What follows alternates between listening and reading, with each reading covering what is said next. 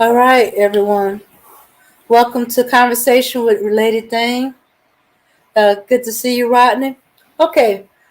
Um, uh, I was told by a conversation about the king cakes are being ruined and stuff like that, and I kind of understand that feeling because if you're used to traditional, then yes. But just like everything else going on in the world over the years, Mardi Gras has changed, and of course the king cake has changed to go with it. So let's look into the traditional. But before we get started with that, let's have a little music, and then we're gonna get to it.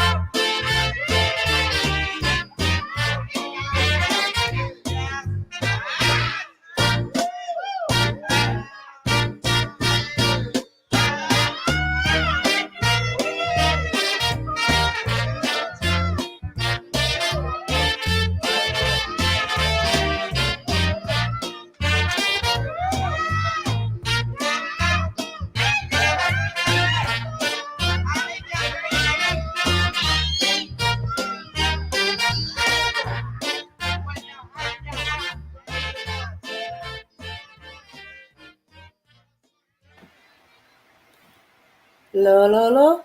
Okay, it's Mardi Gras season around here in Louisiana and those states that participate in Mardi Gras, but especially Louisiana. Um, Now I'm more familiar with Mardi Gras in New Orleans and stuff like that because traditionally, well, in my family, we go down to New Orleans for Mardi Gras, visit family over there. It'd be like a big family reunion. Now, now the king cake. You're right. You're right. The king cake has changed over time. To me, it was always like a sweet bread. It was more bready to me than it was cake. But hey, it was sweet. When I was a little kid, I didn't care. It was sweet, and it had cinnamon in there. I loved it. Um, but it kind of got away from it. You know, so there's been complaints that the king cake has been changed all around. Okay, now I don't do much baking or anything. Well, I should say. The most I've done was a few cakes. I ain't done the king cake because that required a lot of kneading and dough work, and no and I never learned to do that.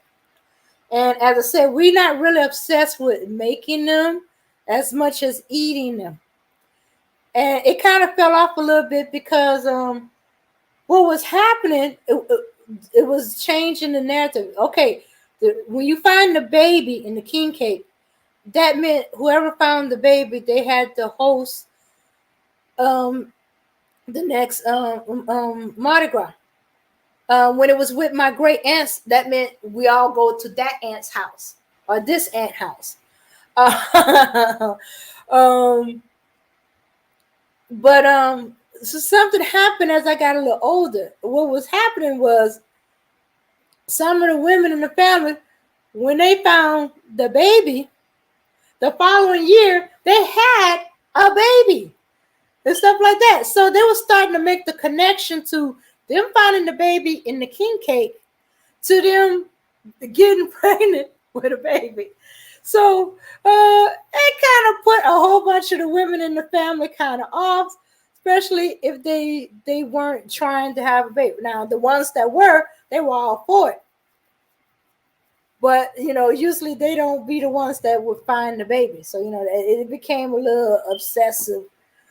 I remember one time one of my aunts, she decided she gonna put a bunch of babies. She'll make sure everybody was happy and approve the thing. Nope, it backfired. Every female that found a baby in the cake had a baby. So it was kind of either you bring a king cake with no baby in it or at all. But anyway, um, I want to show and I wanted to learn what was going into the making of the king cake. A lot of people they've eaten it, but not too many bake it. We rather just go ahead and buy it. Okay, so first let me do my fair use. Uh, all right, because I'm gonna be sharing some other people talking about the baking of the king cake. All right.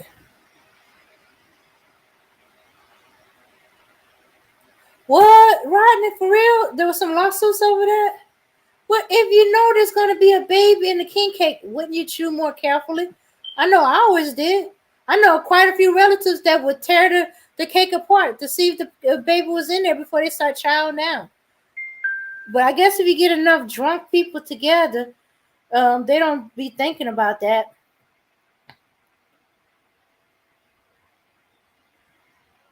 Not saying that,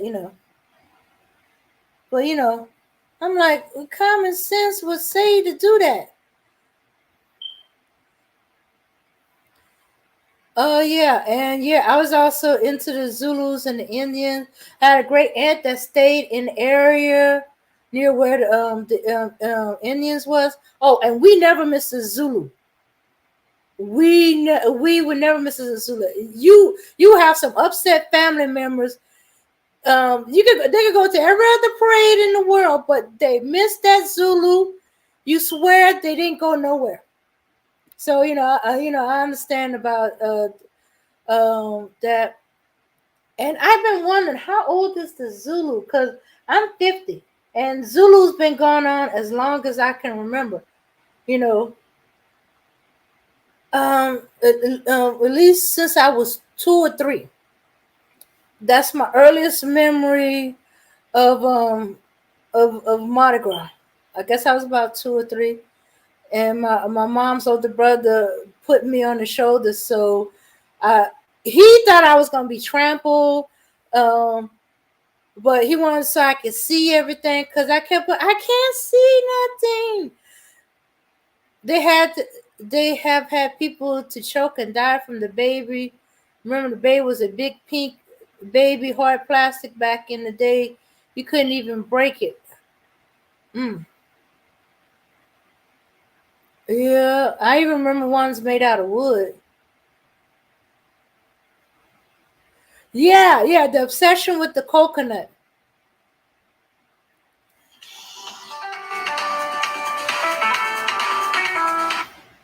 Hold on just a second, y'all.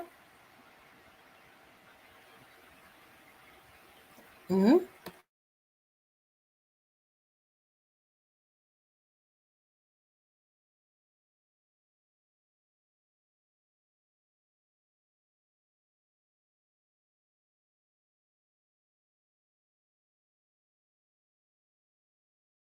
Okay.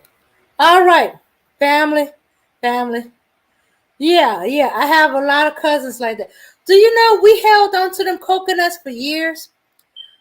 I remember having to throw away, and I was up there. Should I throw them away? And I'm like, ooh, okay, all right. Let me get this out of the way so we can get into the cake. Um, Fair use. This channel may contain content not authorized for use by its owner.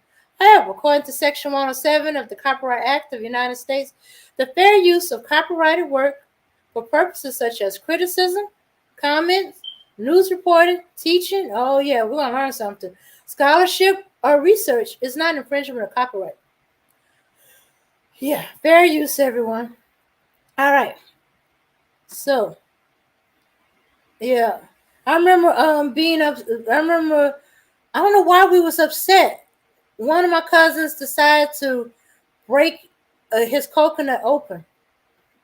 I don't know why. I guess he wanted to see what coconut tastes like. If it tasted like anything like the dry coconut or the coconut milk. Okay.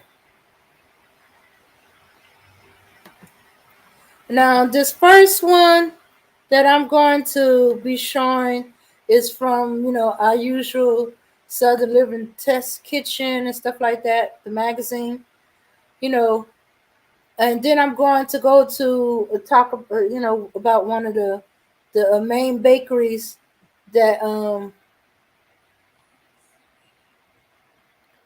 the one of the main bakeries that they talk about. And you skipped some years. We had one. Let me see. Um, every year from 77 to about let me see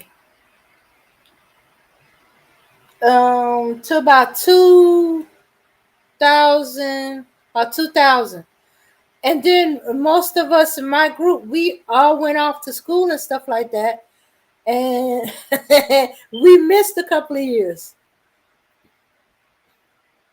Yeah. Okay, let's get started.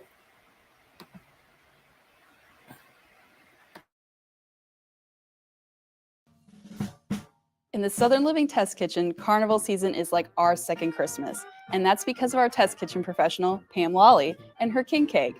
Some king cakes are too dry, others are way too heavy on the cinnamon, but Pam's is like a cloud of Mardi Gras magic, and we're going to teach you how to make it. So Pam, what are we going to do first? We're going to take 16 ounces of sour cream and put it in a small pot along with a quarter cup of butter and a half a cup of sugar and a teaspoon of salt. And we're going to stir that together just until our butter melts. Once that is melted, we're going to let that cool down to 110 degrees. I'm going to need a half a cup of very warm water. And then we're going to add our yeast to it. Right. Just sprinkle it over the top and then sprinkle your sugar on top of there. And now we're going to mix that together, and it's going to stand for about 5 minutes until it gets nice and foamy. We're going to test this, make sure that it's not hotter than 110 degrees. We're going to take this mixture and you put that in the mixing bowl. Now then, take your yeast and scrape that in there with it. All right. Crack your 2 eggs in there. Okey-doke. And then turn it on low and let's mix that together well. And then we're going to slowly add 2 cups of our flour. We're going to get this mixed in really well, and then we're going to put in 4 to 4.5 more cups until we've got a nice soft dough. It seems like a lot, but we want a big king cake, right? Yes, this is going to make 2 king cakes. Your friends are going to be so happy. I'm so happy. When this gets mixed in really well, then we're going to knead our flour. Heavily flour a work surface, because now we're going to knead our dough until it gets soft and elastic. And toward the end, it'll be very, very soft.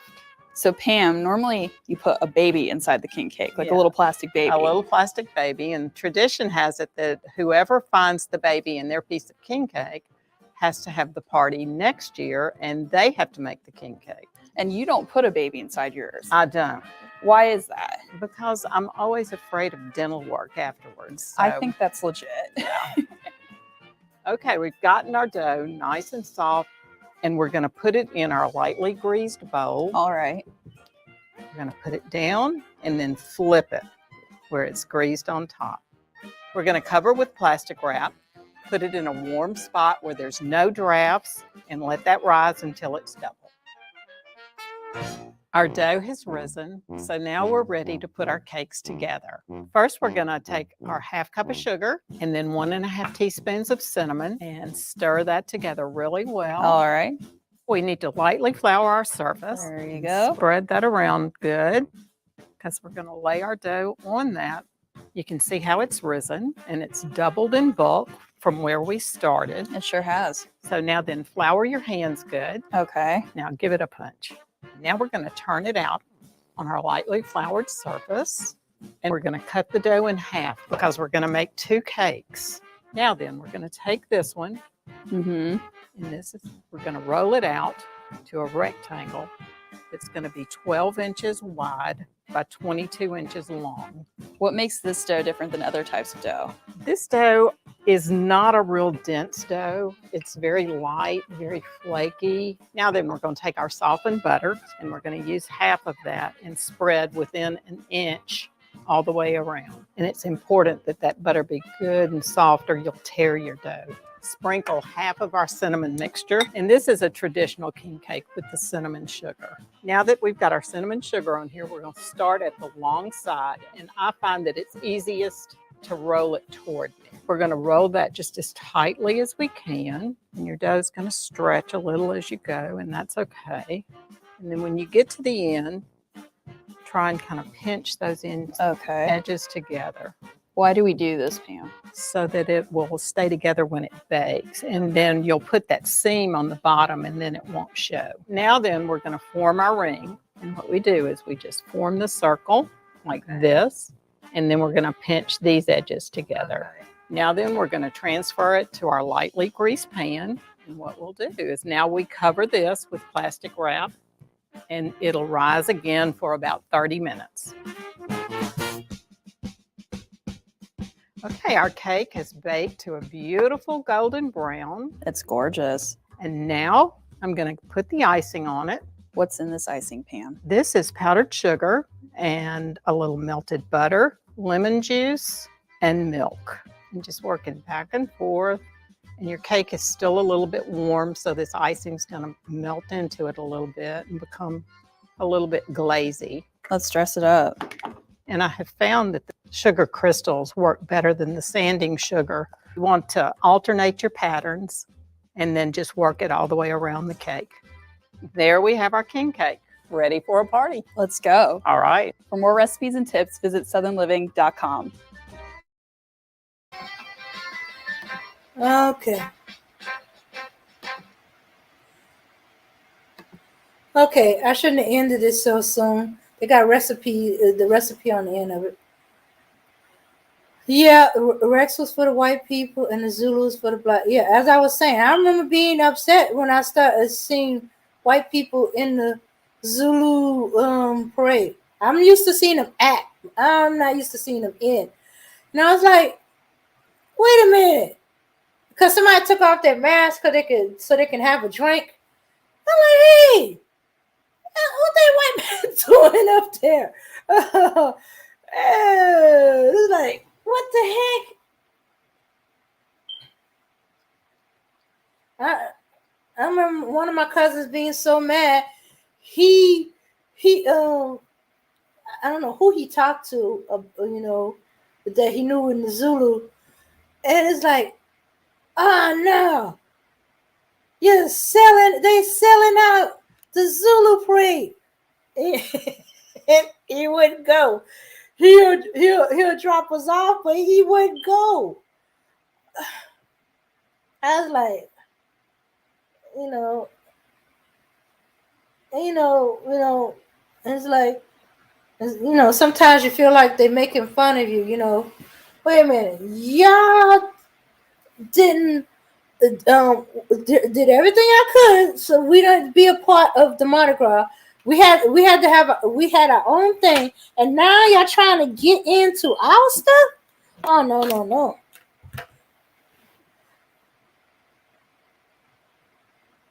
Oh, white cooks, gumbo been in their family for generations. I'm just saying we celebrate and cook completely different from them. Yes, that's true. But I've been to the Rex parade. It was just part of the thing. But I did think of ours as just ours. I was like, we got political the first time it happened. Like, hey, they don't allow us in their stuff. Why are we allowing them in our stuff? You know, I remember that was a big thing. You know, and and some of them was like, no, we're not going and stuff like that, and there was others that was like, nope, right or wrong, whether people right or wrong, we should support our people, you know, because if we ban from it, then they're gonna be all over it, and then it'd be like them making fun of us. I said, it's like they making fun of us now. They said, yeah, but it's nothing when you let go control of it. hmm Yeah, but but as I said, I hadn't been to the last time we went was when I was 20. No, wait a minute. No, I think I just made 21. That was the last Mardi Gras I went to.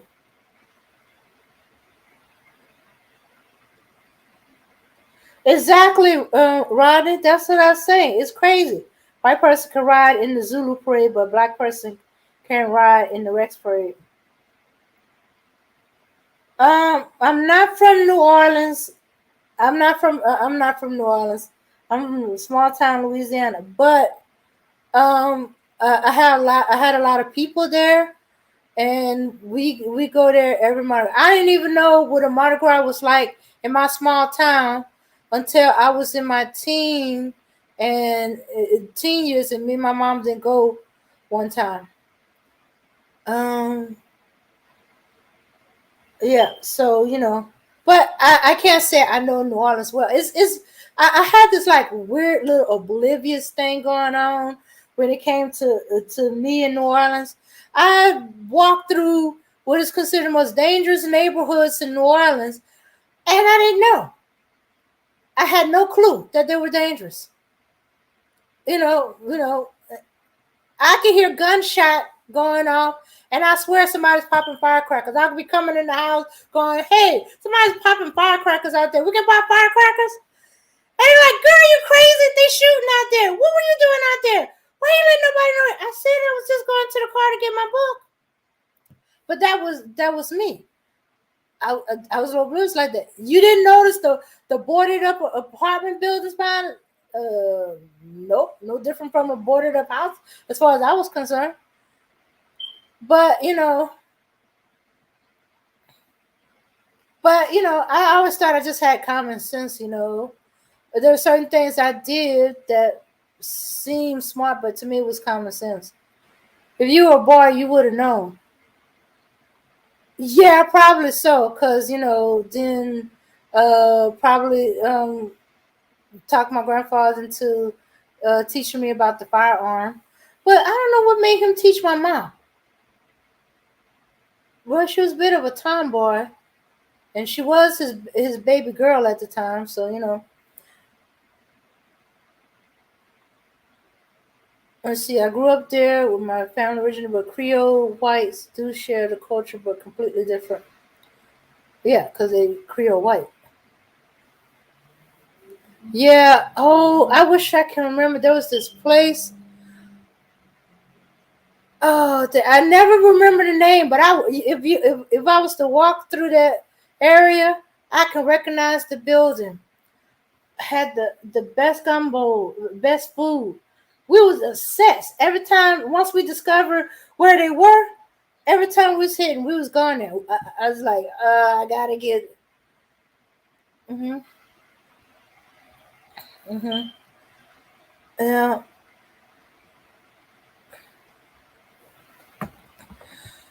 But considering that I was oblivious, I was always left with the youngest children. Some of it because of teenage uncles being lazy, and they trusted me with everything. One time, they forgot about us. I had the car keys, I had the kids, I had the money. A couple of adults had me holding on to the money, and they didn't seem to come back. At least they didn't appear to come back. So we waiting, and finally we just packing up everything. So when they show up, we just be ready to go. Nothing. So we start traveling back. I knew my resources. I have my young uncle. He got a memory like a map when it comes to directions and where we last were. He could see a way to go somewhere one time, and he'll never forget it.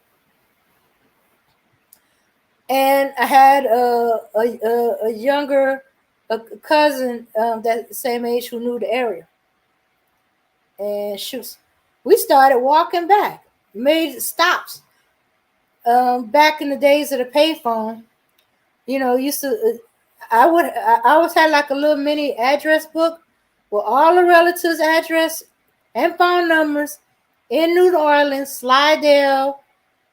We did have a cousin in Metairie, but by that time they weren't there. They had moved. So come to a payphone, call. Because was obsessed with trying to. So since my great aunt would stay at home, because I'm too old for that, I'm gonna stay at home and cook. I would call to the house. Oh, hey, and Naomi. We don't know where everybody at. We're going back to the car and stuff like that. Could you let them know that if they call frantically that we leave her as a message. Answer machine. We don't have cell phones. Call her and say, okay, we're not lost. I got so and so so and so. I got all the kids with me.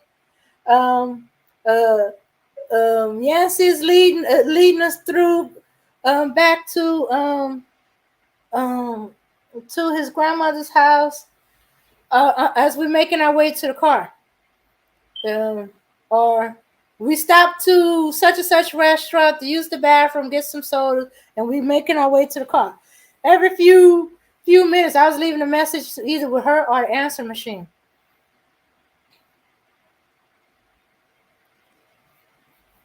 This weird part was the adults told us if we ever get separated or lost, to call any of the aunts that was at home, which mostly was at Naomi. But they never thought to call to see if we had called when they lost us.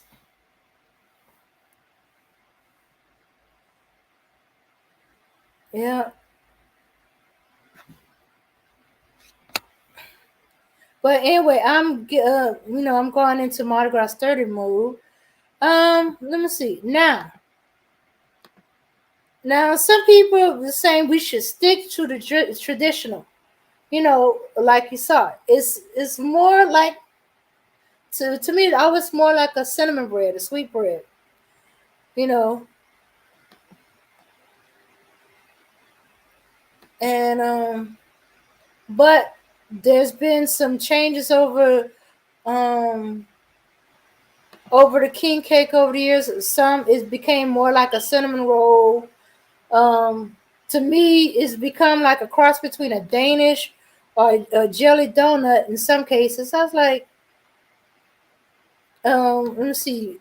First time I had one with filling, I didn't really care for it. To me, I was like, this is not a king cake. It's like this is an imitation king cake. And it's not supposed to be like a cake. Where you get this from? You know? Yeah, I actually came across a king cake that was made like a cake. It was like it was like a flat bundt cake. And I was like, what the heck are y'all doing? Where did y'all get this from? Don't y'all ever get that cake from over there again? Yeah. Okay. Now we're going into one of the famous bakeries that do the king cakes, and they are also part of the group where they change the look, the taste. They add some additions to the king cake. Yeah, I kind of missed the baby, but I didn't know people weren't smart enough to, hey, there's a baby in there. Once you cut the cake, look through the thing and then eat it. I never knew that, and I remember ones that were made out of metal. They were actually baked into the cake. Yeah, because we came across one that was like stainless steel or something like that. Don't ask me where they got that cake from or who baked the cake or wherever. Yeah, but as I said, we always cut, serve. Who had the baby? Who was up? Look for the baby. Because one time when we had the plastic ones, oh, one of the baby's arms got chopped off. Oh my god! And we never did find the arm. And we're like, well, what does that mean? Let's see, girl. Last time I was in New Orleans, summer 2020, I could not find a king cake in Slidell. That was crazy. What you mean there was no? Oh, wait. That was during the quarantine. Well, wait a minute. What? Let me see. But then again, this is my small town. My bakery, they did the king cake. They just wouldn't let you like in the door. You make your order. You give them the money at the door. I think they had a register. I don't know. I wasn't going to the bakery that much, and as I said, I hadn't eaten a king cake in a while because most of the time the areas where we are they big, and my family ain't big, and we hadn't had that big get together in such a long time. So what's the point of getting a king cake meant for like something like 12 people? And then I didn't find out about the mini ones. And to me, the mini ones that you find in the stores, they be more like cake. I was told they only sell them certain time of the year. Time of the year is not kept year round. Yeah, it's supposed to have been like after January 6th. I don't know what they do with all the leftover cakes, though. I've been wondering about that.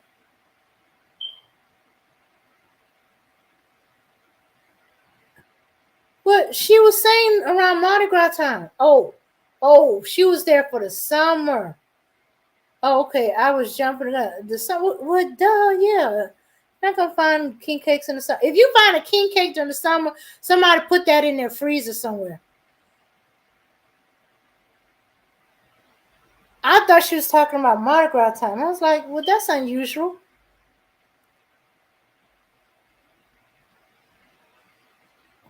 Yeah, yeah. I remember trying to tell a friend of mine. Well, she lives in New Orleans.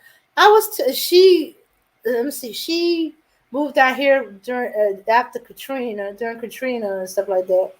Her husband had people in my well, not in my town, but the town I was living with at the time, and she was obsessed with crawfish, and I was telling her crawfish was seasonal. She said, "What are you talking about? You can have crawfish year round."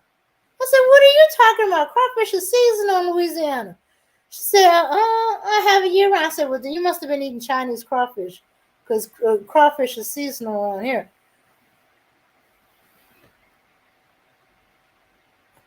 New Orleans is now completely gentrified, nothing like when I grew up there. They don't even play New Orleans bounce music.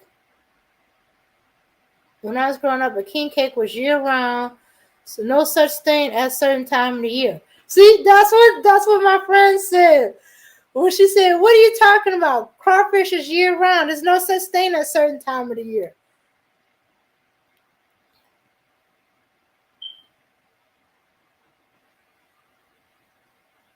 Okay, they still play New Orleans bounce music every third weekend at the lake.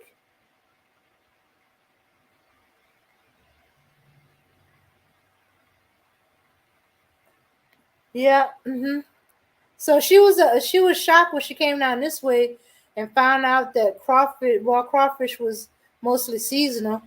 If you had crawfish out of season, that crawfish was suspect.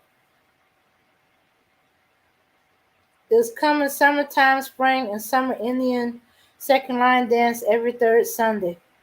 Oh, so it's every third Sunday now? Okay. Okay. I guess everybody's trying to catch up. Let's see. Now, let me get back to the bakery.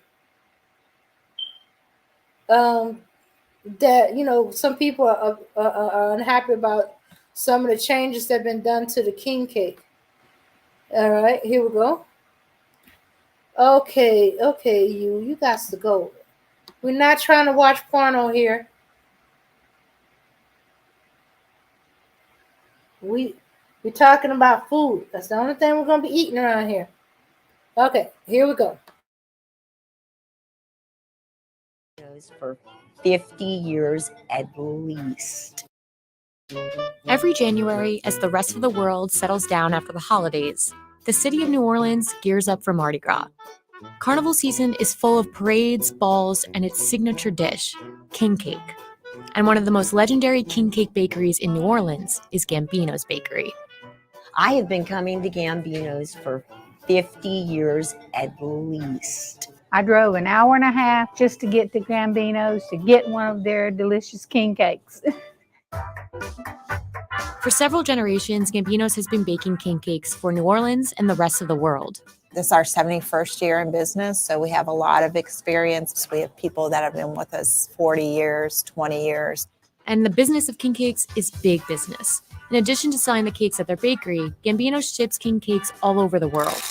Doing a little 700-800 a day, which is a pretty good amount for a place building this size. We probably make about 100,000 during carnival season. So what exactly is a king cake, and how is it made in New Orleans? It's a sweet Danish dough. There's cinnamon in it, the traditional cinnamon. It's made from scratch every day. So we start out in the morning by making fresh dough. We mix it, we chop it up on the table, and then we give it a moment to rest, and we start the processing. I think it arrived from the cinnamon roll, and it just expanded from there. Well, instead of making a dough and cutting it off, making a little sweet roll. Let's stretch it out. Let's stretch it out and make a loop out of it. I don't know where it originated from, but this is what it ended up being. In NOLA, the cake fits right in with Mardi Gras tradition. So it has the traditional 3 colors, the green, purple, and gold, and it's faith, justice, and power. Generations of children have been raised in New Orleans eating cakes during carnival season. As soon as we get weaned off of the bottle, I mean, that's pretty much, the next thing to go in your hand. It just is. It just is. Sharing king cake was a tradition long before New Orleans became a city. The cake's name comes from a biblical story of the 3 wise men visiting baby Jesus on the 12th night, or King's Day, celebrated on January 6th. Today, king cake is available between King's Day and Mardi Gras Day, the day before Lent begins. The origin of the king cake itself varies on who you ask, but is most commonly believed to have started in France or Spain and was popularized during the Middle Ages. While king cake might not have been invented in New Orleans, bakeries across the city like Gambino's have perfected it. There's different parts of the world that celebrate carnival, but they also have, a version of the king cake. I think ours, we have a lot of sugar in ours, so I think ours is sweeter. I don't think when you go to Europe or even Mexico, it's not as, they don't have the icing and the sugars on it. Gambino's claim to fame was that they were one of the first bakeries to actually fill their cakes. We actually call them stuffed because most bakeries will add the filling on top. Like if it's strawberry, they'll just make a regular king cake, add strawberry filling on top. So we actually put the filling inside the king cake and roll it and then bake the filling in it. So the flavor generates throughout the entire king cake instead of just being placed on top. The final and possibly most important ingredient in a king cake is a plastic baby baked into every cake. So the baby originally, was supposed to be like baby Jesus, but basically it symbolizes like health, prosperity, you're the king, it's like the grand prize in the cake. Before the baby was popularized, many Mardi Gras crews would hide a bean in their cake, and whoever ate the piece with the bean inside would be the king or queen for that year's Mardi Gras parade. Today, you can't buy a king cake without a plastic baby. I remember getting the baby a couple of times when I was a little kid, at school. It was like, oh, that was popularity gold. That was pretty cool. Tradition goes that whoever finds the baby has to provide the king cake for the next party. But after Hurricane Katrina devastated New Orleans, many bakeries, including Gambino's, were not sure if they'd reopen. It was scary because you wonder if I think everybody felt, anybody that had a business here or was employed here, you didn't know what your future was. So it was very frightening. Sorry. Everything was just really slow coming back, and nobody really knew what was going to happen. The city's come back even stronger, and better, and our people here are they're so strong. In the years since the hurricane, Gambino's popularity has grown stronger than ever. Some of the bakery's most loyal customers are former New Orleans residents who didn't come back to the city after Katrina, so they have Gambino's king cake shipped to them wherever they are in the world. You have to live every day to the fullest because we just don't know what's going to happen. And I think that's why we celebrate so big here. I think that's what makes this place so unique to anywhere else, because we just have this, joy de vivre, that we love life and we love our culture and we just want it to keep going. And it's just kind of something to bring people together for, a celebration, which we like to do in New Orleans.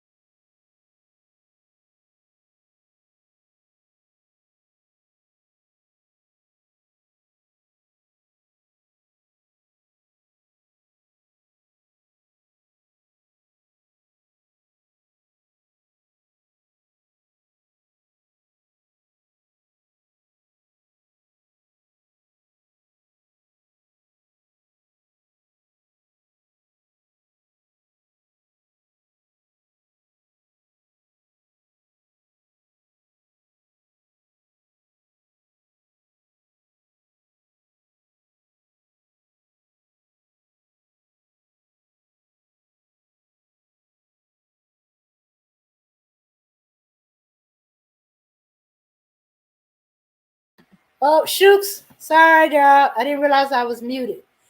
Okay, so let's see. Pigeon Town. Okay, okay. I'm not saying that it was not year round in New Orleans. What I was saying was my friend from New Orleans, when she came to the town where I live, in the area we live, crawfish is seasonal. It is not year round. Especially since we had a lot of rice farmers. They would do crawfish season, and then they would do rice. They weren't year round crawfishers. So that was another thing. Also, you got to give time for the crawfish to get bigger. If you keep farming it, you're gonna end up with a bunch of little crawfish. Or you won't end up with enough of them, you know. So that was the thing about it. So she was shocked when I said, "Well, it's not crawfish season yet, so you're not gonna really get any crawfish unless you go." And she's like, "What are you talking about? Crawfish is year round." No, no, no, no. Crawfish is seasonal. And she said, "Well, in New Orleans, they year round." I said, "Well, you must be getting Chinese crawfish then, you know, because down this way it's seasonal." And she's like, "That don't make no kind of sense." So it always been this way on this end. So if you have king cake, hey, a bakery has the recipes, have all this stuff for king cake. So if you go up there and you're willing to pay the extra money for them to make a king cake out of season, yeah, okay, they'll make you a king cake.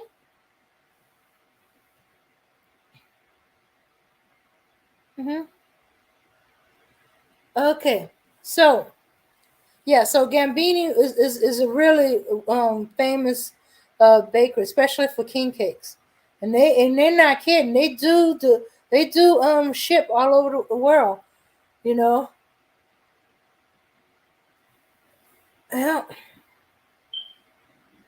because I was working at this company.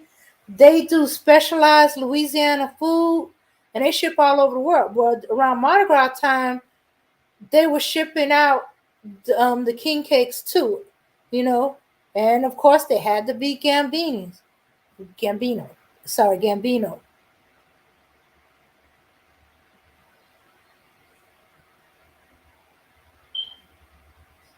Okay. All right. Yeah. Okay. I guess that's why. So yeah. So different parts of Louisiana. But as I said, I'm a little bit more familiar with New Orleans Mardi Gras because hey, my family would get together every year. You know, we get pulled out of school because most time you still have to go the Friday. Shoots after lunch they were picking us up because my grandfather wanted to get ahead of the traffic uh, to New Orleans because he hated New Orleans traffic. As soon as he would get there, he would shift it over to my mom or my uncle later on. Yeah, yeah. New Orleans, in some ways, New Orleans is considered like a separate country. In fact, New Orleans used to think that way. So yeah, I had to deal with people who live from New Orleans who thought if you didn't live in some place like at least Baton Rouge or Lake Charles, you was from the country. I was like, I'm not technically from the country, you know.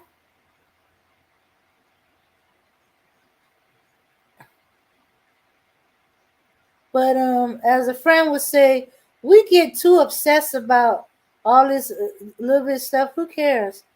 Oh, riding in class and hey, I didn't mean to send that out. Okay, I just thought I was erasing that. Sorry about that. Yeah, yeah, yeah. We all love, our city. Well, I especially saw it a lot while I was at Job Corps and ran into a lot of New Orleans people. And I say where I'm from, and they like, where? I always have to name the next nearest city. I always have to say, my town is near Lafayette, because otherwise, I say my town, they're like, what? Who? The only ones that know is those where they went to visit relatives in the country during the summertime. But if they never been outside of New Orleans, uh, they only know like major cities, and that's because it's a map. Okay, when you drive into the city, as soon as you drop in the city, even the atmosphere change. It's totally different feeling driving into the city. You know you in New Orleans when you drive in. Nothing wrong with loving New Orleans. It's just that there's nothing wrong with loving New Orleans. It's just that sometimes New Orleans think that everything else is bad or that it ain't worth being interested in. But hey, I have nothing. I was like, hey, nothing against New Orleans. New Orleans is great, but just because I'm not from New Orleans or I don't live in New Orleans, don't mean like, oh, poor child, you know, like I'm missing out. From is where you at. Respect my mind. Yeah.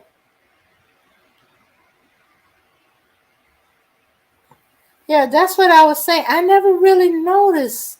But as I said, I had this like oblivious thing. And my mom was what I would say. That's because, oh no, it wasn't my mom. It was my great grandmother. God was protecting me. And because I was oblivious in some ways, it protected me. I didn't go into a place fearful. It seemed like I belonged there. Only somebody could belong there, could be that confident going through an area, even though they're trying to figure out who you are and where you from and stuff like that. And but because went in it like it wasn't nothing. Hey, how you doing? And keep it moving. Dang, New Orleans must be popping for y'all to go on about it like this. I want to visit one day. Oh yeah, it's Mardi Gras season. Yeah, Mardi Gras, New Orleans, big tourist spot, and it great food, wonderful thing. Music. The reason why I chose the song I like the trumpets. I like the brass. You know, of the jazz. It didn't help that when I was younger, my great uncle, jazz musician, and I would hear him practice all the time. I never got a chance to hear him live, like at one of his shows, because I was really young. But I did get to hear him practice all the time. I would be right there, listening, and and and him practicing stuff like that. I didn't even mind if it woke me up. Shucks, I would just go over to whatever room he was at and sit by the door and listen. I don't know how many times they found me sleeping by the door.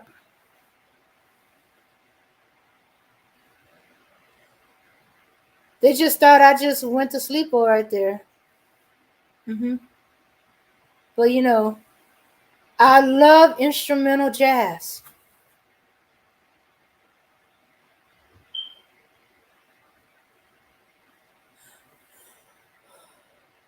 And I like the sound of the trumpet. I think the people just like the mix of culture. Yeah, it's weird how if we look historically, um, New Orleans, Louisiana, was a mixing of culture and a separation of cultures. It's like, okay, you as a people, I want you over there, but I love what y'all do to the food. What all you did there? Okay, wait a minute. Let me say. Oh, Nola's gumbo.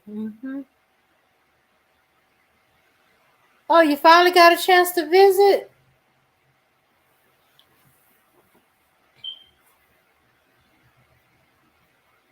Yeah. I regret that most of my family, my New Orleans family, is scattered. One of my cousins just came back about a few years ago from New York, because when Katrina hit, she she was in Atlanta, and then she was in New York.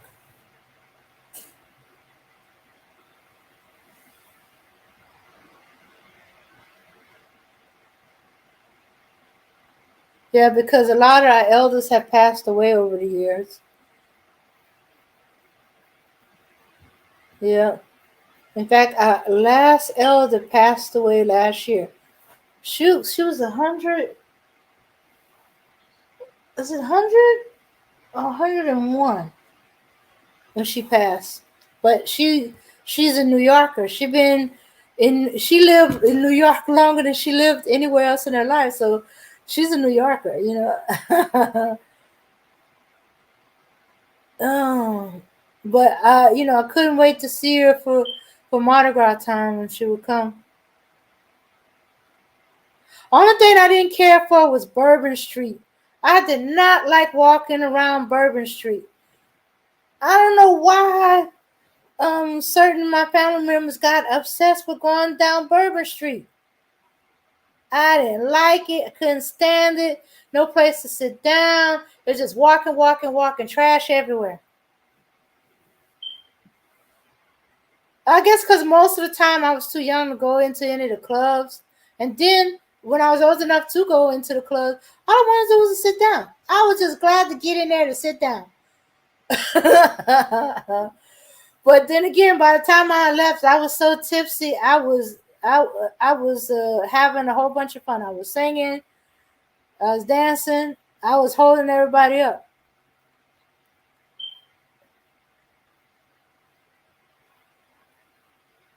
The first down south you've been. Yeah, yeah, but kind of knew that was gonna happen when when um when the developers was buying the houses where they couldn't locate the families, or the family um the family that owned these houses had passed away and stuff like that, or the house was too far gone to be salvaged, and it required tearing it down and building back up. Once you get developers buying up property, especially since it was going to be going for cheap because of the damage, it was going to be gentrified.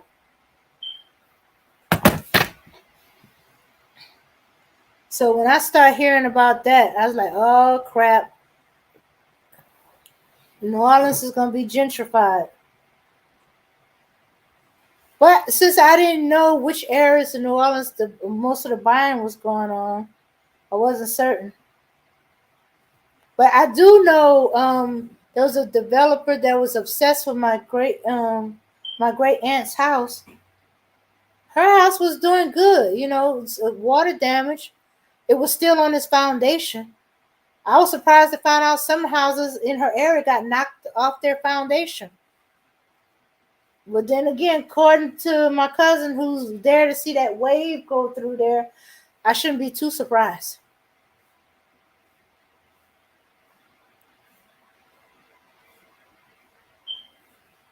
They stole the culture in the city. Oh yeah, anybody going to New Orleans, whether it's for Mardi Gras or anything else, because I have a lot of friends that go for the Essen Fest. They keep going. You need to go. You need to go. I'll be like every time, go. I'll be just starting a new job, and I'll be like, nah, I just started a new job. I can't get that time off. And then when I'm not working, I'm broke. I'm broke. I can't go. It's like you can just drive up there. No, 'cause nah. So I keep telling myself I'm gonna eventually go.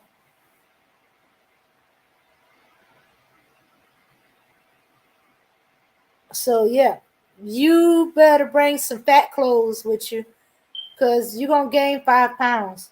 I have relatives that come down. They just there for the weekend, and it don't have to be for Mardi Gras time. It don't have to be for the SFF. They went there to see high school football. Their high school. It's been a while since they made it to the I keep want to say Super Bowl, but you know what I mean. High school football, the final, and they went over there to celebrate there for 2 days. 5 pounds.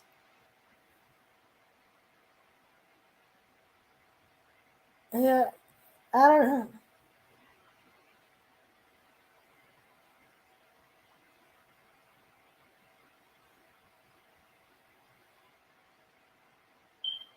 Well, yeah, the grades have to be on top. Every time they dig, they hit water.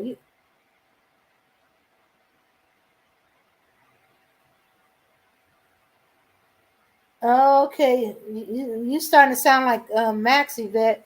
Every time Max is going to Louisiana, he's looking for good gumbo spots.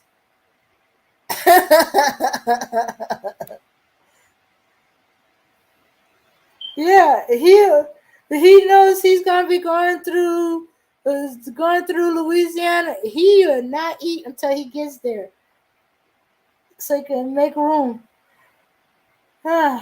But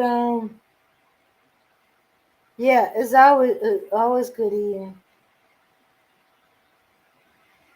Would I love to talk to you about New Orleans? He loves it. Talks of it all day long. Yeah,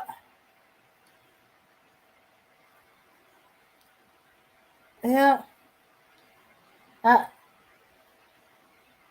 yeah. I can just talk about my family. Yeah, yeah, and yeah. Love family get together, late nights. Oh, I remember when one of my cousins was pregnant. It was the weirdest thing because okay, all the siblings were working, and she was having these cravings for food. Yeah, but it tends to be spicy, so prepare to burn the edges of your lips, especially if you eat the potato or the corn. Yeah, the seafood bars would be great. But I kind of lost my taste for it. When I want it, I just want a couple of bites of crawfish or a few shrimp. I don't know. I used to shoot. I used to shut down. Keep eating crawfish or shrimp until there is no more, or they kicking us out the door.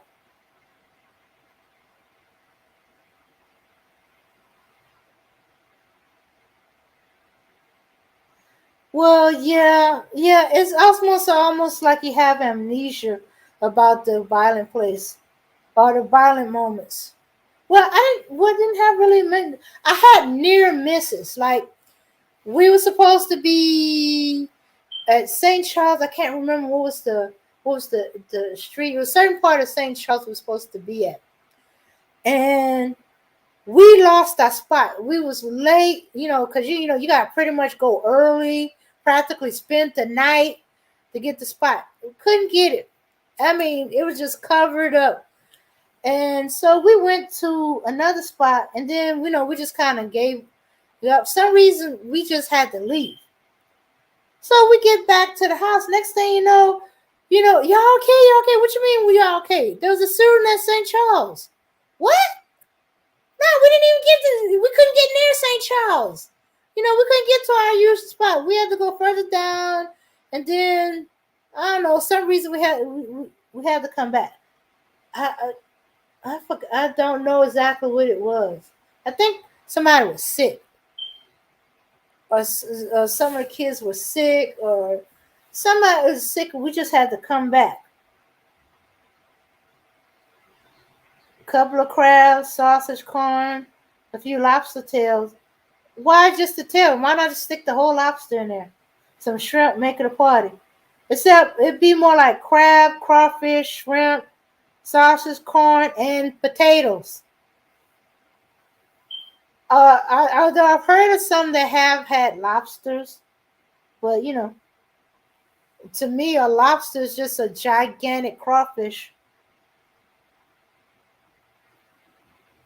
That's why I've never been obsessed with lobster. I've been eating crawfish all my life. That's all it looks like to me. And if all I feel like is just maybe a few bites of crawfish, no way I want to eat a whole lobster.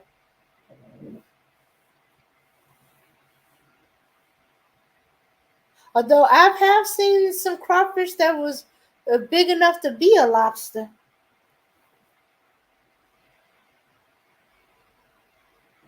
But hey, one is salt water, one is fresh water. So,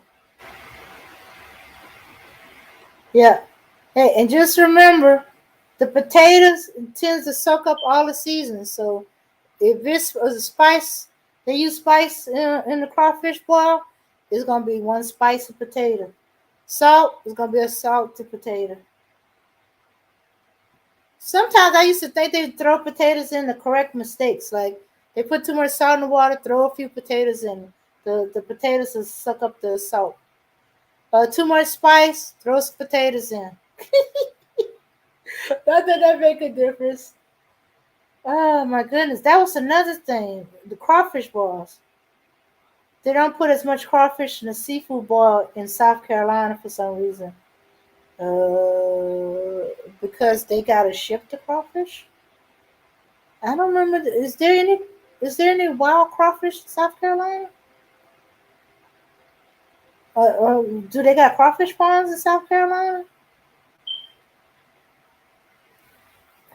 I guess I always associate crawfish with Louisiana and Mississippi.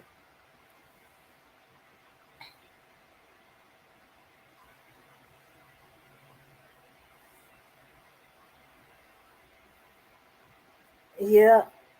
Well, shoot, I'm used to crawfish bars where they have whole satchels. Let me see. Let's see. I'm trying to think. Big satchel, I think was about what, 50, 50, maybe 100 pounds. It's been a long time. I don't even remember anymore.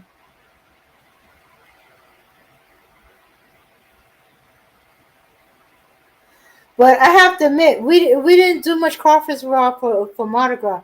I guess because hey, down our end crawfish bar. No, we there for barbecue, stews, gumbo, you name it. If it was fattening, we was eating it. Oh, and then when I was younger, Popeyes used to be only in New Orleans. Oh yeah, when I was younger, Popeyes you could only find a Popeyes in New Orleans, and over the years it spread out. You know, yeah, cause my great aunt didn't live too far from the Popeyes that was on Carrollton, and shoot, before we hit her house, we was going there to get some Popeyes. Now I don't hear too many folks talk about crawfish where I'm at. Y'all lucky to be where most of the supply is. Yeah, but it's seasonal for us. It's seasonal for us. Let me see. Oh, yeah. So we don't be doing. They don't be doing it all year round. And I don't know, something be tasting funny about those that do it year round. Oh, hey Zippy, how you doing? Okay, sounds like I'm having my ladies' night conversation, or one of my ladies' night conversation right now.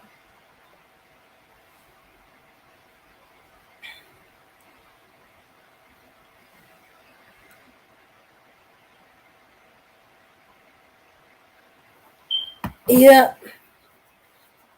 but hey, y'all do have lobster. We don't be having. Well, as I said, I don't. As I said, I don't be thinking about lobsters too much. The closest time I think of lobster is red lobster, and even then I don't. Cause I remember being treated as like, you want a lobster? No, not really. How you gonna come to Red Lobster and not have the lobster? It's like, you do know I'm from Louisiana. We have crawfish. That lobster just looks like a giant crawfish. I'm crawfish out. But if you want to have a lobster, don't let me stop you. I'll be looking further along in the menu.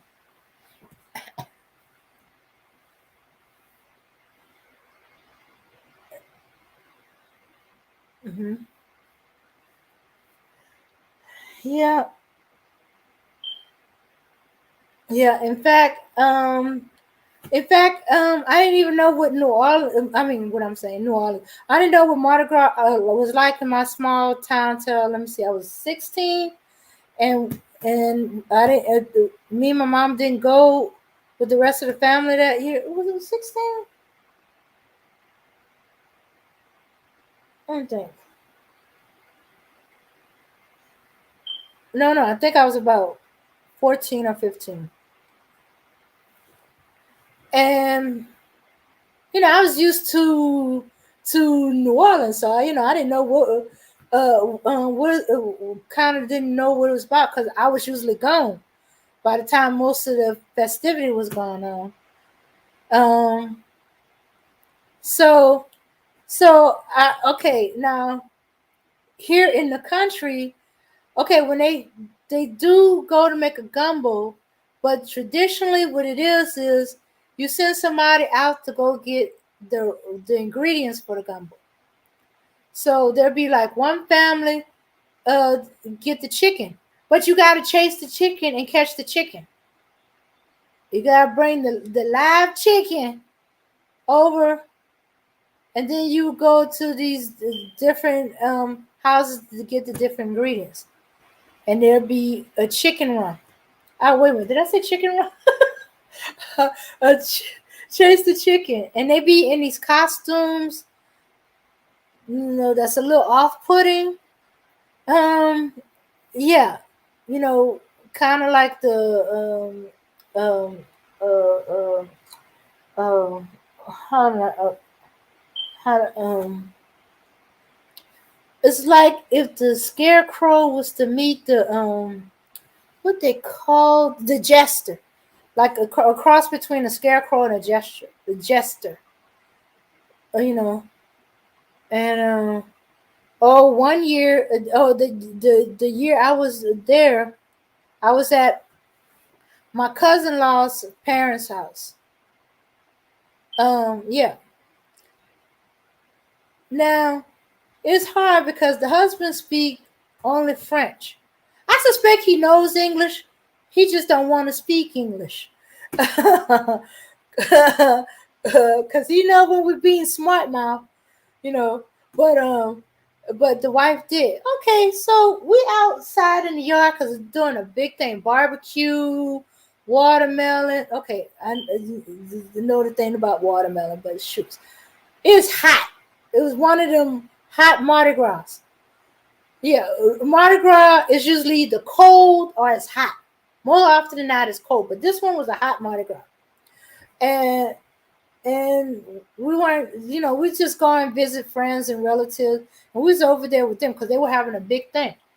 Okay, so all the women are cooking in the kitchen, are talking and stuff like that. Kids are outside. Most of us all around the neighborhood going to different ones' houses. It was me and a couple of my baby cousins and my cousin-in-law dad on the porch. These white men rode up on horses. They just rode up in the yard and they went straight to the chicken coop. Well, Um, well, he went in the house. He came back out with a shotgun and stopped fussing in French. And he made us go back in the house. I don't know much French, but I know get your behind in the house when I hear it and see it. So I get in the house and I'm like, what the heck is going on? Why the chickens? Somebody in the chicken coop? Yeah, some white man came over and went to the chicken coop, and your husband just went out there with the shotgun. He what? No. There gotta be some kind of mistake. It's like, and she went out there, and she went to talk to her husband, and then she talked to the man, and said, you got the wrong house, and stuff like that. We are not participating in the chicken run. Listen, the man says this such and such house. No, you got the wrong house. And stuff like that. You're on the wrong side of the field. Because there's a rice field. You're on the wrong side of the field. And it's like, oh, let the chicken go. And the man just let the chicken go. Now before they were in their coop in their little yard. And now the chicken is loose in the yard, outside the chicken yard. Okay. And the husband is still fussing and cursing and stuff like that. And said, oh, my apologies, and left. So husband, he still had his gun out and trained on them. Pretty much, I'm assuming, because he's speaking French, and I don't speak French, but the body language said, get the F out my yard before I put some buckshots on your backside. Well, that's what I'm assuming he said. I don't know if that's what he actually said. He might have said something a lot worse than that. And okay, so it's like, what happened? So I'm being nosy but trying to be inconspicuous. Kids not supposed to be listening to adult conversation, so they'll kick you out if they see you listening. And said, yeah, such and such people came over here. They thought they were supposed to come here to do the chicken run, catch the chicken. And it's like, oh, it was a mistake. And the way she said, makes me think she don't believe it neither. You see, you in black people's yard.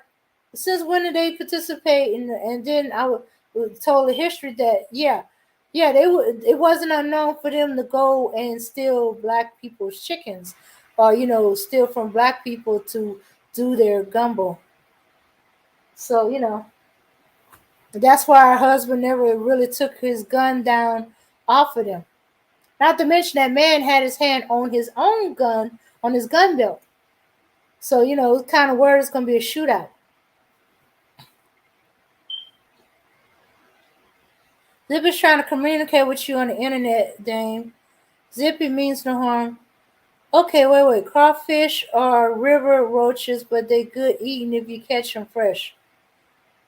Okay, if you want to say that, just because they're related to roaches don't mean they are roaches. And shooks, some people like to eat roaches. Miscommunication is deadly, Dame. Yeah. Well, yeah.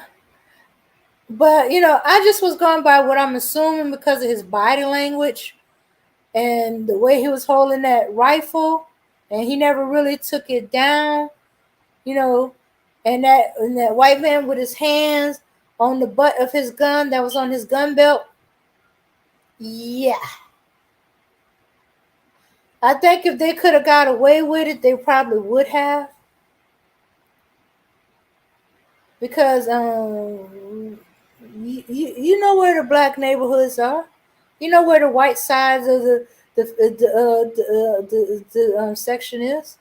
And then when you see a yard and you see black people sitting on the porch, that kind of clue that you're not in white people neighborhood.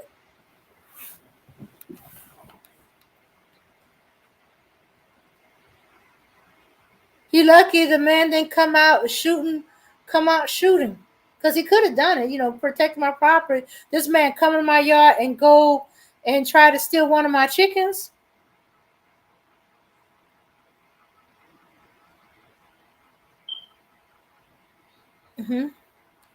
So yeah, but but most of the adults at that time believed they knew what they were doing. They was trying to see if they could get away with it, because you're way too comfortable doing it, and you nonchalant. And then you don't put the chicken back. Oh, I'm sorry. You don't put the chicken back in the chicken yard. If not back in the coop, then at least back in the chicken yard. No, the chicken is, you just drop it on the ground and walk away. The chicken running loose. Now we end up having a chicken run because the grandkids had to round up the chicken to get it back in the chicken coop. So we ended up having a chicken run, which was not meant.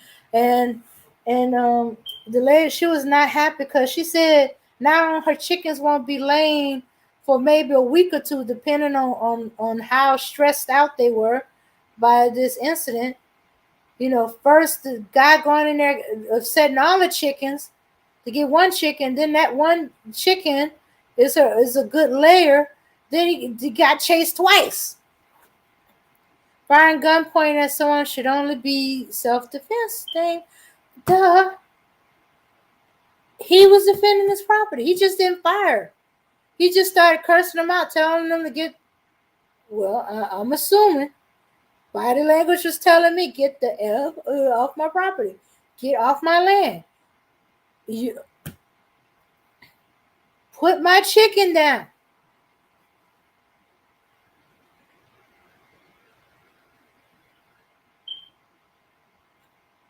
But then who knows what the elders have went through?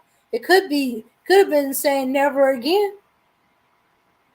You never know. And he stayed hot. And for the rest of the day, he sat on the porch with the shotgun across his lap, with the shells in his pocket. It's like, you're gonna be okay. He was bringing them food. Actually, you're gonna be all right. Yeah. I guess he felt like, okay, if they doing this, what else are they gonna do? By the time we left that later that night, and we were late. We was late. We was there like 10 o'clock at night. He was still on the porch. His wife was trying to get him to come in.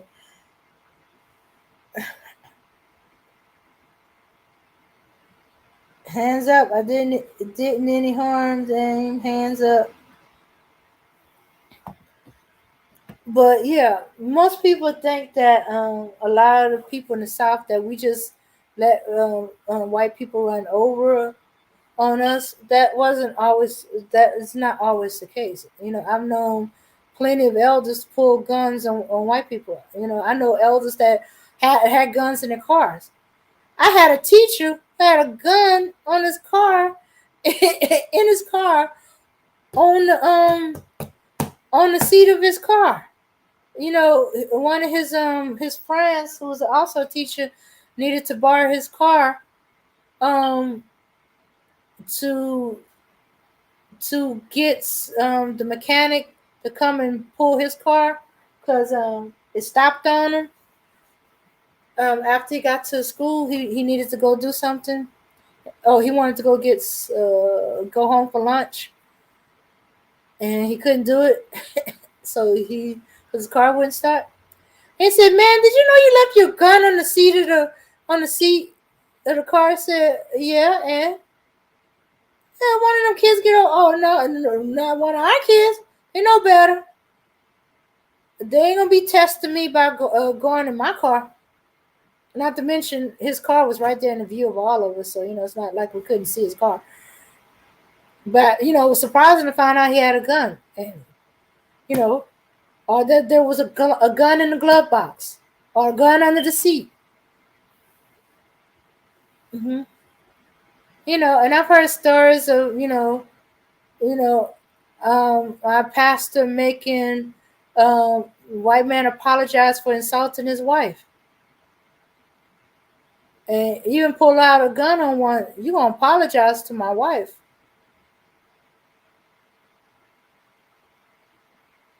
I was like, yeah. Well, pastor I grew up with, he didn't bite his tongue around white people. He was not a yes a boss. He was not a coon.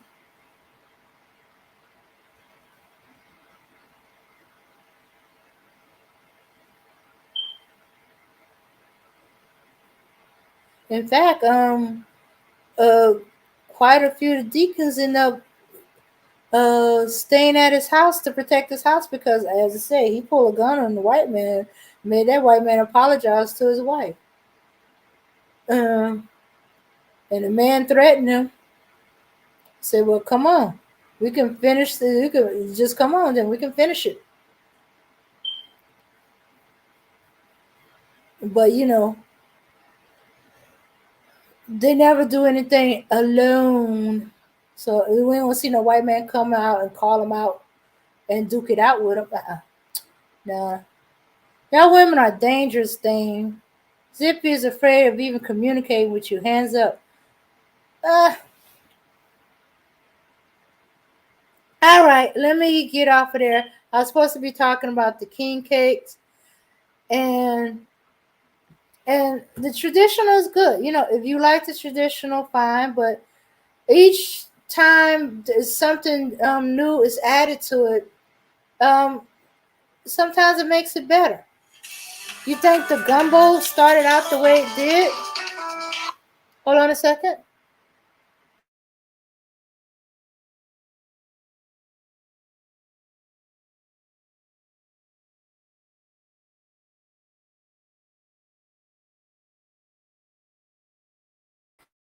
All right.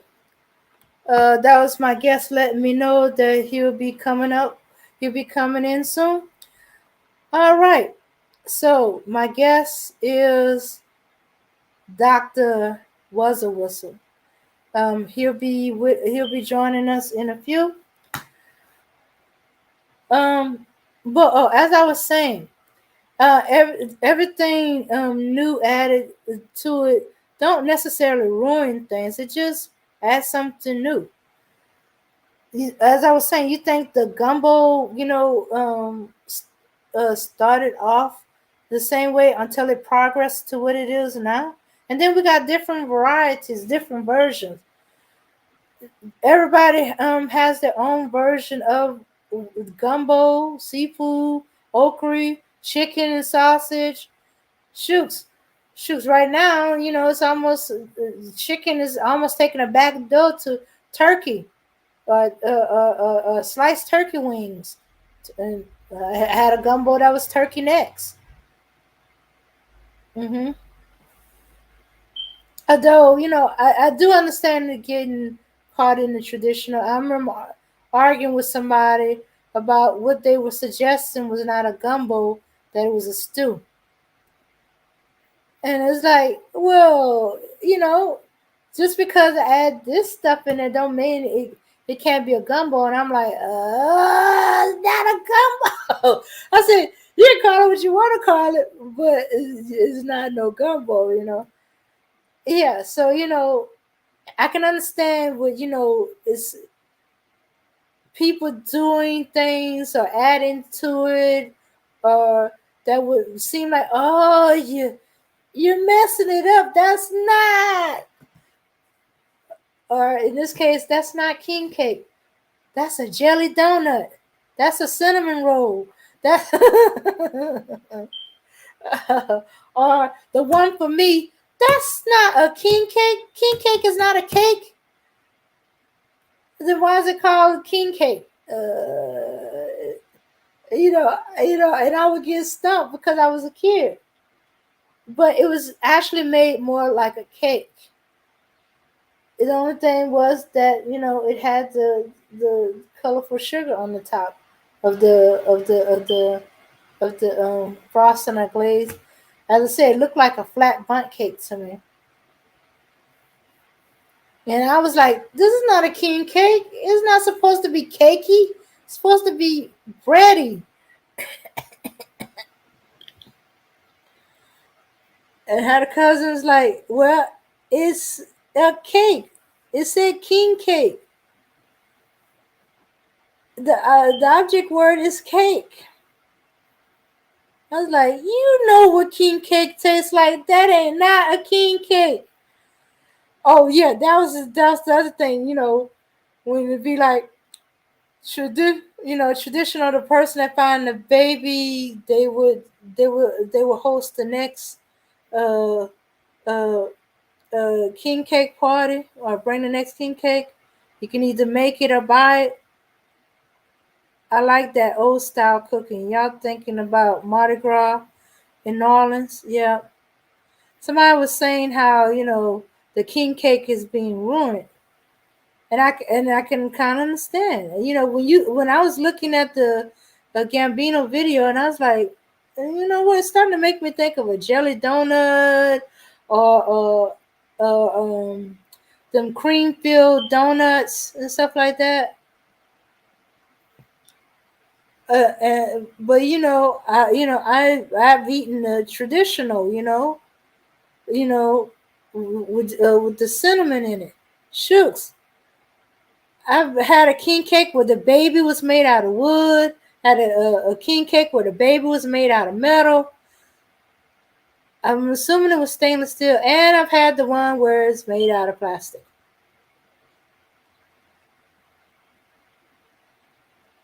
Although I've also had a relative swallow one of the plastic babies too.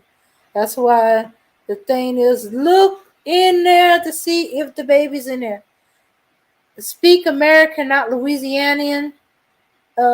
When you're talking about Mardi Gras, it's almost impossible not to talk Louisianian.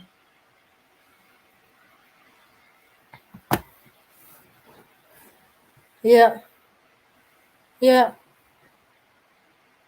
yeah, yeah. So if I say something about file gumbo, um,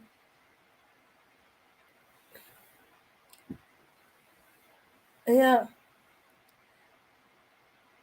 and shoot, some people swear I got a French accent. I don't be hearing it because I've heard the French accent. Now it'll come out if I'm saying some French words. Like I don't know that I don't have that many of them.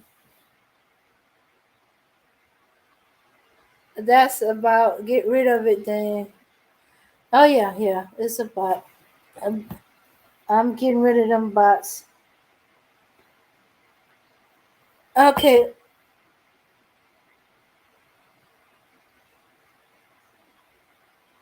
yeah. So yeah, and then I used to do stuff. Okay, now the only time I hear French is when I'm going Chat Bebe, and I hadn't had to use Chat Bebe in years. And I've seen a bunch of babies, but we usually do it when babies are crying. We do it to boys that we think they're whining too much. We'd be like, "Oh, shabby bit." Wait a minute, no, I think I did it to a Manosphere dude. I think I did do it. I did do it in Manosphere Brew the first year I was there. I'd be like, "Oh, shabby bit, it's gonna be all right." Oh no, it's gonna be all right. Oh, shabby bit. Oh, shit, it's gonna be okay. It's gonna be alright, It's not that bad, That I think that's the last time I used Chat Baby. Cause they make me revert to when I was a kid. Hold on a minute. Hello.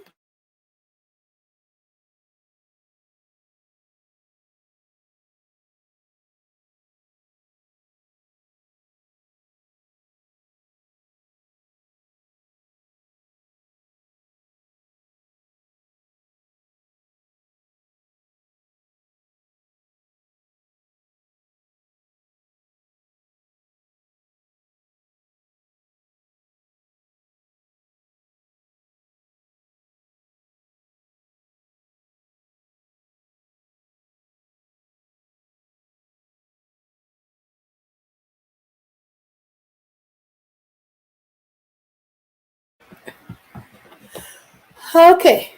So that was the last time I used Shabby. It was on Manus Spirituals. In other words, you're acting like a baby. You're crying or whining like a baby, so I'm going to treat you like a baby that needs consoling.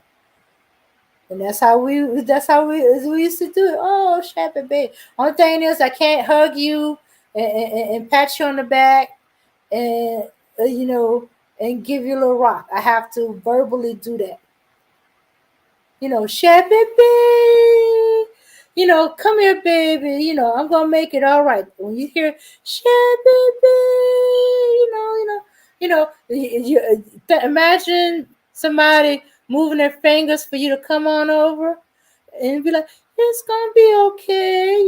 Hugging them, patting them on the back, or looking them in the eye. It's gonna be all right. It's not so bad. Now tell me what's going on. It's not too bad. Oh, it's okay, Shabby. And you patting them on the back. Pretty much almost like you burping them. You put them on the shoulder, you pat them on the back, you rub them on the back. It's gonna be okay. It's gonna be all right. It's not that bad. It's gonna be okay. All right. Yeah. So I don't be hearing me sounding like I speak French. I have a friend from Shreveport. Well, she's my best friend. She says I got a French accent. I was like, I have no idea what you're talking about. Hmm. Yeah. So you can't tempt Zippy. What do you think I'm tempting you to do?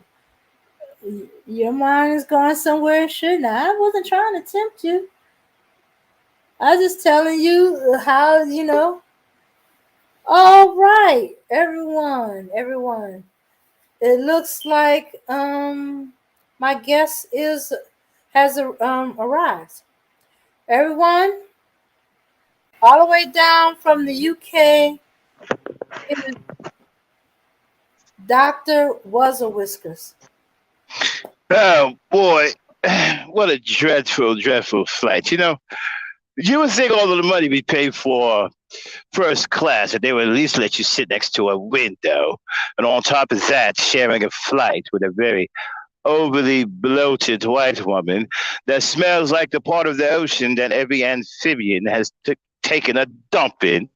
It's a bit much to bear. But anyway, I'm here making a flight all the way from the UK, ready to, interact with you Americans. A friend of mine, you called the Black Knight, asked me to come over, give my expertise on a few things.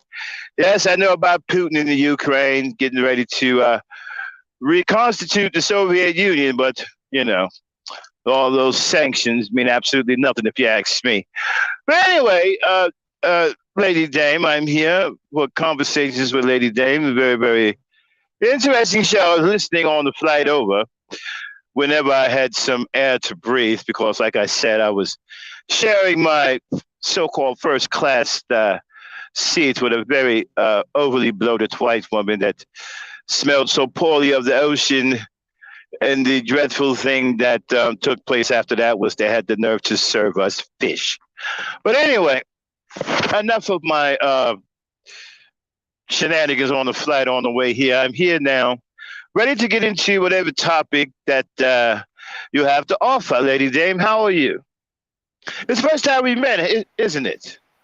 Yes. We spoke plenty Oh, of yeah. times. I'm looking at your audience. Who is this Zippy Zoom? What is that? What is a Zippy Zoom? Seems to have a lot of colorful things to say. What are these awfully looking things? Taylor Barons or VUMONG. What is that? Oh, that's a bot. Oh, it's a bot, huh? Mm-hmm. What is this Zippy Zoom thing? What is that? Is that a bot too? No, that's a person. It's a person. Mm-hmm. Yeah. Apparently his IQ is about as high as a pretzel. But anyway, I'm here, Dame Cheerio. What seems to be going on? We were talking about Mardi Gras and king cakes, and in French Mardi accent? Gras, king cake. Yes, yes, yes. I know it well. You know, the last time I had a king cake was about I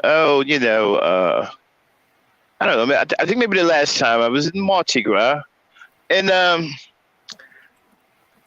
used to the king cake. Having like a cinnamon type, Danish, intimate Danish type thing, but this sort of had raspberries in it. A bit of a twist, but I thought it was a little bit strange. For some reason, there was more white people at the last Mardi Gras than the ones I've been before. Usually, there's a bunch of Negroes walking around with crazy things to say and half-loaded weapons, and some were even snorting gunpowder.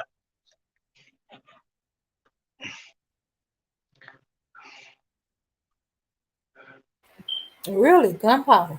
Why are you on mute? Hmm? What are All you right. going on mute for? Are we having a conversation, or you want me to go home, or what? No. I was just dealing with some What are you background doing noise. on mute for? It was temporary. We're having a conversation, and you go on mute. That's rude. Who I'm does sorry. that? Who goes on mute in the middle of a conversation? Is that the way you Americans do things around here? No wonder you don't have much reputation around the world. Who does that? Zippy Zoom. Who does that, right? Who goes on mute in the middle of a conversation? I've never seen that before. How do you translate that into real conversation? You just stop talking. I mean, unbelievable. So what are we talking about here, Miss Day? Should I go on mute too?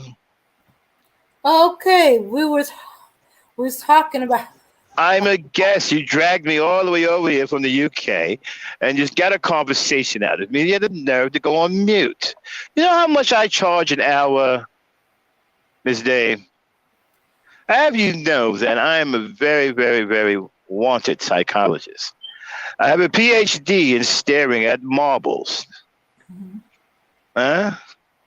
Okay, I didn't know there was such a thing. Yes, and I am the foremost expert on dragons, drakes, and wyverns. Did you know a drake was a baby dragon and a wyvern is also a dragon? Well, okay, I knew about the Drake, and that a Waven was actually more like a primitive. It's a prehistoric beast, right? Kind of like Rodan and Godzilla. Mm-hmm. There's a colorful lady in the chat. Her name is Bomb Cherry. Interesting. Yes. Cheerio, Miss Cherry. Well, so again, I have a PhD in staring at marbles. Okay. Now, don't blow it off. Marbles are a very interesting thing.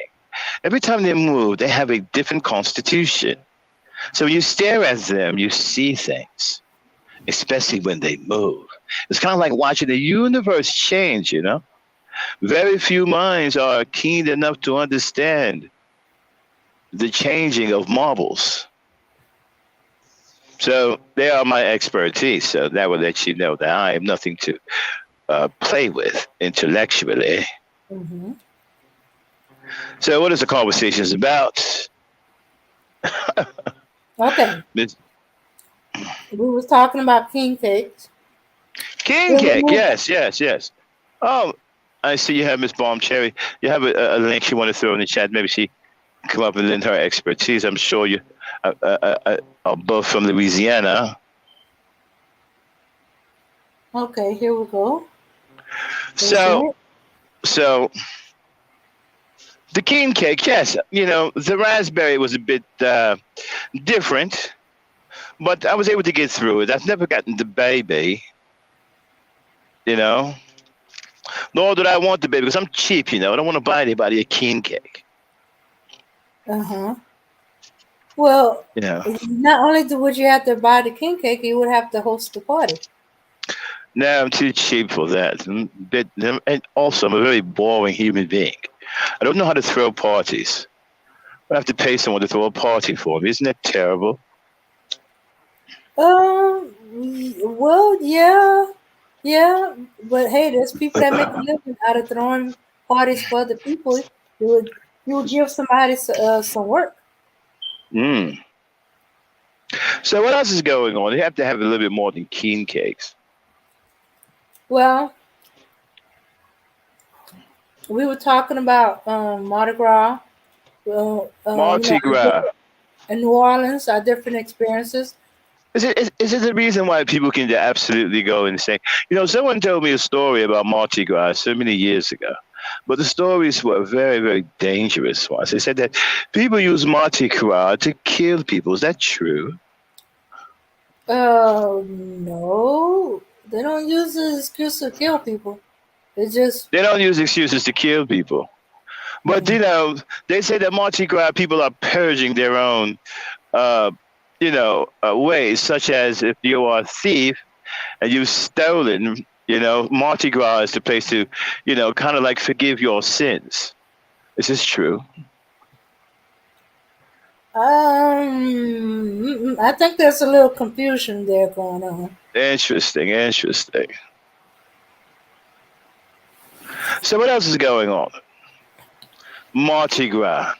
Okay, so when is Mardi Gras coming up? Mardi Gras is coming up January. I mean, not January. March 2nd. March 2nd. I'll make sure I'm back in the States at that time. This time I'm going to pay for my own first class flight, that dreadful flight. That airline, don't use that airline anymore. There's too many fat white women on there, especially in first class. Like I said, I couldn't even get next to a window.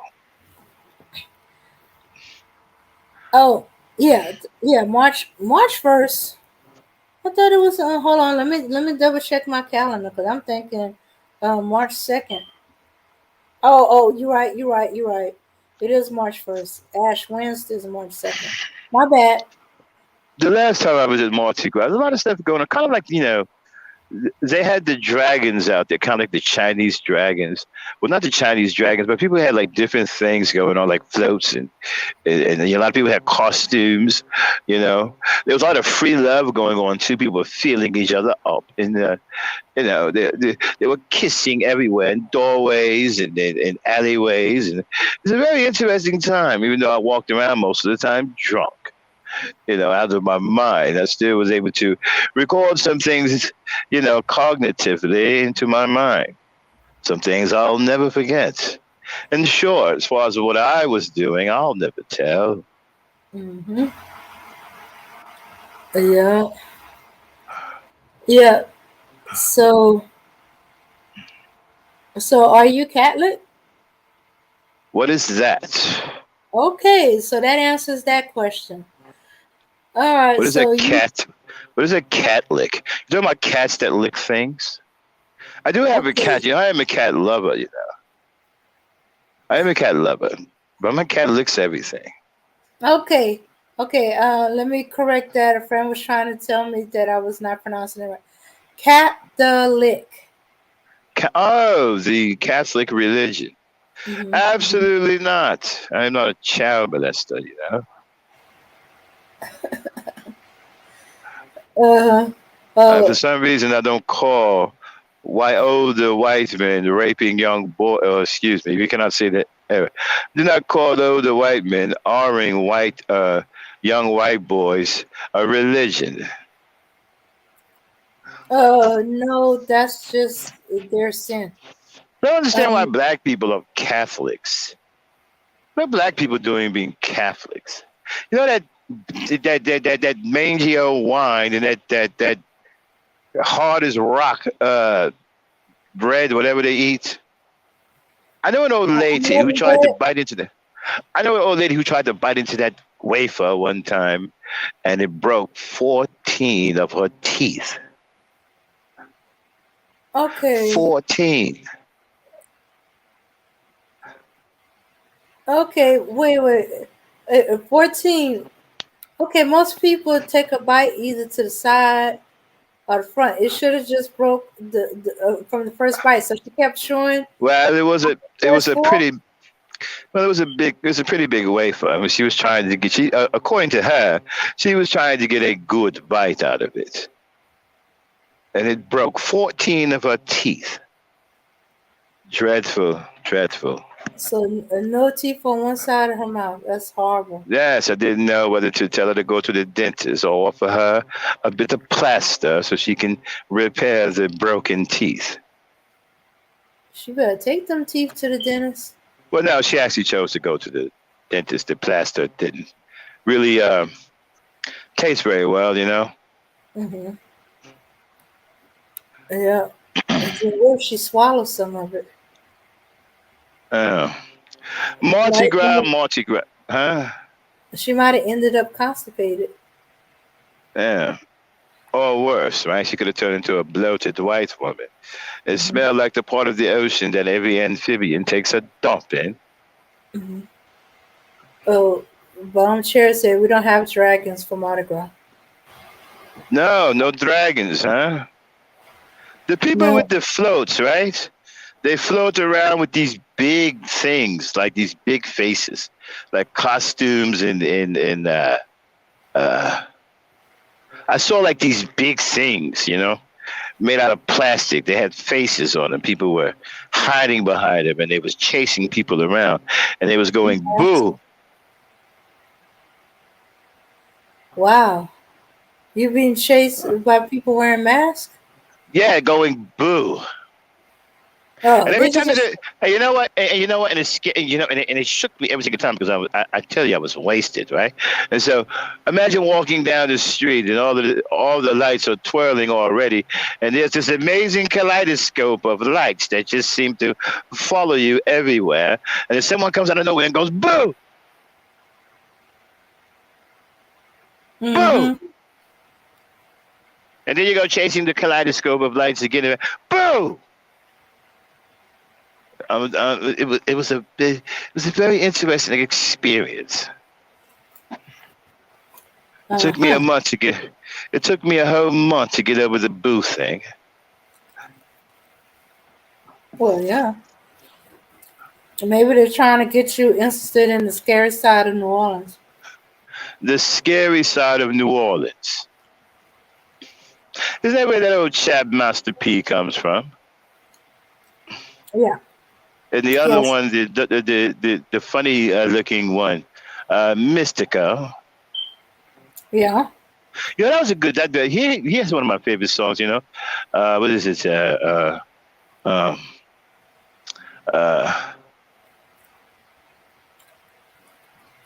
the one with the booty in it, right? Where he tells the guy to bend over and show me what you're working with. Yeah, that's that's mystical. Mystical, yeah. New Orleans, a very, very, very wild place, man. A lot of jazz. But you know, I've not been back to New Orleans after they had the tragedy down there with Katrina. Mm-hmm. How are they getting along now after Katrina? They're still rebuilding. Yeah, I heard about the tragedies. I think it was called the Danziger Bridge over there. Mm-hmm. Mm-hmm. The corrupt cops were murdering people. Yeah. I hope they got what they deserve. But I've not been back to. I remember New Orleans. Really, really jazzy place. A lot of things going on. Some spooky black people out there, though. Mm-hmm. You know, talking about that the woo type black people. They said it was stay away from the voodoo. Yeah. Yeah. Voodoo, hoodoo. As I said, the scariest side of New Orleans, and then there's the cemetery too. Well, I don't know about scary, but the voodoo thing was a bit, interesting. I mean, I don't get scared by much. I mean, voodoo is, it's a culture, right? So, I mean, it's what they do, and that particular part of New Orleans, the voodoo. I don't believe in any of that stuff. I believe that if you don't believe in that stuff, it can't hurt you. Mm-hmm. No, so it can't hurt you if you don't believe in it. You know? Right. Oh, so I had someone tell me that they was going to put roots on me. I don't even know what that means. So I never thought about it. I guess I always thought it was another word for they're gonna put a curse on you. According to this woman named Chantel Commentary, they gentrified the hell out of New Orleans It's not like when it was young. Oh, so it's completely different. The more jazz, the more jazz musicians playing on the street. I used to love listening to the jazz musicians, playing. A lot of good music. I love Louisiana. It's one of my favorite states. You know, you Mm-hmm. know. Every time I've traveled to Louisiana, of all of the places I've been to in the states, in Louisiana, I've never been mistreated. Do you know that? I've No, been mistreated in every state, including the state where my family is from, the state of New Jersey. I've mm-hmm. never been mistreated in Louisiana. No matter where I've gone in Louisiana, I've never been. And I've interacted with a lot of people from Louisiana. They've never been mistreated. I've never been disrespected. Not even so much as anyone even raising a voice at me in Louisiana. Very, very hospitable people. Always have a great time in Louisiana. Love the food in Louisiana. Top notch. Legendary food. Gumbo. Legendary all over the world. Um, Louisiana, great, great, great place to go. I love going to Louisiana. Mm-hmm. Do you always remember to pack some fat pants? Uh, what was that? So when you come to New Orleans, do you always remember to pack some fat pants Not sure what from the that weight is. bigger pants for you to wear from all the weight you gained from all the food you eat? Oh yeah. Oh no. I try not to eat that much. I don't want to. I don't get into the thing where you have to pull away from the table. So. But if I did, it would happen in Louisiana. Mm-hmm. The food is so good there. Uh, love Louisiana cooking, is no doubt.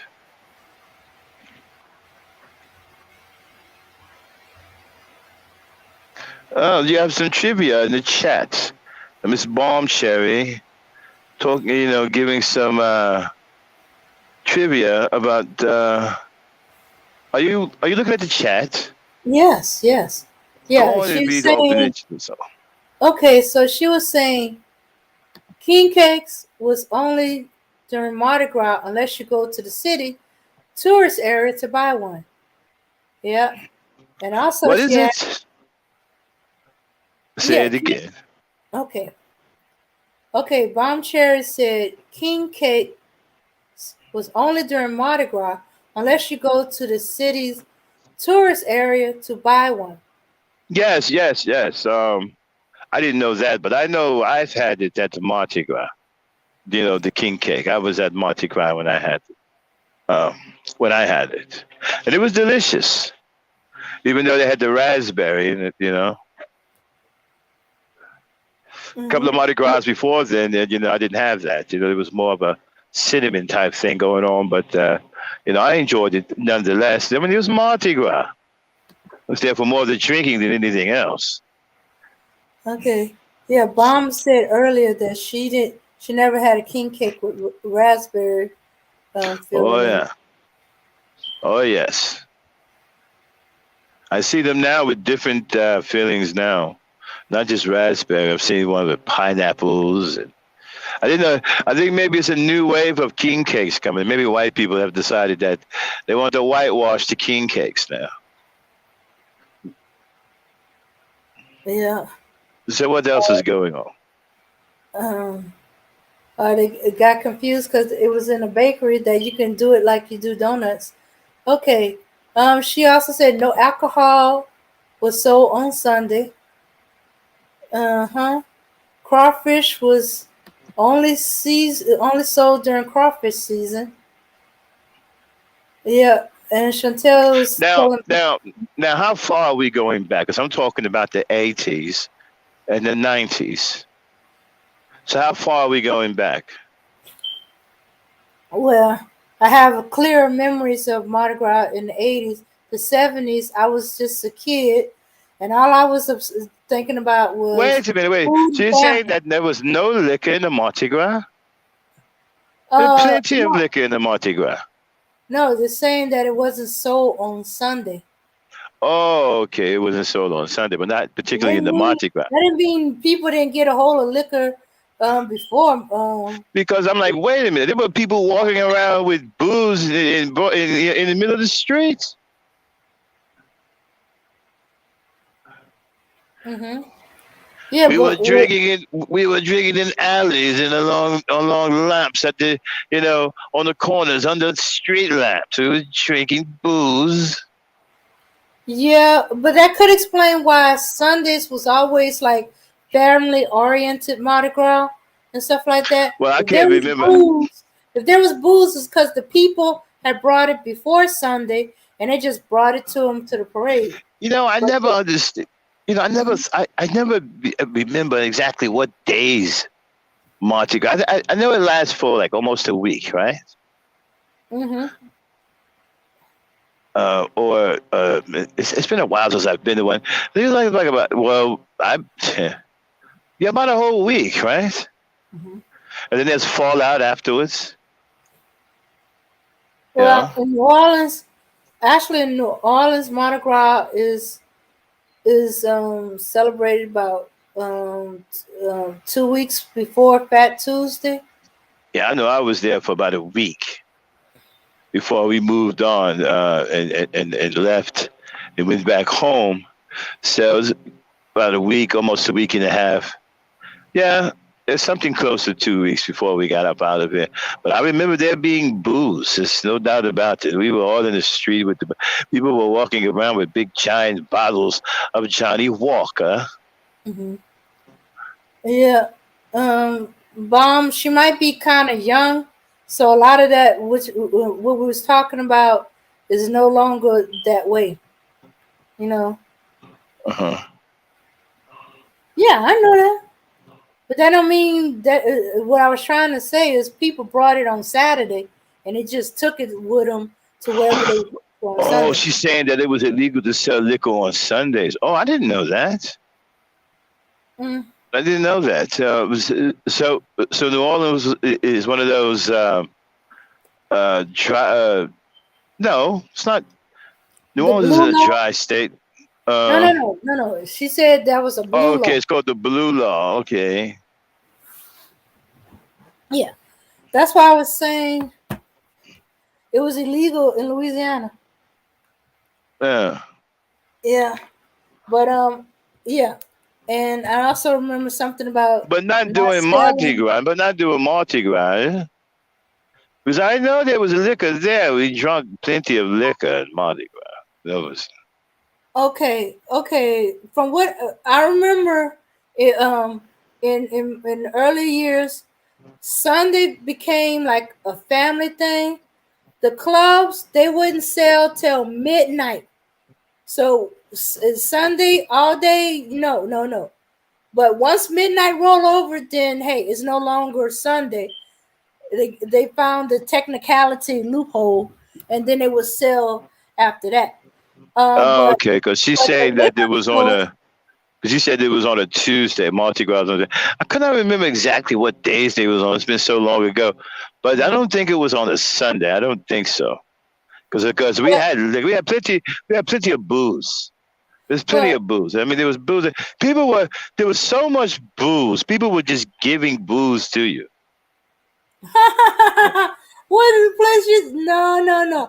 Family, friends, but people weren't just giving you booze. Man, people was giving you booze. Man, I'm telling you, we was sitting on the ground, on the street lamps, drinking booze. Were these people drunk? There were people. Yes, there were people were dancing. People walking around with big giant bottles of Remy Martins and Johnny Walker. Okay, well then I know too many See someone types. with this a huge bottle of Remy Martins.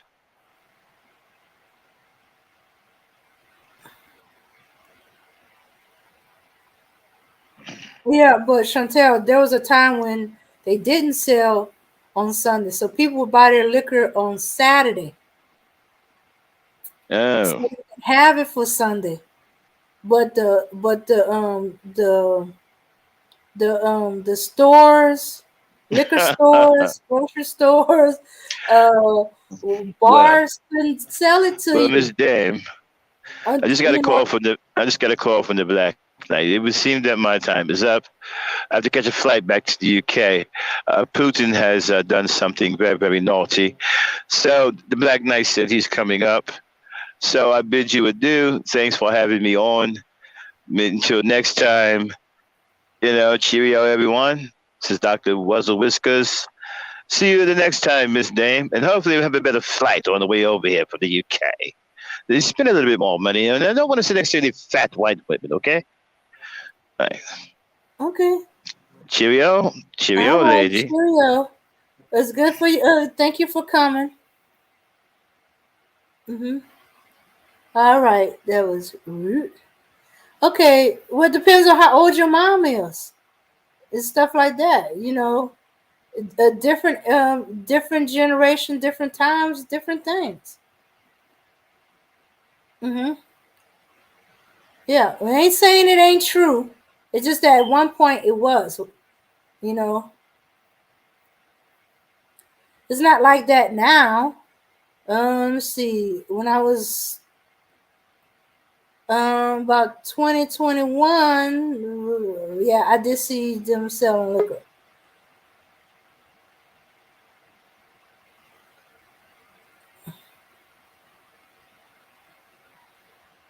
Okay. Well, I guess you know better than me. All right. Yeah, state did have a blue law. Well, what she's saying is during Mardi Gras, that law was All right. suspended.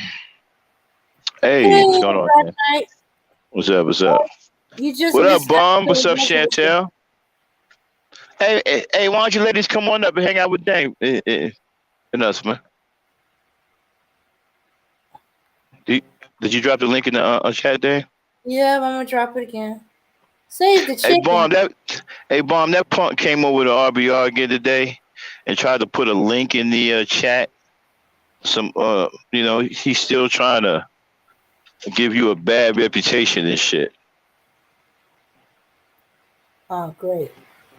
Yeah, that cyberpunk. Yeah, he came over and dropped the link in RBR's chat talking about somebody supposed to had to kill somebody's brother, some shit.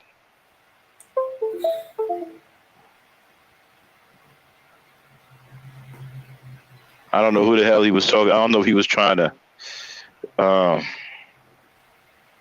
don't know if he was trying to say you killed your brother or something, or somebody killed their brother, or some shit. But he was over there trying to. Apparently, RBR lets him come over there and talk all this shit. So he done found a home to where he can come and try to slander you, and RBR lets you go on.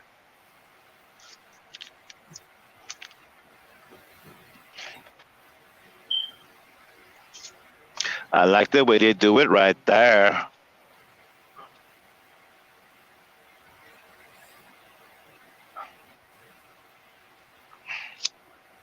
So Mardi Gras, yeah, Dan was talking about Mardi Gras. Yeah, yeah, Mardi Gras is pretty wild, man. I remember they used to tell us spooky stories about Mardi Gras before we actually went to one. Man, I used to get told. I mean, people used to tell us stories. Now I'm in New Jersey, right? And people was telling us stories because because I think Mardi Gras is such a big event. A lot of people come from different states to go down there, just to experience it. And man, we got told all kinds of horror stories, man. Like Mardi Gras is the time where the cops look away and you can kill people and shit. No, that never happened. Yeah, that's what they was telling us, man. Shit like that. You know. Okay. Oh, sorry about that. I'm trying to. Hey, what the fuck is it? Hey, what the fuck is Zippy Zoom? Hey, Zippy Zoom, what the fuck are you talking about, man? I don't know. I know something about meat. When we was talking Peter. about food. And he was, Yeah, they fuck. Yeah, man. That Peter ain't no joke, man.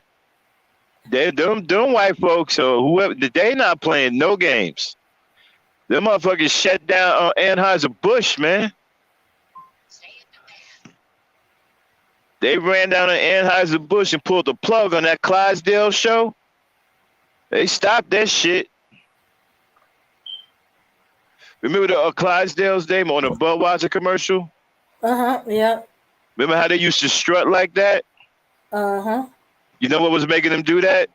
They had spikes in the bottom of their hooves. One of the jockeys that used to take care of the horses, he spilled the beans and shit.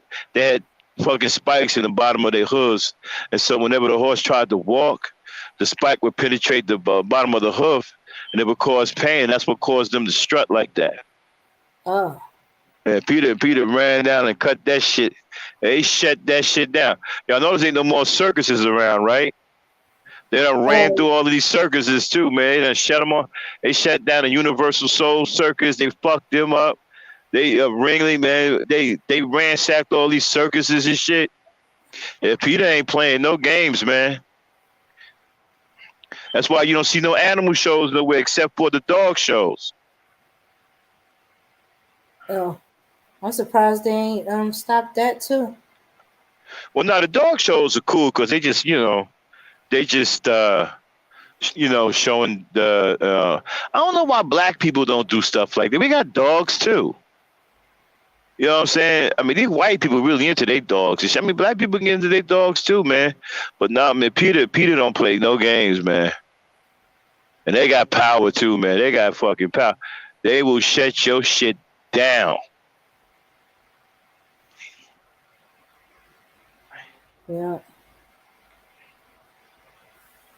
That law was that. I think they're having a conversation. Oh yeah. Chat. Chantel is still going back and forth about the blue law, and I was trying to tell Chantel, depending on the time period, Bomb is right.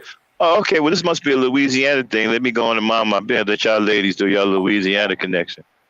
Yeah. And she said she asked her mama. I said, depending on how old your mama, she might not know. This between y'all Louisiana ladies. So I'm gonna step down. I'm gonna step down and let you Louisiana ladies have y'all convo. And when y'all done, I'm gonna come on back up. All right. Oh, okay. She's answering you. Hey, Bomb is catching up. She's saying he is a liar. And yeah, Bomb. He was. Yeah, man. He over there with and RBR fucking playing right into it. He dropping links in the fucking chat, trying to slander you. You know, saying crazy shit, talking about he got a tape and all that. I didn't see this one. I didn't stay for it. I don't know if he played it or not, but I didn't stay for this one. But he done found a new home. You know, every time what he doing now is he watching your channel and he trying to catch shit, and then he taking it over to RBR and RBR letting him play it. You know. So that's his new home. That's why Rude ran down on him the other day. Up there. I ran down on him when Tay-Tay was over there. Me, Tay-Tay ran down on him. Rude ran down on him. He came down there today with that fucking link and shit, talking crazy. Talking about, all this other. I didn't see it because I had some stuff to do. So I didn't stay to see. I don't know if he played it or not. But I do have the live stream, though. Okay. I'll be back. I'll let you Louisiana ladies, do your thing. I'll be back up in a little bit. Okay.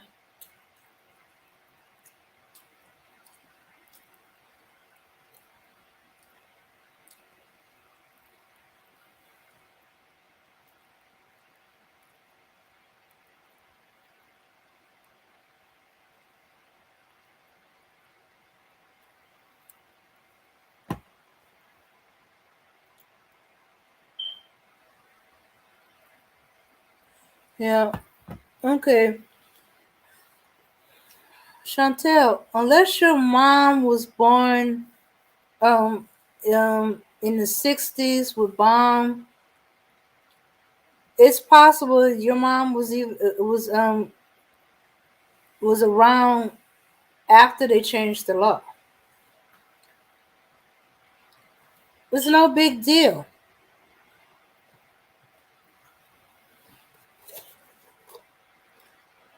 I've seen it both ways.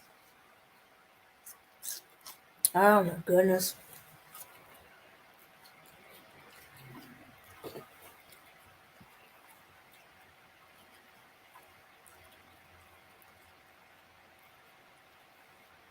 Let's see. Link.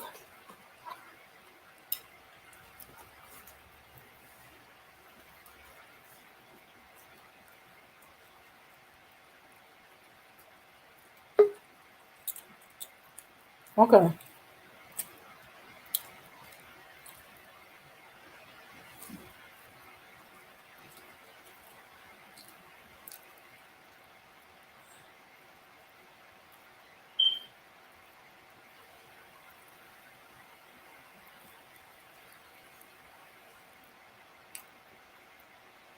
Okay. Okay, Chantel, but you don't give the year when this was enacted. So what law are they talking about? Okay, she sent a link to the liquor authority. Wait a minute, Hmm. why does this says New York State? Wait a minute, that says New York State. Hold on, let me see if okay, Orleans County. Okay, for Orleans County, she goes restaurant, bars, and tavern. Alcohol may be sold for on-premise consumption during the following hours in Orleans County: weekdays from 8 a.m. to 2 a.m. Sundays from 10 a.m. to 2 a.m. Christmas Day, normal hours apply. New Year's Eve may remain open until 3 a.m. New Year's Day. New Year's Day open at 8 a.m. Uh, in parentheses 10 a.m. if on Sunday. And then they go groceries and convenience stores. Beer may be sold for off premises during the following hours in Orleans County. But what I was saying, yeah, but this don't say when this was enacted. This could be recently. This could be years ago. I want something that deals with the year. What I'm sure, yeah, because this is from February 24th of 2022. We're saying that at one time you could not. Oh, wait a minute, she got another one. Hold on. Let me get back in there. Let me see. Let's see. All right. Let me see this one. Okay. Come on. My phone is acting up. Okay. Here's the other one. Okay.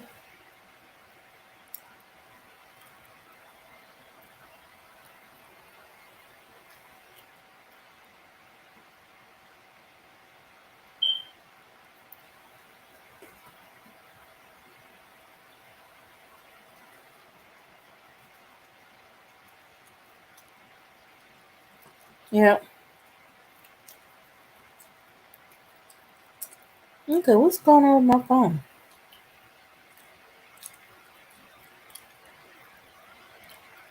Okay.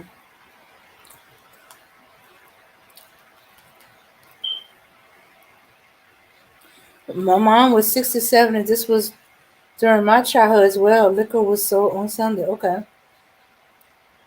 Mm-hmm.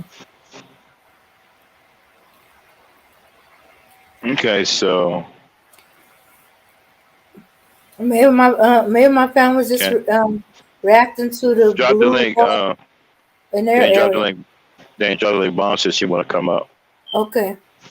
Okay, here it is. I can't get my phone app right, so I'm gonna have to do it from here. Louisiana, Chantel. You from Louisiana too?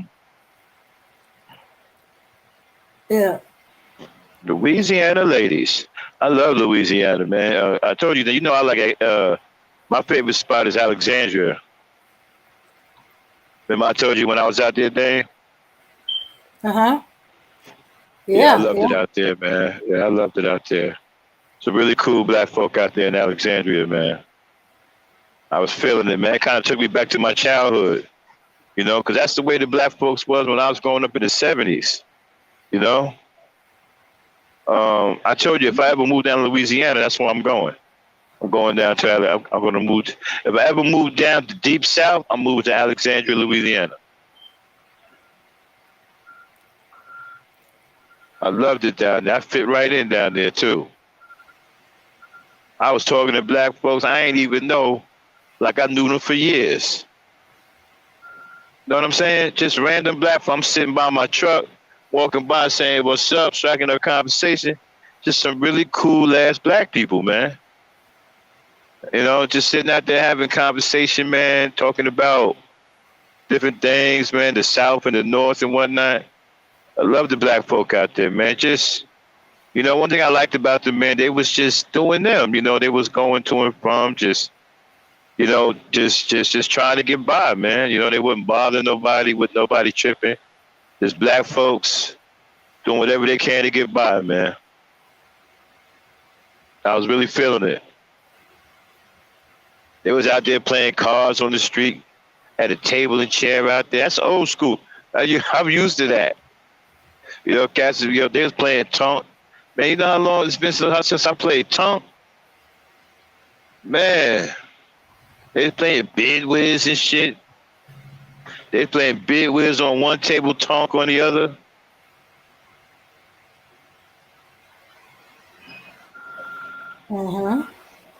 Yeah. Yeah, Louisiana ladies, man. All right. Louisiana ladies in the house. Okay, I put the link out for Bond. Man, RBR was lying his ass. You know, he lied every day, but goddamn, today he was on some extra shit.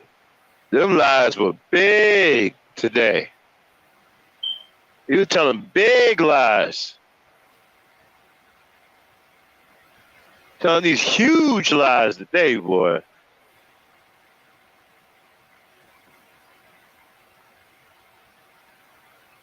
Sitting under the tree chilling. Yeah, you know, I'm feeling, hey, man, like,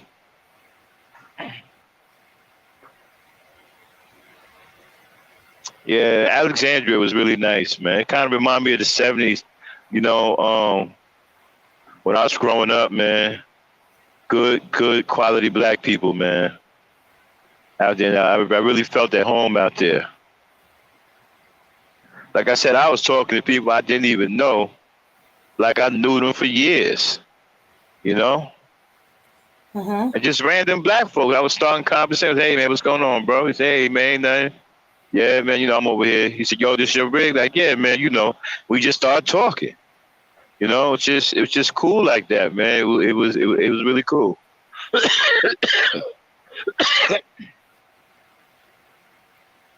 Yeah, but that was more than 200, Miss Chantel. He was telling $50,000 lies a day, man.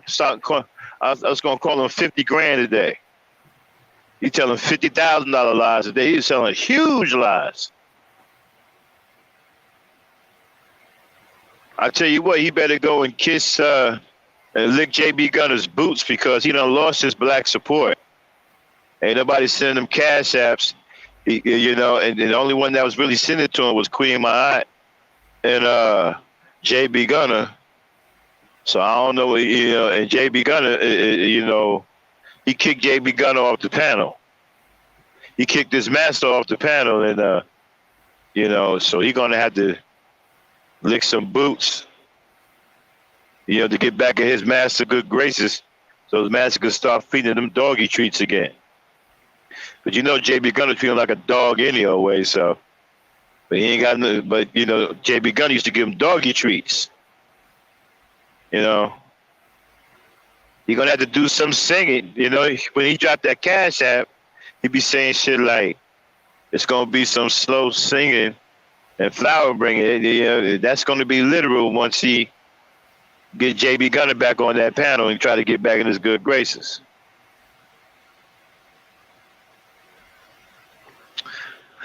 Well, New Orleans does have a violent reputation.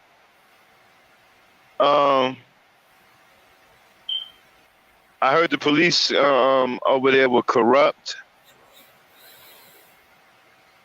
A lot of black police were corrupt over there. Yeah, I heard it was pretty bad over there.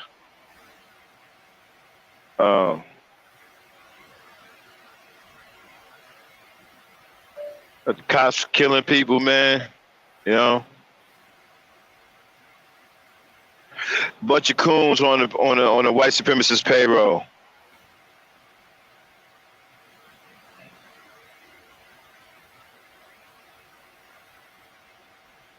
I'll tell you the place I don't like going, man. I don't like going to Arkansas, man. Some weird black folks out there, man. I don't know what's going on with them, man. And the black, yeah, he gonna have to. Yeah, he kicked JB Gunn off, man. He messed up his money, Miss Chantel. And now he ain't getting that black support. He made $3 a day. He ain't like that shit. So we ain't gonna give you no money. You'll be calling us dumbass niggers and whatnot. Ain't nobody giving you nothing. You better go and get back in JB Gunn a good grade. You're gonna have some boots to lick and some songs to sing.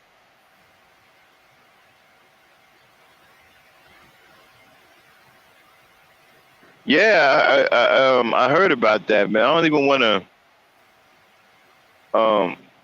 I still gotta look up. I still want to read about that Dang Zinger. I think it's called the Dang Zinger Bridge.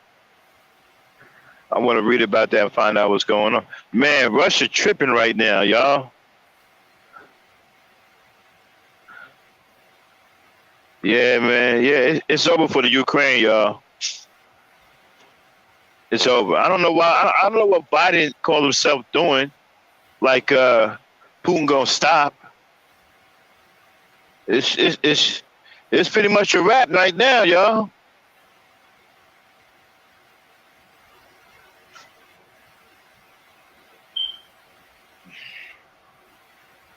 It's a wrap. They get ready to reconstitute the Soviet Union. America's in a lot of trouble, y'all. America's in a lot of trouble.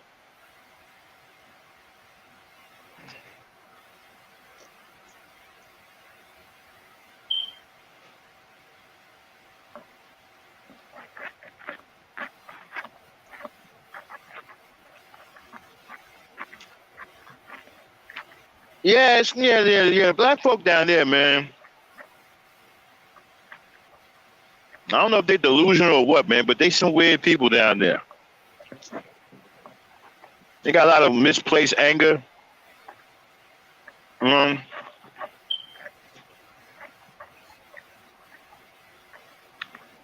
Weird black folk.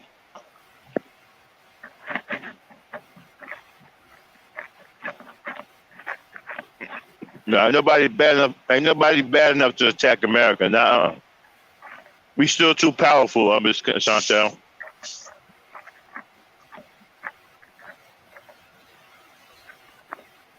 They can take up all they want. No, we got too much. Our weaponry is ridiculous. We got stuff, man. Man, we got missiles that'll hawk you down, man. Heat seeker missiles and signature recognizing missiles, man, that'll hawk your ass down. You know, they'll wait on you. They'll hide. If you stop, they'll stop. You start up, they'll start up. We got some really serious shit. Huh? I said, what kind of missiles are these? We got some powerful shit, man. I don't want none. Don't get it fucked up. Don't nobody want no smoke.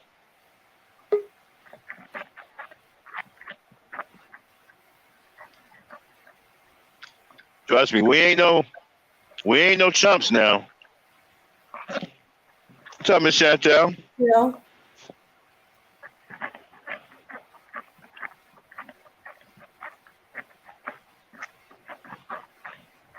Miss Chantel, you're on mute. And Yeah, I was trying to fix my mic and stuff. Can you hear me? Oh, okay. Yeah, I can Mhm. hear you. Oh, yeah. Well, no, I don't know, Max, because Americans is highly psyched that nobody can touch them, but China and Russia together are very No, powerful. no. We'll blow them. We'll blow them to smithereens. No way, not together, not China and Russia. Mm-mm. Our weaponry is just way too advanced for them. No, that's what I'm saying. These people have been preparing against Hmm. America on a Lolo for a long time, testing missiles and everything. You're Hmm. talking about two big, powerful militaries joining, and Right. they said it that they want to reverse the American currency. They want to make the dollar nothing. They want to make Well, America poor. They say is their mission basically. if they could do all of that, they would have done it already. Well, no, that's They not can't mess. easy. They ain't gonna be able to mess with us. We got I stuff, don't know. I man. don't have faith in America like that. Check this out. We got technology and weaponry, right? Hmm. We ain't even got to mobilize our military, man, to knock off what about 40% of Russia. Mm-mm. I say they're gonna be together, China and Russia together. That's a We can powerful sit, military. Do you know these people is also doing the computer attacks? What they call it? Not computer man. attack, but they call it what they call the We gotta attacks on check the this out. computer. Cyber attacks. We got this new aircraft carrier right there. Ain't nobody seen before. That'll sit out there in the middle of no fucking where and jam all kinds of missiles, radio frequencies, blackouts, every goddamn thing, and they'll never And be able to Max, find it. you got to think about what they got. They're attacking America's cyberspace. First of all, they're attacking cyberly. Yeah, but that's check this out, right? The stuff that they're attacking ain't got nothing to do with our military. Mm-hmm. They're attacking us socially.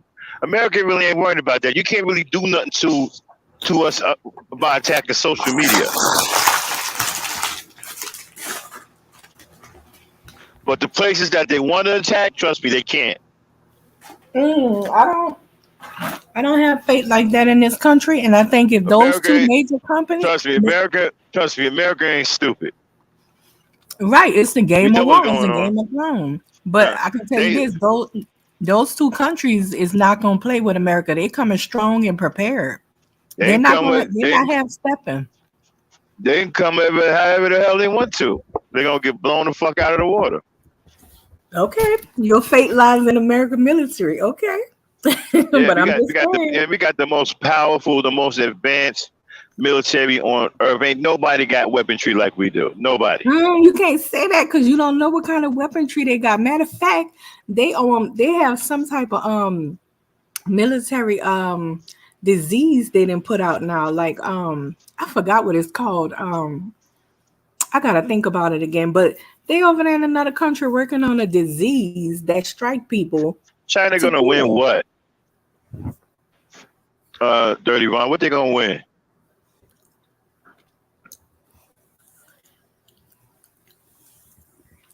Yeah, I don't believe in it. I don't have faith in it like that. I think those two people like they tired of America and they pretty much Trust want to me. make America poor. They want to reverse the currency like Gaddafi was trying to do. And honey, I'm like, that means of course is America gonna be at war with them. That's what I think they're If really doing, calling them listen, out. if they were doing things like that, then how is it that America is able to put economic sanctions on Russia? But China is aligned with Russia, and America is heavily reliant upon And China for China everything. gonna get China gonna get knocked upside their head. They're gonna get hit from behind No, too. next, if China puts sanctions on America, do you know we'd rely upon that country for everything? Like, check Everything. this out. Well, you know what? In an act of war, right, everything's different. Once you declare war, everything is different. You think we're gonna pay them once we go to war with them? We give a fuck about their sanctions. Once we go to war, it's a wrap. We shall see, because I think it's a World War III coming about And most then and definitely. then and then we got allies, man. We got allies, man. They don't even realize that we got like a lot of allies too, man. We got NATO down with us, man. They got bases within China, within Russia. I'm telling you, they don't want no work. If they really wanted some work, they'd have been did something over. They don't want no work with us. I beg to differ. I think they do, and I We think they're ain't gonna even. shock the hell And out check of this out. Americans. And we ain't even got to put nobody on the ground to beat China. Most of China's army or military is ground based. We ain't got to People put have no troops other on the ground to weapons, beat it. Max. People have Huh? other weapons of mass destructions. They could be chemical Right, weapons or right, war. and They got all kind of right, weapons holding back. right. Exactly, and they're gonna fall by the wayside. We the king. We are the kings of weaponry.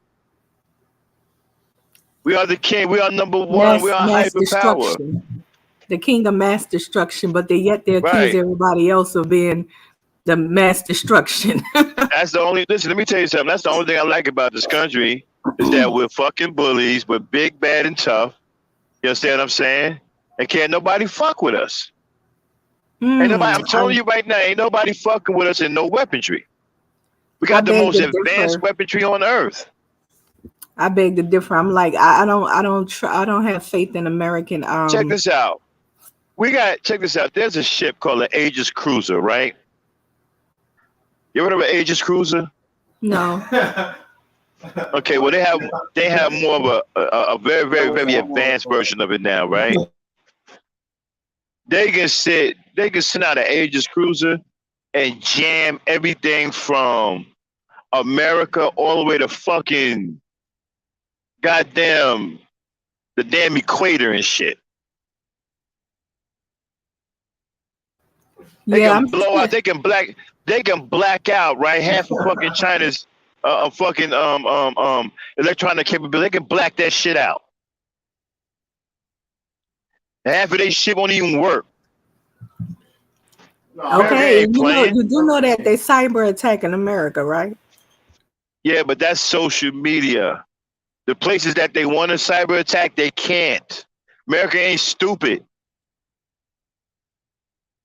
They fucking scaring the people with these cyber attacks. All this shit is on social media. I beg to differ. I would prepare my family. I would do something because check this out. America's defense computer is protected, right, by a cipher that is impossible to break. Oh, we can't say that. They said that about the what's the boat? What's the boat that sank? Titanic. They said that about anything is possible to break. That was something else and shit. That was some old fucking bullshit. No, a cipher, right? Back in the day, the hardest cipher to break was a 1024-bit cipher, and the banks used that, right? So the cipher now is so large, and it's so. Check this out. It's large and it's dynamic. They'll never break it. It's impossible because it's dynamic. It's changing all the time. It's impossible to get any real calculation to break into the defense systems. I don't know about all that, but I do know every country has mass weapons of destruction that they're holding back. They don't let you know their weaponry, but I don't have complete faith in American military like that, and I think that they're asking for what they're about to get. Think about this, right? Who makes weapons of mass destruction, right? Crazy people. Sane people don't make weapons of mass destruction. Who has the most crazy motherfuckers in the world? America. We have more nut jobs in America who are scientists than anybody else in the world. I don't know about that. China is cloning people. Out. You do know that, right? You think, okay. They're cloning people over there in China. They have a mad scientist dude running around cloning people. America has been cloning people, animals and stuff since the 30s. I'm trying to tell y'all, we're not feeble like y'all think we are. America is very, very strong. Of course, and we're not gonna let no fucking punk ass. We're not gonna let some fucking juiced up third world country like China beat us. Right, that's their reputation, America's reputation. But we talking two countries that's coming together as one force. It looks that way now, don't it? But understand something, right? Russians are Caucasians. They're not Asians. What that mean? I'm just telling you, they're Caucasians. They don't see themselves as Europeans. Well, no, they ain't got. They still Caucasians, but they want to see themselves as European or not. I mean, I'm not following because they see themselves as a different kind of white. Like they don't see They, themselves as the average European white. they still white. So you Okay. saying China can't trust them? I think that the people who are really in trouble, I think China's in trouble. What I think is going to happen is that America and Russia are going to team up and take out China and split China up. That's what I think is going to happen. They're going to split Interesting. China up. Yeah. Interesting considering everybody is relying heavily upon China for everything. Well, no, actually, everybody's relying on Africa, and China's relying on Africa too. And nobody Everything really is made relying on in China. China. Everything is made in China, not Africa. Yeah, but we can quickly fix that over here in the U.S. by taking over the manufacturing plants. All right, now when you find yourself in the woods wiping your ass with leaves, check this out. you gonna wonder what happened to China. We can have Americans in no manufacturing plants in a blink of an eye. Yes, but it doesn't exist. Why? Yeah. Now check this out. It looks like Russia and China is teaming up to go against the big bad U.S. Right? Right. That's what it looks like. That don't mean that that's what's going to happen. I think, and I've been talking to a couple of military people, and we think China is in trouble. We think America and the new formed Soviet Union are going to ally and take out China and split China up. Yeah, I would have to agree with Dirty Vermin.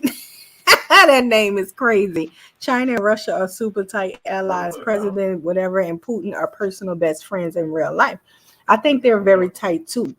And I think that they're coming for America. Like I say, they whole plan, they've put this in action. Their plan is to make America poor. Let them come. Let them come. They'll never fucking bankrupt. Let them come. Trust me.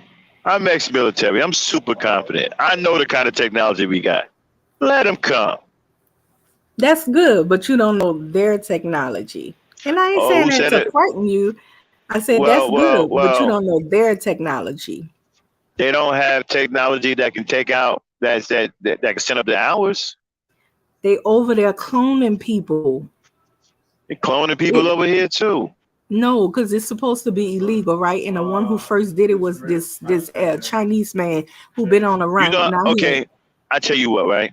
You know how you can tell a clone from a real person? No. The ears. The ears will tell you if the person is the authentic copy or a clone. Because the ears are like a fingerprint. The ears like a fingerprint, right? Say if you see two Oprah Winfreys, right? Look at the ears. The ears will tell you which one is the real one and which one is a clone. Because one thing that they cannot copy exactly are ears. The ears are always set different. Interesting. Because once you reach a certain age, your ears never change.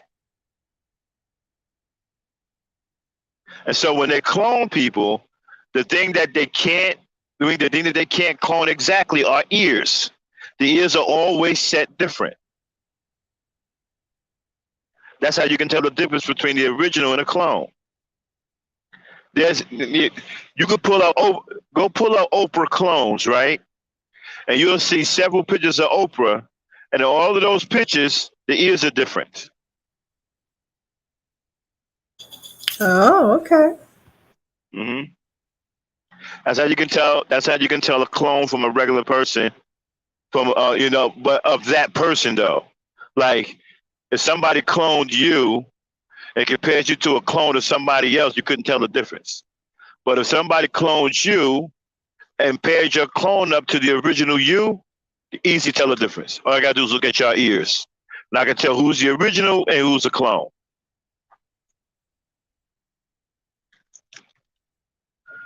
Let me tell you something. So you do know if war was to break out and America is attacked, you do know that the president and his delegation, whatever you want to call it, his team, his executive members or whatever, they have protection below the White House where them and their families go to. So when they're doing war, they're not really thinking about the people, the citizens to that degree, because if they was, they wouldn't try to be going to war like that. But Y'all been watching too many military movies. no, they do have protection for them. You really Yeah, think y'all these been people watching is not protected? Platoon, Okay, so if war and break out, you don't Hamburger think these Hill. people's family is protected? No, it don't work that way in real life. Oh, okay. It works. All right. It works like that in movies like Platoon and Hamburger Hill and Heartbreak Ridge and all these I don't other. know what those are. Those are military movies. It don't work that in real life. You trust me. We got a contingent of forces, land forces, right, that are standing by ready to protect this country from invasion at all points. Ain't nobody just gonna walk in here.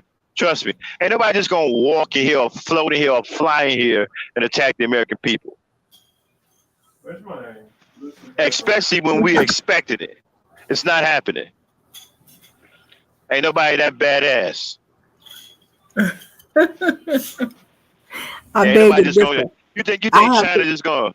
You think China just gonna show up with a regiment of soldiers and come in here and attack inland? Man, Oh absolutely, no, not that simple. absolutely not. They won't No, even be able I to get a wouldn't say plane. that. They won't be able to get a plane in here. They won't be able to get no. Regiments. I wouldn't say all of that. I wouldn't say that people think it's that simple or people would do it in such a simple way. I'm quite sure they wouldn't do it in such a simple way. They just as strategic as America is. It's war. It's the game of the game of the thrones, the war for the throne. He fell off. Hello?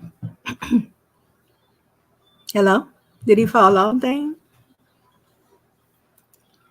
But yeah, I don't think it's that Max, I don't think it's that simple. Like they just want to invade without strategically thinking the best way to do it. I'm not saying they're gonna just, do something simple and stupid. I doubt it. These are two big time countries.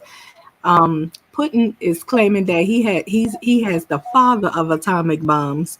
China got their military bombs, and not only that, Asia has agreed. They got some type of agreement that they will never allow outside forces to attack any of their fellow brothers, anybody on the continent of Asia again. They have agreed to never let that happen again. So when Trump was fussing with the North Korean president, China stepped in and told him that if you dare touch him, we all coming for you. So it's the game of war. And I'm not saying it's simple, but I'm also not saying that I stand totally in faith of American military. And I don't think people is frightened of America like that. Yeah, I was talking to Max. I know he can still hear me while he probably driving. Yeah. Yeah. He's gonna come back in. But I keep thinking Putin is testing because isn't this his second time doing this? Coming at, was it Ukraine or one other country? I know whichever it was, some of the people were all for Putin coming in and taking over, and the majority wasn't. And I don't you know could be about that. Okay, I'm back. Okay, now check this out, Miss Chantel. The last army or military that was actually able to make it to America to cause significant damage was the Japanese. Okay. Okay, America learned from that. They're not going to allow that to happen again. Ain't nobody, I'm telling you, ain't nobody bad enough to come inland on us like that. They'll never make it. We're ready for all of that. Boy, how can you have such faith like that? Like, wow. I'm ex-military. I know what we're Oh, capable okay. of. Okay. I know what we're capable of. Trust me, I'm calm. I'm as cool as a cucumber. You don't see nobody in the military or ex-military freaking out, do you? No. We ain't freaking out. We know what we're capable of. Ain't nobody. I'm telling you, we ain't going. They're not about to let nobody cross no ocean, fly over our grids, or run down on us with some military. It's not happening. It's not happening. This ain't a movie. We ready for all of that. America learned since Pearl Harbor. That ain't happening no more. And you know what? And we will be expecting that. And it would be stupid to try. You know, we expecting that. See, the problem with Pearl Harbor, they didn't think that the Japanese had enough capabilities to reach all the way over here. They figured that they would die somewhere. What is that noise? I'm sorry about that. That was my son on a game. Go ahead. Oh, okay. Yeah.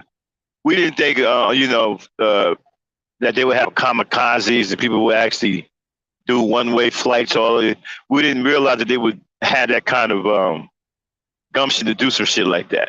But since then, America learned from that. That ain't never happening no more. Ain't nobody gonna get that lucky. Trust me, they waiting for some shit like that to happen. I don't know. I don't like I said, I stand where I don't have that kind of faith in the military. So I just And then check this out, right? And then check this out, right? When's the last time you even seen China's army anywhere? I haven't. Exactly. Where are they?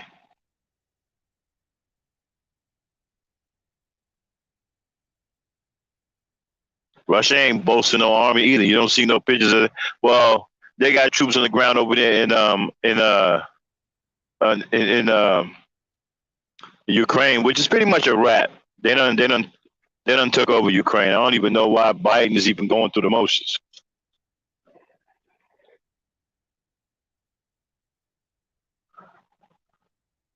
So, ain't nobody running down on us like that. We ain't even sweating it. Let them come. Woo! So you think exactly? that World War? Especially during Dirty Vomit, and America was pretty much caught off guard because they didn't think that they would have people. The kamikaze was something that was unknown, to Americans. They didn't think that they would have young people fly over here like that, and and give their lives like that to do that surprise attack. So, but they did, and and they caught us. They caught us looking. They caught us looking. They got that off.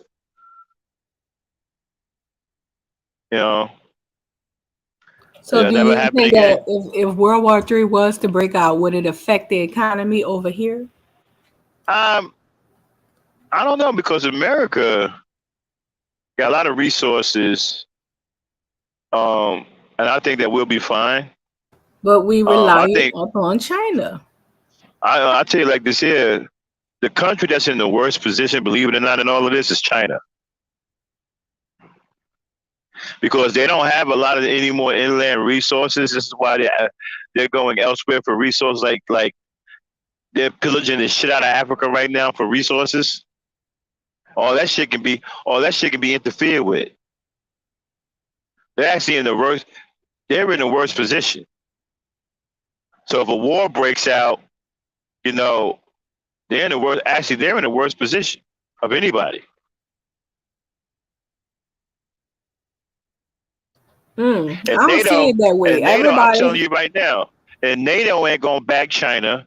NATO ain't gonna back Russia. If Russia turned against America, NATO, I'm telling you right now, NATO gonna back us.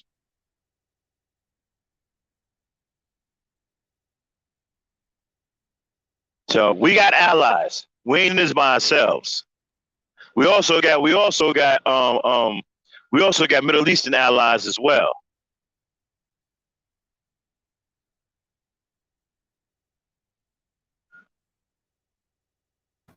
I still stand, like I say, I don't have faith in the military system like that. And to me, you can never say never. That's my thing. You can never say never. I don't have Ain't full nobody faith be. in it. Ain't nobody beat us. It's gonna take an act of God to stop us. Our Ooh, that's what they military, said about the Titanic. yeah. I don't know about you, but that Titanic, that was some old. I don't even know why that shit was so poorly built. You know, when you would go back and you really look at the history of that, they pretty much put that ship together. It was pretty much a showboat. You know, they didn't even put it together properly. That's why it fell apart and everything. So, I was watching a documentary on that, and they had a lot of people who build ships. And they talked about how poorly it was built, and it was just a showpiece, and they were lying to people and all that. You know, that's the reason why it fell apart. There was a lot of things that was missing in the bilges that was supposed to stabilize the boat that wasn't there, and they weren't surprised that as soon as it hit the ocean and the pressures of the ocean pretty much collapsed the goddamn boat. You know, so to the Titanic. But it's going to take an act of God to take us out because we just got too much powerful weaponry. Very, very, very, very advanced weaponry. Everybody gets tired and of then the check bully this on out. the playground. We got miniature weaponry, right? Mm-hmm. That can cause a tremendous amount of damage. I mean, tremendous. Think about something the size of a book, right? That can wipe out anything within a 60-mile radius. Okay, but think about a cyber attack that can shut down everything in this country pitch dark. It can happen. These people are attacking cyberly. Again, y'all been watching too many military movies and sci-fi animations and shit. Those people are attacking cyberly, man. Ain't nobody doing that. Y'all better get as many flashlights what they gonna do? Okay, check this out. Think about what you can do with a computer, right? Okay. Now, a computer isn't tied into everything. I'm trying to tell y'all, we're not that stupid. Our computers aren't tied into everything. Ain't nobody that dumb.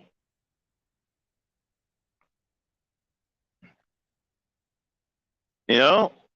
I'm telling you, I've been watching too many movies. We don't have our computers tied into everything. We ain't gonna let nobody control us like that.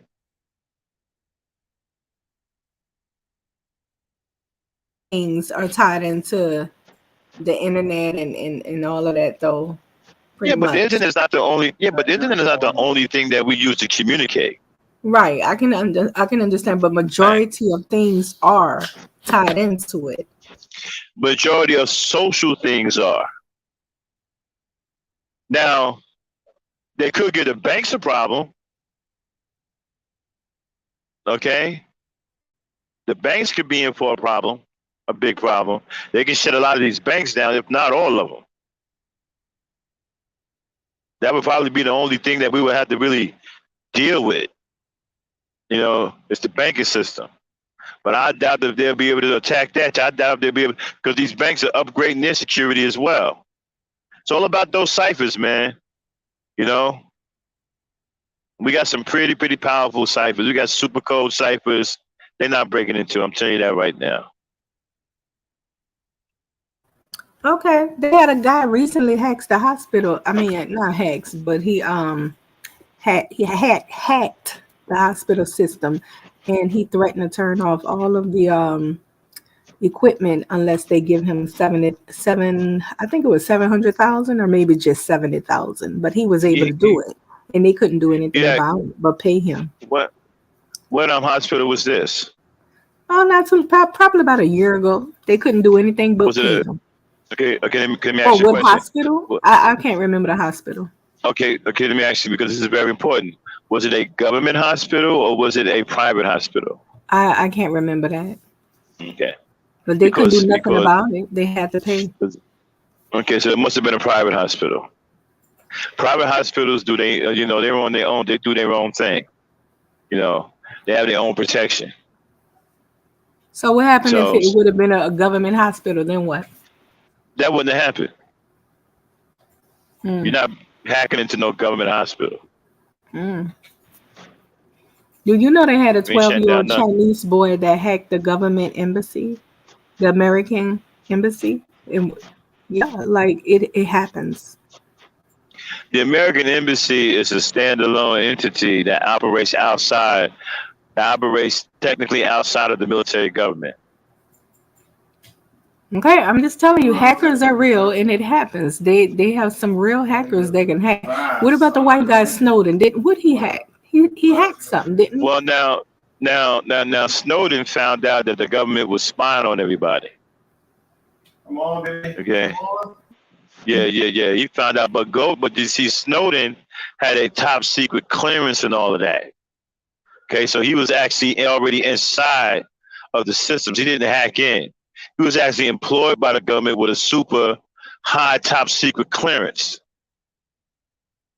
Okay, so he already had access to the system. Ain't like he just broke in and shit, you know.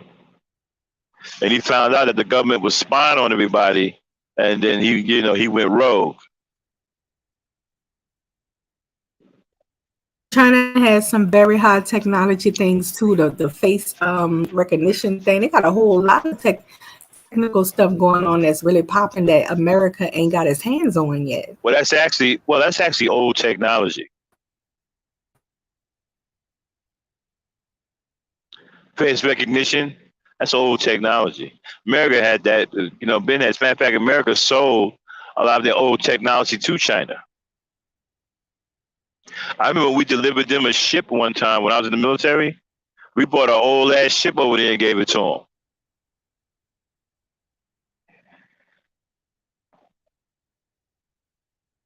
You know, Yeah, ain't nothing wrong with that. I mean, if you believe in your military to that degree, it's and nothing they wrong with really, that. I just don't. and China's Navy is absolute trash. Mm. Navy is garbage.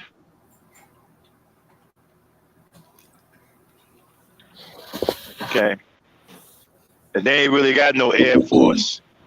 All of their money is in ground forces. Mm. What make you think they don't have an air force? They ain't really got no air force. They ain't really got no. When's the last time you seen a Chinese fighter pilot or a Chinese fighter plane? Do you even know Why what would they? we? Do you We even in know the name of? America. Do you even know the name of one? No, we in America. I Why mean, would but we? you, Those people yeah, move but in you, silence, okay, Max. but you heard it. Yeah, but you heard of Russian MiGs, right? Yes. But they Exactly. all still move in silence. They don't move like America. Those people move Well, in silence. I don't know about silence and all of that, but their Navy is shit, and their Air Force is really nothing to speak of. I'm telling you, they're actually in the worst position because most of their fucking military is on the ground. They really can't fuck with nobody in the air, and they ain't messing with nobody in the fucking sea either. They got this fucking trashy ass military. Their ships are like fucking like several years behind in technology. They're not running the ocean doing nothing to nobody. So maybe they're using other forms of weaponry. Well, they tried to update their submarines. No, I'm talking chemical warfare. I'm talking Well, yeah, the again, real deal. right. But people are looking for this stuff. People are looking for this. But you got to study your enemy, right? And know what they're capable of. You know that they ain't really got no air force to speak of. Okay, ain't really no real Chinese pilots out there that's gonna do anything to anybody. Their fucking Navy is garbage. Most of their troops are on the ground, so you know that they're gonna come at you with other ways: chemical warfare, biological warfare. You already know this, so you prepare for it. You prepare to defend against it. You know they, you know they're I gonna like try to the use. dirty. Check this out. You know they're gonna try to use technology against you, right? Okay, because they Mm-hmm. can't really stand up to your Air Force, right? Okay. Mm-hmm. China ain't really got no real complete fucking military.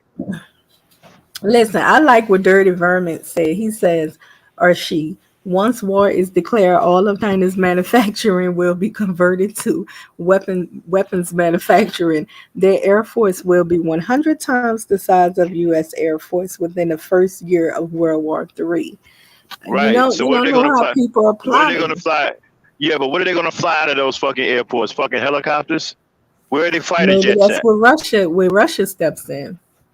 I don't see Russia. I don't see. No, absolutely not. Why would they? Why would Russia spread their? Why Russia got one of the best air forces in the world? Why would they spread it thin by sticking them over there in China,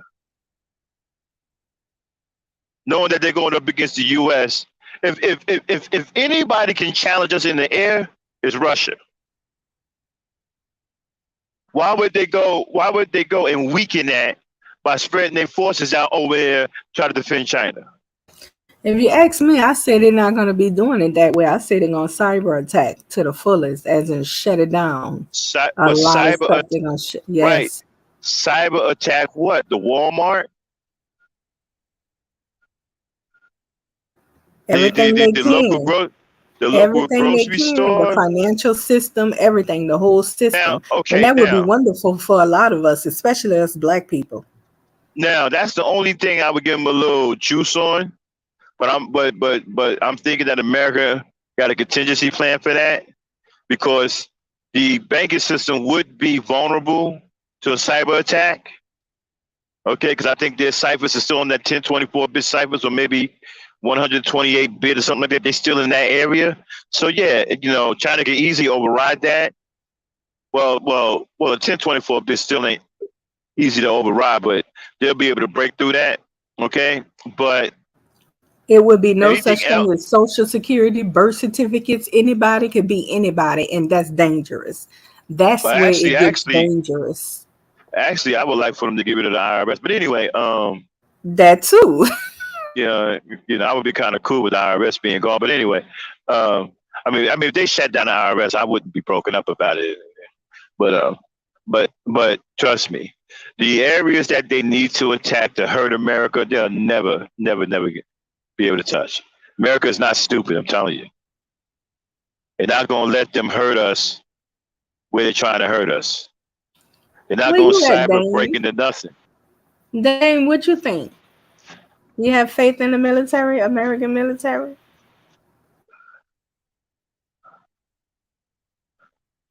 Oh, okay. This might be boring for her. Thank you, Bob. You see, here's what I'm talking about. Exactly, Bob Cherry. They built to defend. They're not. This is what I'm trying to tell Miss Chantel. The Air Force is garbage. They fucking Navy is fucking shit. All they got is ground troops, and then they're chemical and biological warfare. They're not even built to strike nobody. So I don't see Russia. Russia is built to attack. Okay, Russia is balanced like America. We could defend and attack, right? Russia is the only people that can fight us straight up. Okay, I would give us the edge, but it'll be some heavy casualties on both sides. Okay, but Russia is built kind of like we are. They can defend and attack. China can only defend. That's what I'm trying to explain to you. In a war, they would be in the worst position because they can't really attack. You can't just move 50,000 troops, 100,000 troops through the water when you got a shitty ass military. I get You it. ain't So dropping them. Russia have been. Go ahead. Hold on a second. You're not gonna drop them nowhere because you got a shitty ass fucking air force. So where you gonna move them to? You can't do nothing but have them move around in your own country and defend your own country. We're subject to them being, bombarded from a distance. China really don't. I'm telling you right now, China is like a little kid. If America and Russia went to war, China would be like a little kid watching two grown folks fight. They're not what y'all think they are. I'm telling you. So you know, They're Russia not gonna was come over here and attack shit, huh? the president of Russia was preparing his citizens for war, like since last year, telling them to prepare, practicing If if drills and everything. if Russia was to attack America, I would really be shocked. And don't get me wrong, Russia's a formidable foe. Okay, we ain't just gonna walk right through no Russia. That's gonna be a fight to the finish. Okay, but I really don't think that it would be in their best interest to fight us, because even if they defeated us, their military would be almost completely wiped out. There'll be heavy penalties on both sides. I don't think they want that. Why fight your equal that can pretty much wipe 80% of your military out? That don't make any sense to me. I'm thinking what's getting ready to happen is either the Soviet Union, once it's reconstituted, is either going to go after China or team up with America to go after China and split China up.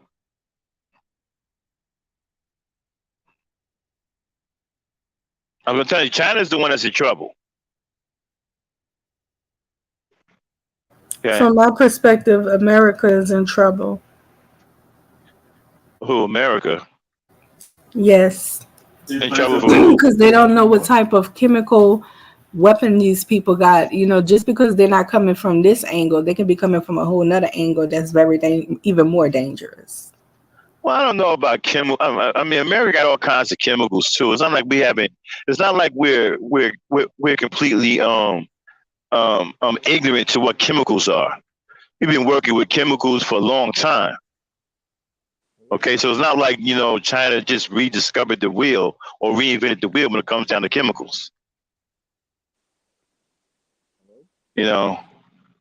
I don't even know what they even, to tell you the truth, I don't even know what they even involved for.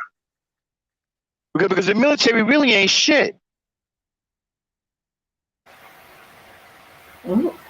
You see, they got y'all spooked. Us military, we know better. Ain't nobody worried about them, but y'all. They ain't even got shit. They ain't got hardly no damn Air Force. They can't move their troops no fucking where. Because their fucking military, their fucking Navy is trash, okay? So they can't really move their troops anywhere. So I really don't even know why they even involved in this shit. They need an ally like Russia, but I don't think Russia's going to ally with them. I think Russia's going to turn on them. They're going to turn on them. I don't think Russia want no smoke with us. What do you want to fight us for? Because it's going to cost you damn near everything to fight us. It's going to cost us too. But why do that? And leave yourself vulnerable.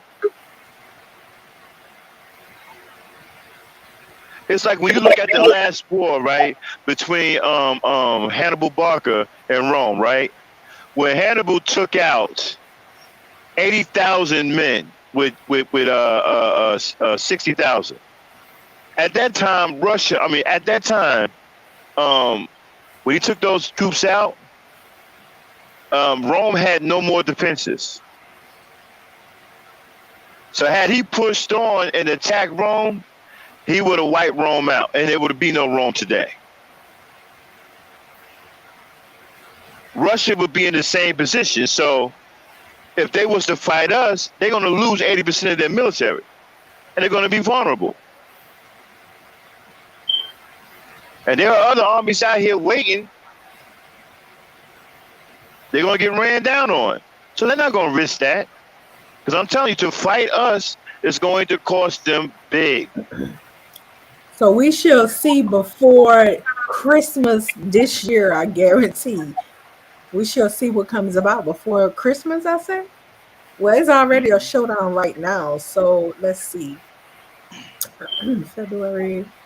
No, it ain't really nothing going on. It's just Russia taking back something that used to belong to them. That's all. Of course, when the Soviet Union broke up, the Ukraine declared its independence and all this other shit.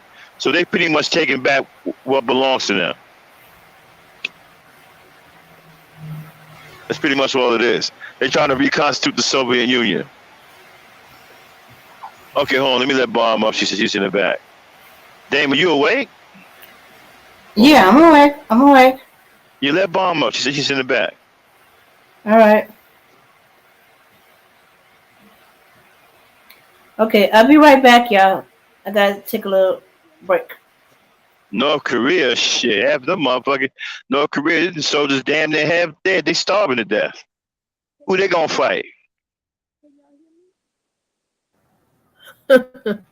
Hey, bomb. They Yeah, they starving to half death. dead. Yeah, they starving to death over there. Who the hell they gonna fight? Fuck out of here. And then if they tried to move on somebody, South Korea gonna attack them. Look, y'all been watching too many military movies. That shit don't work like that in real life. And NATO, I'm telling you right now, NATO is a force to be reckoned with. Okay? It matters whose side they're on. Oh, now come on, Max. You know the pandemic movies, and we did have an outbreak of the pandemic. I It know worked that's got just y'all like the spooked. movies. I know y'all get I know they got y'all spooked like a mug, man. Talking about cyber attacks and fucking EPM bombs and shit. You really think that they're gonna? You really think they're gonna drop an EP, an EP in the middle of America and shut almost everything down? That ain't gonna work. An I do EMP. think it's possible that they could shut everything. I'm sorry, I had ice in my mouth. I think it's possible they could shut everything down by cyber attacking. Yes. That's possible in the movies, not in real life. Ain't nobody gonna be a sitting duck like that.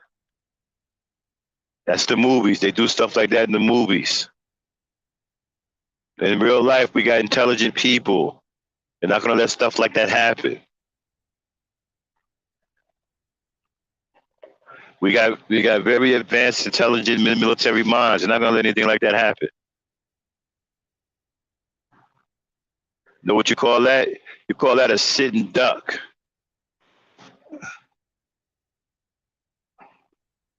In the movies, you see all these wild things happen.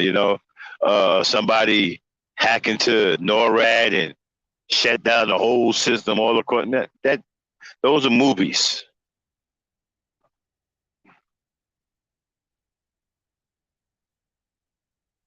Trump said he saved 40 million lives by shaking Kim Jong Un's hand. He is ready to wipe South Korea off the maps. He is so much stronger than South Korea. I could just get one guy to try to ace this. Man, let me tell you something. If he even tried to even sneeze on South Korea, he'll be gone in a couple of days, bro.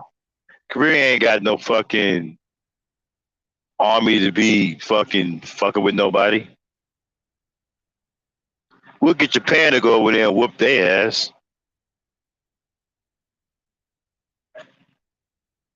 They ain't got no real But you military should to have be messing stayed with in the nobody. military. Why did you come out? Cause I'm older now. Oh, okay. I'm older now, and I wasn't trying to be no company lapdog. Oh, okay. Man, trust Sounds me, ain't like nobody you worried love about it. ain't nobody worried about career, man. They ain't even got, like I said, half the damn city, they dying for starvation. He can't even feed his military, so how they gonna fight? Can't even feed his military. They over there sitting in darkness half the damn time. They ain't got no lights because he using all of the damn resources to build bombs. So the people over there starving to death, and the damn military is weak. So who they gonna fight? And then who? And then check this out. What makes you think we're gonna let that lunatic launch a nuclear bomb?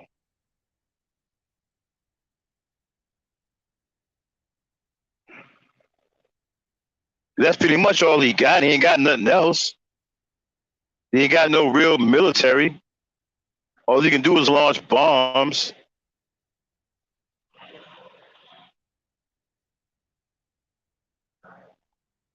And then the nuclear bombs that he got, not really top notch in technology because they behind in technology.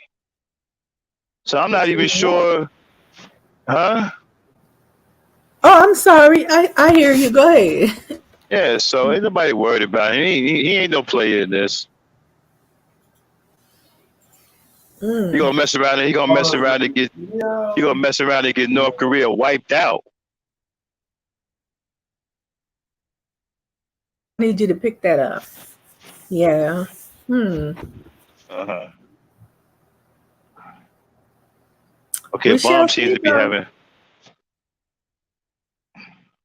Hold on 1 second. Hold on. Okay, no, she ain't back. She said she was on the panel. But I guess her mic was messed up. Yeah, so now, yeah, so ain't nobody worried about them. I don't think nothing's gonna happen anyway. Not with us. If Maybe war with breaks, somebody else. it would definitely affect our economy. That's for sure. Well, okay. Give me some examples of that. Like We affect our economy in what way? this country is highly reliant upon China for everything. So Okay. So you're let's not gonna be able to really do anything because you're okay. So gonna. let's Mhm. all right. So let's unpack that. Right. What are some of the things that you see are made in China?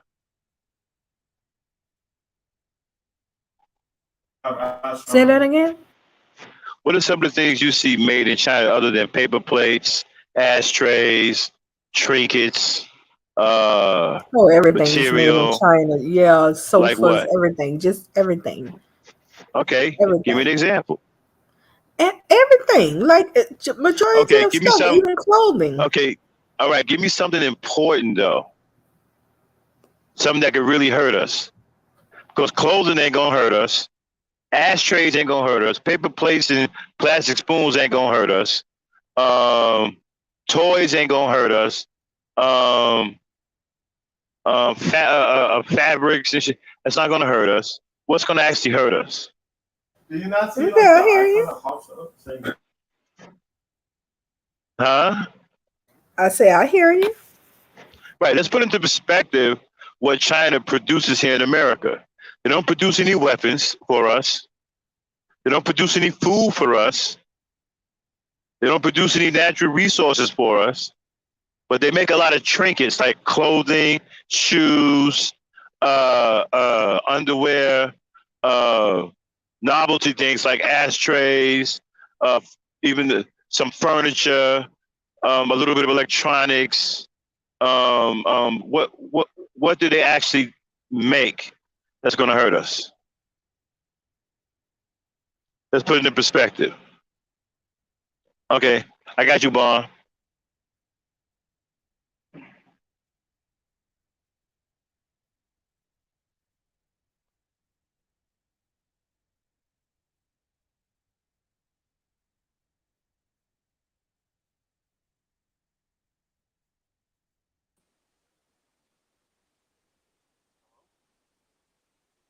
Okay, she should be coming on the stream now. There she go. Okay, Bon, there you go.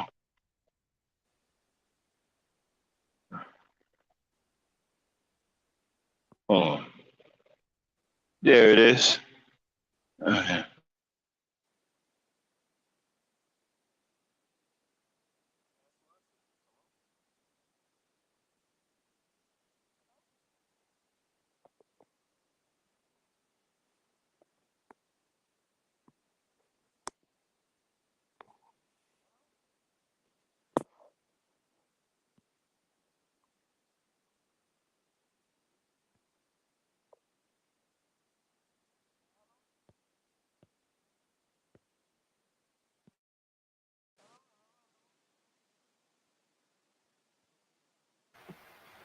Sorry about that, y'all. I went to take a little break. Okay, Boom, you're muted. Okay, let me see. Let me see. I can't unmute you, Boom. Okay, you're gonna have to hit the three dots by your name, or you're gonna have to unmute yourself. Okay, because it will not let me unmute you. Let's see. Okay.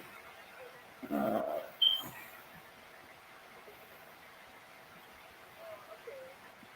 Okay. All right, Bomb. Say something now. Uh-oh.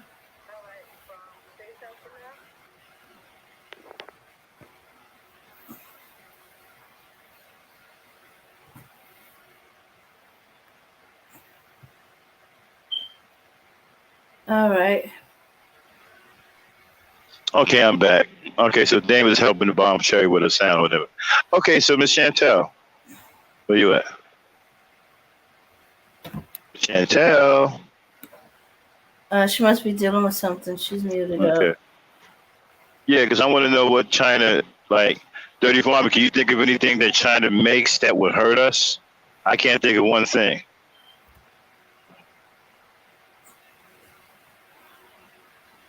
Third toys and toys.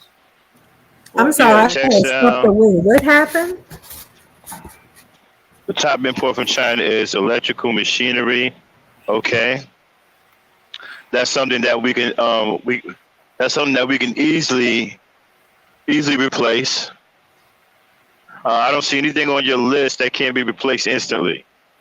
Toys, okay, toys ain't gonna do nothing to us. Sports furniture, that ain't gonna do nothing to us. Textiles, that ain't gonna do nothing to us. So the only thing that would even be worth our attention is electrical machinery, and we can easily take care of that. So they don't have nothing that they produce that we can't go without or we can't produce ourselves. So if they was to get cut off, trust me, we'd be fine. And anyway, there ain't even many of that Chinese people now working in the manufacturing plants. They're all Mexican now. So technically, China physically isn't even producing anything else in this, in the U.S. It's the Mexicans who are producing it, but they still got the made in China tag because the manufacturing plants are still, I think, controlled by the Chinese. So we ain't even got to worry about. As a matter of fact, if we was to cut off things with China, we wouldn't even have to worry about the manufacturing stopping because the manufacturing plants are all filled with Mexicans anyway. So we still going to get manufacturing production, even if China was cut off. So I don't see nothing that's going to hurt us. Exactly. So I don't see nothing that they're going to do. If we used to cut them off, nothing.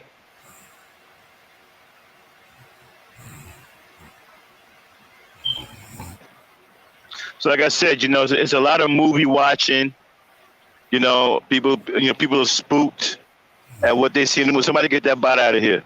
People are spooked at what they see in the movies. See, that's the beginning. That's all they box.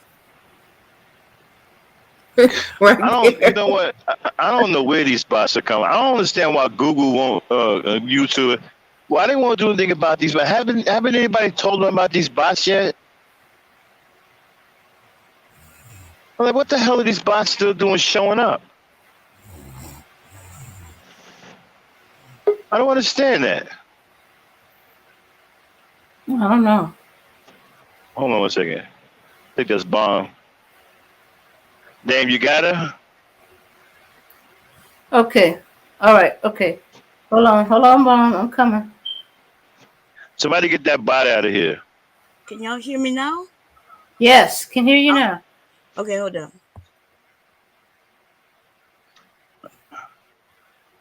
I can't hear her. Okay. Okay, hold on. Okay, let's see her. Give me a second. There she go. Okay. Okay, hold on. You got it? Yeah. Come on, Mister. Come on. What's up, Stoic?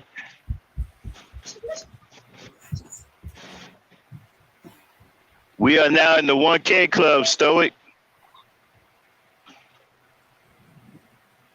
All right, can you hear me? Yeah. All right, so I just came up to kind of echo a lot of what I think is Black Knight was saying, like military wise. Who is that? I think that's Bomb's husband. It is. Oh, okay. Oh, okay. How you doing, bro? I'm What's all going right. on? Yeah, I was about to say, see that hack. Yeah, I'm like, what the hell? Yeah, he's more Oh, okay. up on what's going on military than. Yeah, man. You know they've been watching too many military movies, bro. Yeah. Been watching them, yeah. And then somebody in the chat, I think his name was Dirty Varmint. Yeah, we were talking, but it was like he was saying, you said it earlier, like he said, like if something went down, China would convert everything manufacturing to make weapons. And my counter was like, what weapons? Exactly. Right? What weapons? Like, yeah, like China and Russia's basic military philosophy is that they're going to kill you with numbers or just wear you down with numbers. So, like, toe to toe, neither one of them wants to go toe to toe with us. Nope. Right? They don't. And we specialize in weaponry that can eradicate numbers quickly. Right. And that's the thing, like two different philosophies. So like for to take Russia, for example, right? And I don't know when you were in, but I was in during the Cold War. So I was in 89. Okay, I was 84 to 94. Oh, right? okay. So like to say like the Cold War philosophy would basically be Russia's downfall, right? That they're just going to overrun you with numbers and try and wear you down. And that's going to work with countries in Europe. It won't work with us. No, right? It won't. We've been building to say, hey, look, yeah. And then like he was saying, like Afghanistan was a joke or we got dog walked out of Afghanistan. That was because nobody wanted that mission completed. There's no money in winning a war. The money's in fighting the war. That's right. Like if they wanted to, and like I told them, if you really wanted to see how we can be, go look at your storm. You don't want us to be to really show our true colors because then everybody will think that we're murderers. Yeah, it's like, hey, look, if we don't want to, we don't have to occupy your country. We can just we can bomb this thing into the Stone Age and make it a parking lot. Yep. We ain't even got to go nowhere near you. Yeah. Now, and then back to like you were saying, like the Chinese Navy versus ours. Come on now. Miss shitty ass Navy, bro. Right. They can't even move troops. Where they gonna move troops to? Exactly. And then I think they can't even move the troops around. Was it Miss Chantel that was worried about an invasion here? Nah. Okay. Yeah. Well, no. I say it's possible. No. Basically, it's impossible, and here's why. First off, we are so isolated from any other country between two oceans that we would see them coming way before they even got here. Way. Right? Yeah. Second, no other military on the planet is built to travel like the U.S. military. That's right. Right? If we decided we wanted to be in your backyard tomorrow, we'd be there. Right? The rest of these countries would have to spend months, if not years, staging to make that move. Right? And our military. But now check this out, right? Yeah, go ahead. So we got a powerhouse Navy and a powerhouse Air Force. Right. And then that's what I was asking Dirty Dirty Varmint. What is the king of combat? Air power, right? That's right. So let's just pretend that China built like 5,000, he said J-35 jets, right? Do they have fighter pilots for every one of them jets? No. Right? You're back to that same philosophy. We're just gonna wear you down with numbers, right? We have pilots that have been training for years. They will knock down 8 or 10 planes before they even take a hit. Imagine them trying to deal with an F-17, a stealth. Exactly. Yeah, the new ones. Let's go at old school. Imagine them trying to deal with an F-14.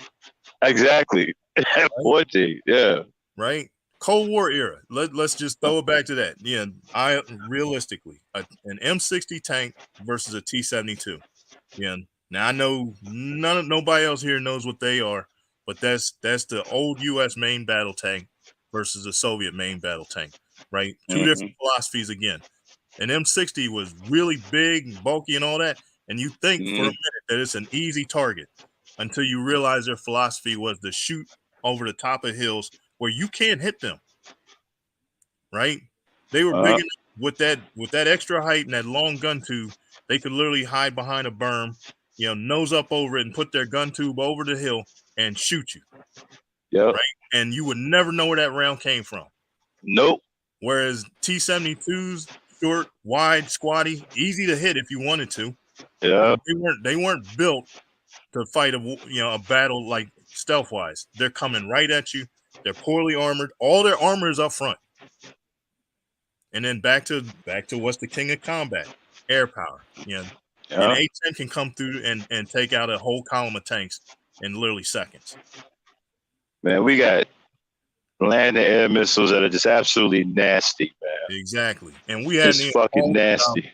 And we haven't even discussed like modern stuff like drones. Yeah, exactly. Find a drone right now that can land in the Kremlin if we wanted to. Yep. So that's toe to toe. But even if I think about it, we got miniature weaponry, right? That can blow the fuck out of shit for like 16, 70 mile radiuses and shit. Just blow the fuck out of shit. But what about a cyber attack? It can like really close a lot of. It can shut a lot of things down. And that's the movies. And I'll tell you what. I mean, I'll play along with this one, right? Because it's the show. Now, hold on, Black Knight. Let me play along with this one, right? Okay. Like, this is where this comes from, right? Everybody saw what we did in Desert Storm, right? Yeah. Nobody, not one country on this planet, thinks that they can go toe to toe to us after Desert Storm. Sure, some of them might have a little confidence after Afghanistan, but we're back to the same thing. If we really wanted this country, we would have taken it, right? Yeah. So then they started thinking of other ways to try and beat us. So now here comes this, like to say with Miss Chantel, cyber attacks. All right. Yeah, you may get a couple, right? But let's just say that you did. Worst case is our defense grid went down and we were vulnerable to an invasion. You know what's going to stop them then? Or what's going to give them pause? We're the most heavily armed citizenship on the planet. What makes you think for 1 minute that China's invasion is going to walk in downtown Los Angeles and a bunch of gangbangers are just going to sit back and let them do it? Yeah, and that's just them. I'm not even talking about the crazy white cats sitting out in the woods, because I made that argument before when cats will say, like, well, there's a civil war coming. And this dude, are you serious? While you cats are sitting out in the woods shooting that paper, there's brothers in the inner city shooting at each other. They had no qualms with shooting y'all's happy-go-lucky asses. It'll be worse than Vietnam. Right. And they won't even know where it's coming because, they won't be able to defend against it. And then here's another thing too, right? Those cyber attacks, they work in the movies. Okay, America's not that dumb. But that's why I said I'll play along with it. Because now we're back to that, right? Even if it did work for them to occupy here, let's just say it came from the West Coast. The first thing you need to occupy a territory is a deep water port. So let's just take the West Coast, for example. You got San Diego, Los Angeles, I believe San Francisco, and Seattle. If you go look at a map, I'll be right back, y'all. All those ports are well protected by military installations. So you can't just roll in there and take it. So now what you gonna do?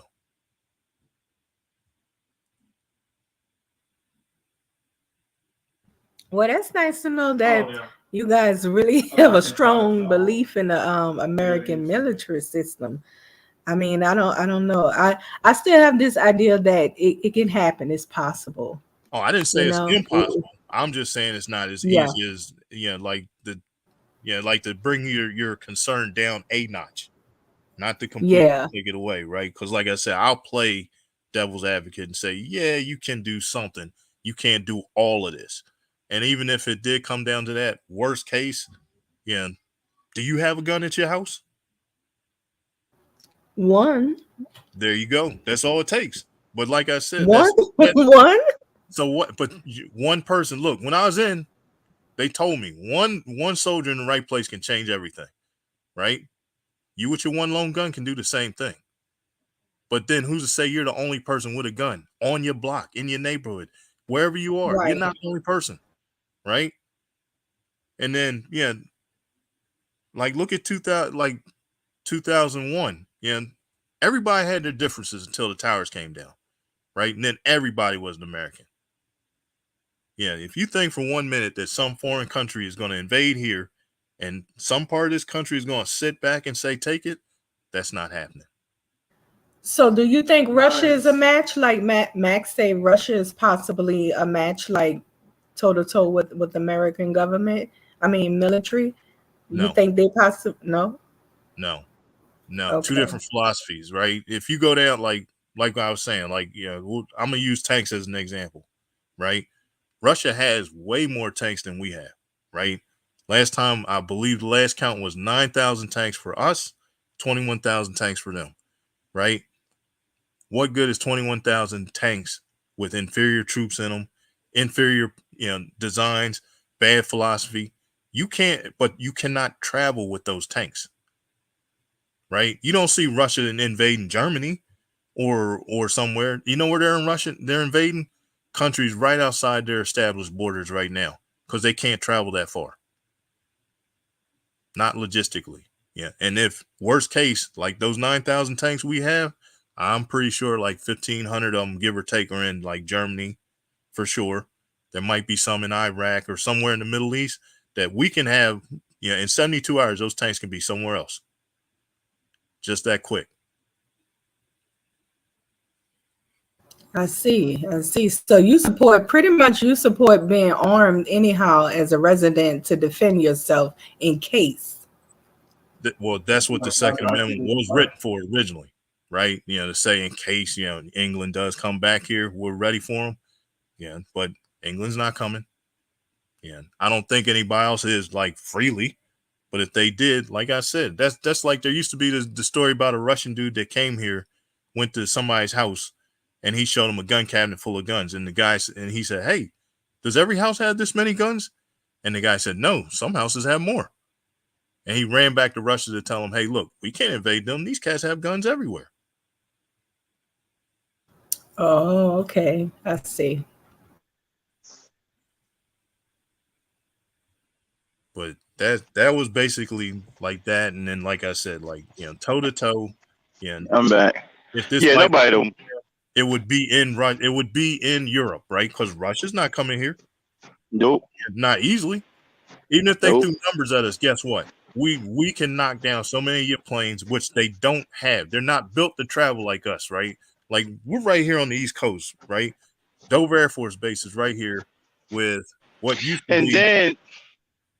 But then nobody got anything that can deal with an F-18. Russia can't deal with no F-18. China can't deal with no F-18. Can't nobody deal with the 18s. We also got 16s, 15s. The 15s, the Striker, Eagle, and the Eagle, right? Russia can't deal with those either. The 15 travels. I think the 15 is what breaks 2.25 over 2 Machs. Yeah, I think it is Mach 2. Yeah, it's fucking Mach 2. Fuck out of here, man. But we'll kill. You're back to the same argument, though, right? Like, I mean, what other country? Because I don't even think Russia has, like Miss Chantel. If you know what an ace is, an ace is a pilot that shot down like 5 fighters, 5 enemy planes. Yeah, we have right now, we still have a handful of aces. That was the reason going on, right? We have a ton of aces, right? Just because our Air Force is fighting inferior Air Forces all the time. Yeah. Right? Yeah. Russia didn't want any part of that. Yeah. You don't see what was it? Palin said, I can see Russia from my house. Right. Which meant that, Russia and Alaska are right there. There's like at least 3 Air Force bases in Alaska right now. You don't see no Russians actually flying in the U.S. airspace like they do over in Europe because they know they will get their feelings hurt if they come over here. We're not cats just learning how to fly like planes with propellers, right? These cats will knock you out the sky. We wouldn't even fuck around. We wouldn't even send our best at Russia, man. We can send, like I said, you can send some 15s at Russia. You know what I'm saying? You can send some 15s and pretty much dog walking with some 15s. because they ain't got nothing faster than the F-15. They ain't got a MiG ain't ain't no match for a 15. And then toe to toe, pilot to pilot. They don't want. And look, I'm Army, right? I'm gonna give the Navy credit right now on this. There's probably no pilot on the planet that wants to go up against a Navy pilot, because Navy pilots they land on aircraft carriers in the middle of the night in an ocean with 6-foot waves and whatnot, right? These cats are trembling in fear at the prospect of just that. And check this out. Our helicopter pilots ain't no joke either. They do pretty much the same thing. You know, land on moving ships and stuff. Yeah. But that's back to the basic philosophy, right? Like, you know, we were in almost the same time. So if you remember, like the Hind helicopter, and I forgot the other, they were basically flying tanks, right? Pretty much. The Harriet. Easy to shoot down if you had the stuff to hit them, right? Because, you know, you can't just hit them with like rifle fire. That's not going to hurt them. Yeah, that'll hurt our pilot or our helicopters because they're smaller, lighter, and quicker. But they're meant for the same thing, like fly nap of the earth, like right over the treetops, and then pop up over a hill, launch a Hellfire missile at you, and disappear before this thing even cleared the tube. Right? What even happened? Whereas like a Hind is this big, heavy-ass helicopter you can hear 20 minutes before it gets there. And when it shows up, it's going to sit right there in your face and empty, fire. Blow you to fucking hell. Right. Right, but it's like, hey, look, but if this dude is that distracted, launching missiles and shit at you, you can easily take him out broadside. I look, you try to tell them, man. They think that we punks, man. Like we said, I'm telling y'all, man. When we went to Desert Storm, when we was done with Desert Storm, the world was calling us bullies and shit. It was like, oh, America think they're bullies now because they won the war so quickly and so effectively and so decidedly. Hey, y'all wanted us to show a little muscle, so we showed a little muscle. And now you're calling us bullies. I'm trying to tell y'all, man, no, they don't want that smoke. They don't. Look, and then this other thing with Afghanistan. Like I said, if we really wanted to win this war, we could have. All they did was roll out some new weapons to try out while they were there. Like I said, you don't see nobody in the military or ex-military worried about none of this shit. We're sitting back, relaxing. We know what's not going to happen. Okay? Ain't nobody going to attack. Ain't nobody bad enough to come over here and launch a goddamn thing. And then another thing, Miss Chantel, Russia has a military parade every year called May Day, right? Where they show off everything they have. And they had no qualms showing you what they have, what they're working on, the whole nine during May Day. You don't see us flinching? Nope. Wow. Nope. And we ain't even, check this out, we ain't even got to the Navy yet.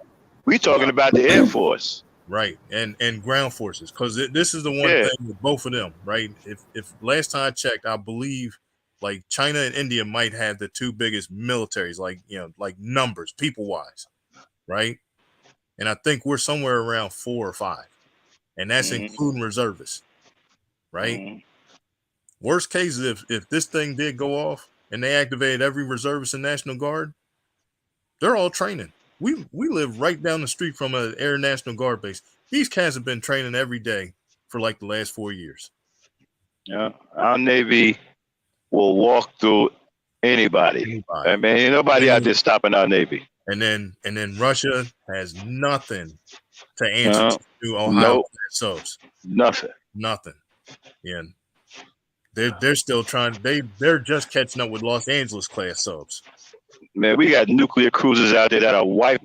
I have no idea. Yep. I have no idea, man. We are a lethal. Trust me, Russia don't want it with us. We have more aircraft carriers than the rest of the world combined. Yeah.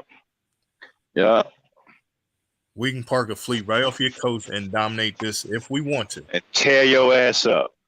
And you'll never reach and check this out, you'll never reach the aircraft carrier. You'll never reach it. No. Oh.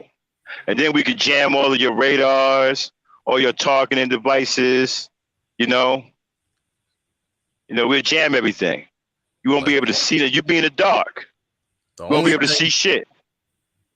The only ship Russia has more of than we do is frigates. And that's Yeah. because they started building them first because that's where they started shifting their philosophy naval wise. It was like, look, we don't really need no big heavy ass battleship because where are we going? Oh, yeah, they're not patrolling the Mediterranean because the U.S. is. So they're up in the Baltic, and it's like, man, you can keep that. I remember when America built the USS Bunker Hill, the Aegis cruiser. They had that jamming radar on it. Mm-hmm. Okay, I remember they turned that shit on and fucked up Russia's communications and shit. And started complaining, and they had them turn that shit off. That's when I was over in Japan, down in I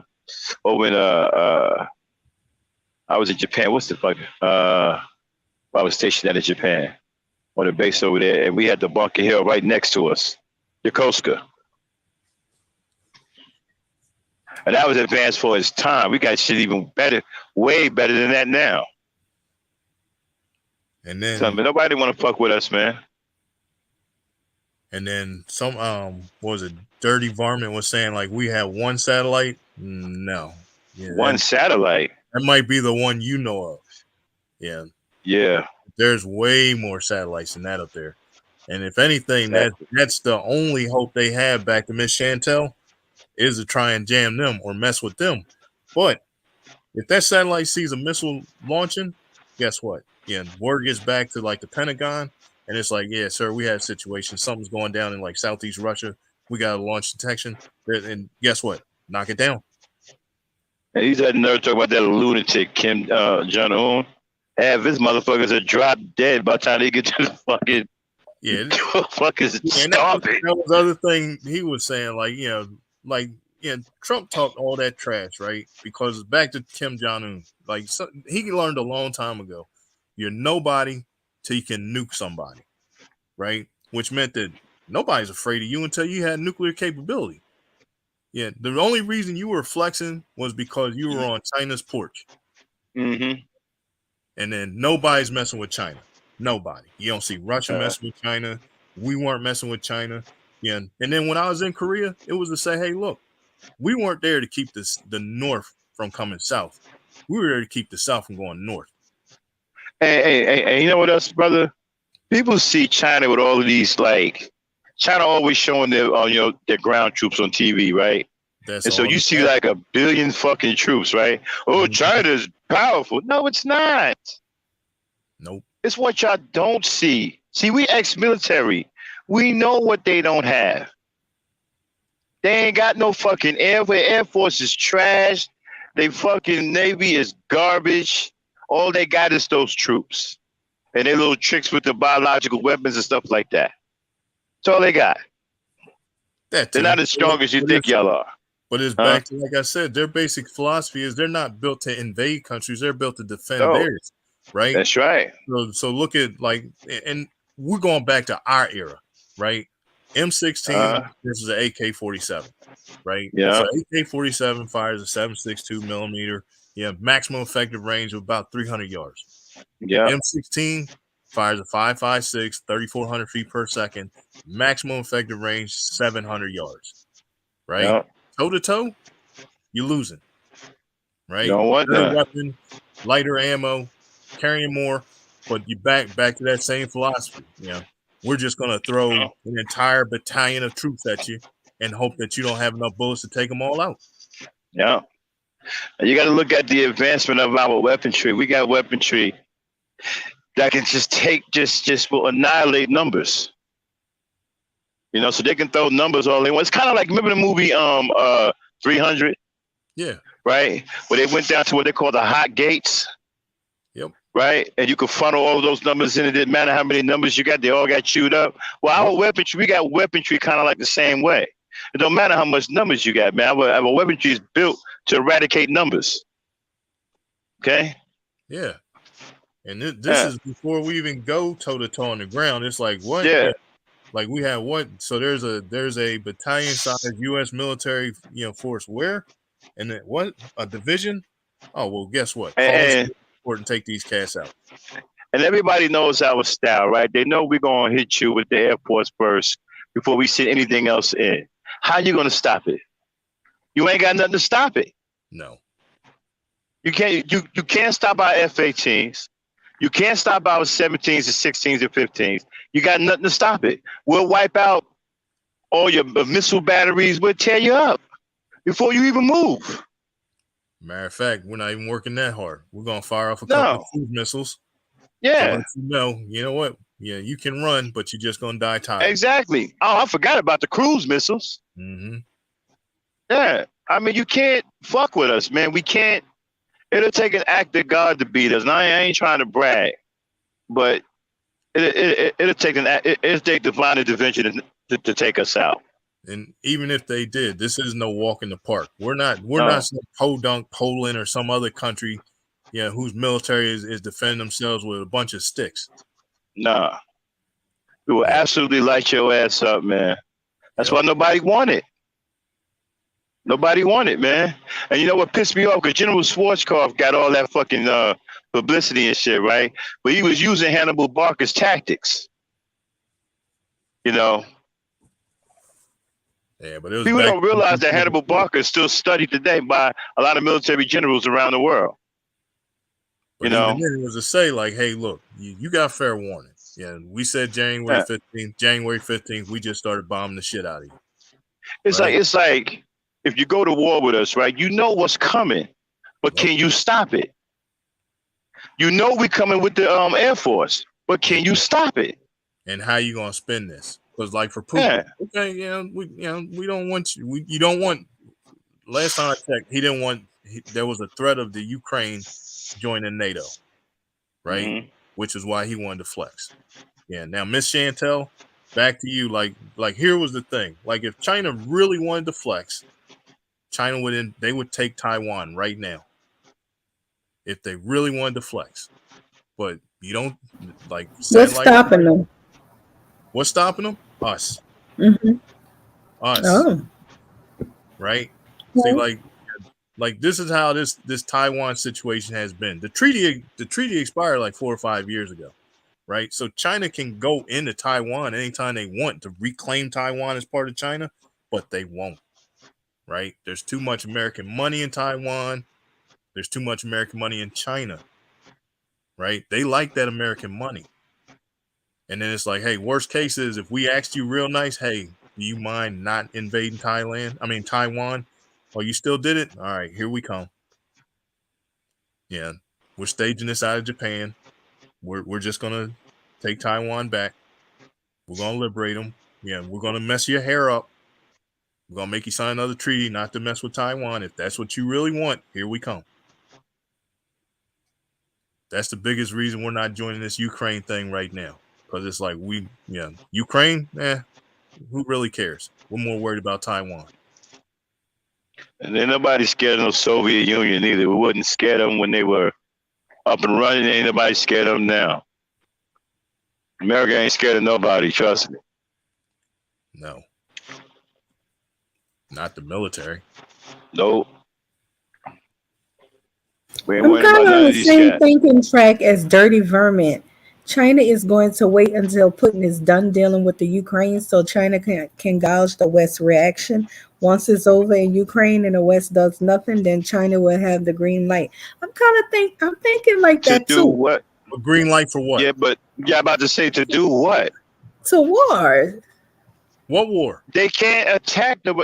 No. What war? I mean, see, I can't see the chat right now, so I have to go off the air. But what war is China trying to start? They don't want to take Taiwan back, and then if America continues to be that bully, they're gonna deal with them as a force, Russia and China together. But sadly, that fight is gonna be in their backyard. Let me tell you something, man. You got taken. You got taken over by Japan once. You don't want to. But you don't. I mean, that fight is going to be in China, and they may think they're ready for that. Yeah, like we said, like they have like literally, like 20 million troops. But we're back to the same thing, man. We're going to launch so many missiles and airstrikes on you before we set foot there. You're going to be softened up, and we're going to make a couple of hits just to prove our point. And let me tell you something. Like I said, if this thing did go to a world war, China is in the worst position. You know, they don't have their strongest point is troops. Their troops can get wiped out easily. We got too much high power weaponry out here for those troops. Ain't nobody gonna get on the ground and tussle with them. But now, now I do remember this one from was it Dirty Varmint. I was the one typing in the chats under my wife's name, right? So he said we. What's your name, by the way, brother? My name is Mark. Okay, but Mark. He said we pulled out of Afghanistan because Trump said we ran out of ammo, right? I'm ex-Navy, Mark. Who are you? Ex-Army. Army. Okay, cool. All right. Now, dirty varmint. Like I said in the comments in the chat, no, the military didn't run out of ammo. They never ran out of ammo, right? Yeah. If that was the case, why were they still lighting up the countryside?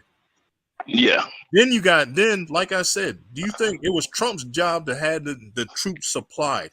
Do you really think for 1 minute that he was going to admit that he wasn't on his job? No. They had ammo. Trump negotiated that deal, and I would have loved for him to win the election to see how he would have handled that. Yeah. That mess, he dropped that mess on Biden, and it came back to blow up in his face, in Biden's face, because we already agreed to leave. Yeah, and like we already established, we're bullies. So Biden could have said we'll leave and we're damn well ready. Right? Hey, hold on, hey, Dirty, go ahead and call in, man. Instead of typing all that stuff in the chat, join the conversation. Go ahead and call in. Hey, Dan, put the link in the chat with the call-in line so Dirty can call in. So he ain't got to type a book in the chat. You know what I'm saying? Come on and join the discussion, Dirty. I'll be right back, y'all. All right. But like I said, they didn't run out of ammo. Yeah. But now back to like a ground war. Yeah. If we're supposed to be afraid of China, how about this? Like most of the lead on the planet now comes from Australia. Right? So if we had an ammo shortage, China has an ammo shortage. But back to Dirty Varmint's comment about there being no ammo on the shelves for civilians. That's because right now, something that has been going on for like the last 30 years has just gotten exposed because of the virus. And here's what happens. I'm going to use Winchester ammo as an example because they have a contract with the Marines, right? So Winchester ammo diverts all of their production to fill their military contracts from October to April. So now what they did before that was they'd make a bunch of ammo during the summer for consumers.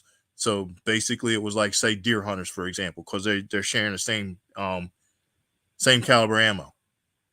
They make a ton of it, leave it out. So it's like a 6-month supply for like quote unquote consumers while they focused on their ammo for the military, which we'll just use round numbers and say it's like 1 billion rounds. Now, when COVID hit, people were running out and buying guns like they were going out of style. And what do you need with guns? Ammo. So now when those ammo manufacturers were diverting all their production to military contracts, there's no ammo on the shelf. And then when the less ammo on the shelf, the more people panicked and bought it. And then when they did release, because look at them. The hot rounds that never stayed on the shelf, all the same rounds the military used. 9mm, 5.56, right? Yeah. Reason there was no 357, no 380, no 38, they're all the same size as 9mm. So all of them are gone. But you know what will be on the shelf? All the odd size ammo, like 40 Smith & Wesson, 10mm. Technically 357 SIG, even though it was the same round, not a lot of people had the guns. So that was only ammo left on the shelf. There was never has been a shortage of shotgun rounds. Right? Because these cats can crank them out by the ton. So that was the argument. So these cats that'll sit on some live stream somewhere and tell you how, there's a shortage. There is no shortage. There's more people buying guns now that what has been there for years has now been exposed. Mm-hmm. They buying the hell out of ammo too, boy. Right. Ammo Now, sales is going through the roof. and I'm telling you this from experience. I mean, I used to sell guns and stuff, right? So I'm telling you that just like any of these daggone, mass shootings, when like I'm gonna pick on a company, so I'm gonna pick on Dick's.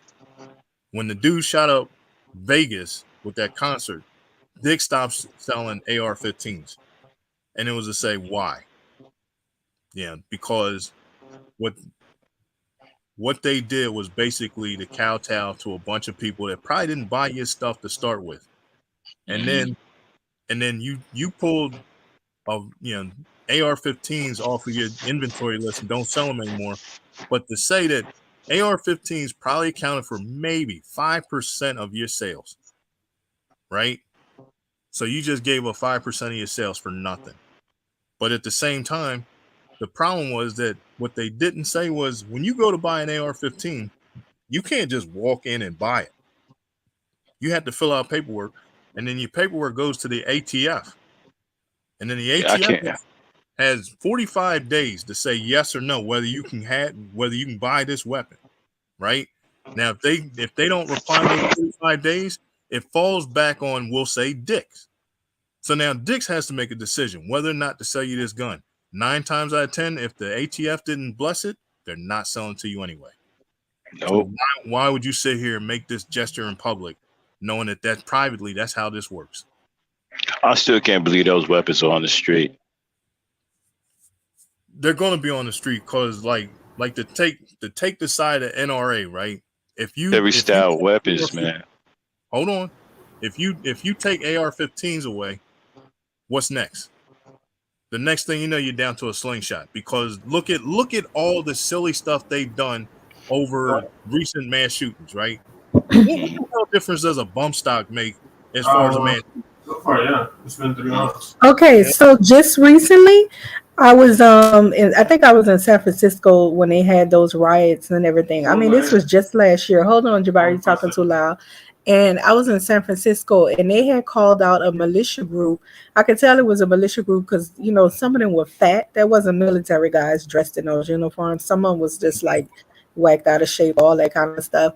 And they had weapons though that was seriously high tech. One of them had a weapon where you, like on TV, you point it and it'll, wherever he pointed, it'll blow it up. He had one of those. Really, I'm not kidding you. He had one of those. And I'm like, wow, that is some serious stuff on it. And Okay, you like see I where said, he militia pointed group. it? Wait a minute. He pointed it. Did he pull a trigger? No, I say if he would have pointed it towards like a building or a car, it's one of those weapons that are like blow it up. It wasn't no gun. It was one that you put on your shoulder, like one of them weapons. Oh, you mean blow like something up a with. bazooka? A bazooka Yeah, or something like something that? like that. Yeah, it was a high tech military type of rifle. It was not rifle, but weapon. It was Well, very we're not. high Well, tech. I wouldn't be surprised if we see people walking around with 203. So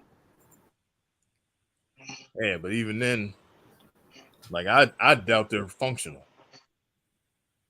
I mean, the grenade launcher. I mean, I don't see why not. You got AR-15s, people walking around with bazookas and shit. But see, that's back to ATF. See, there's class 1, class 2, class 3 firearms, right? So we're gonna say that that bazookas and grenade launchers. That category 4 or something like that. Class 4 or 5. Right. The higher you go, 203 is class 4, right? Yeah. So see, you're not just walking into like Joe's gun shop and buying that. No. And that's why I say I doubt they're functional. That is probably for show, right? Now, if you'd have said it was like, this big giant ass rifle that shot something into the next county, like a 50 cal. See, 50 cal is technically class 4 also, right? But you can get around it by buying a single shot, like a but not an automatic. But you can buy like one that's like at best semi-automatic or bolt action, right? Because you're not just going to spray a street with a 50 cal. I was watching a demonstration or a documentary or something like that. They got these 9mm, man, that you can put like these little small like Tommy gun clips on them. Yeah. like these little round clips, and they shoot like 100 rounds, full auto. Yeah, you can get man, there's 100-round drums for like Glock 19s, and Yeah, yeah, yeah. it's like it's almost like cars, like right, like you can take like you can find aftermarket stuff for the more popular models, right? So like Glock 19 fires a 9mm. So it's back to like I said with the ammo.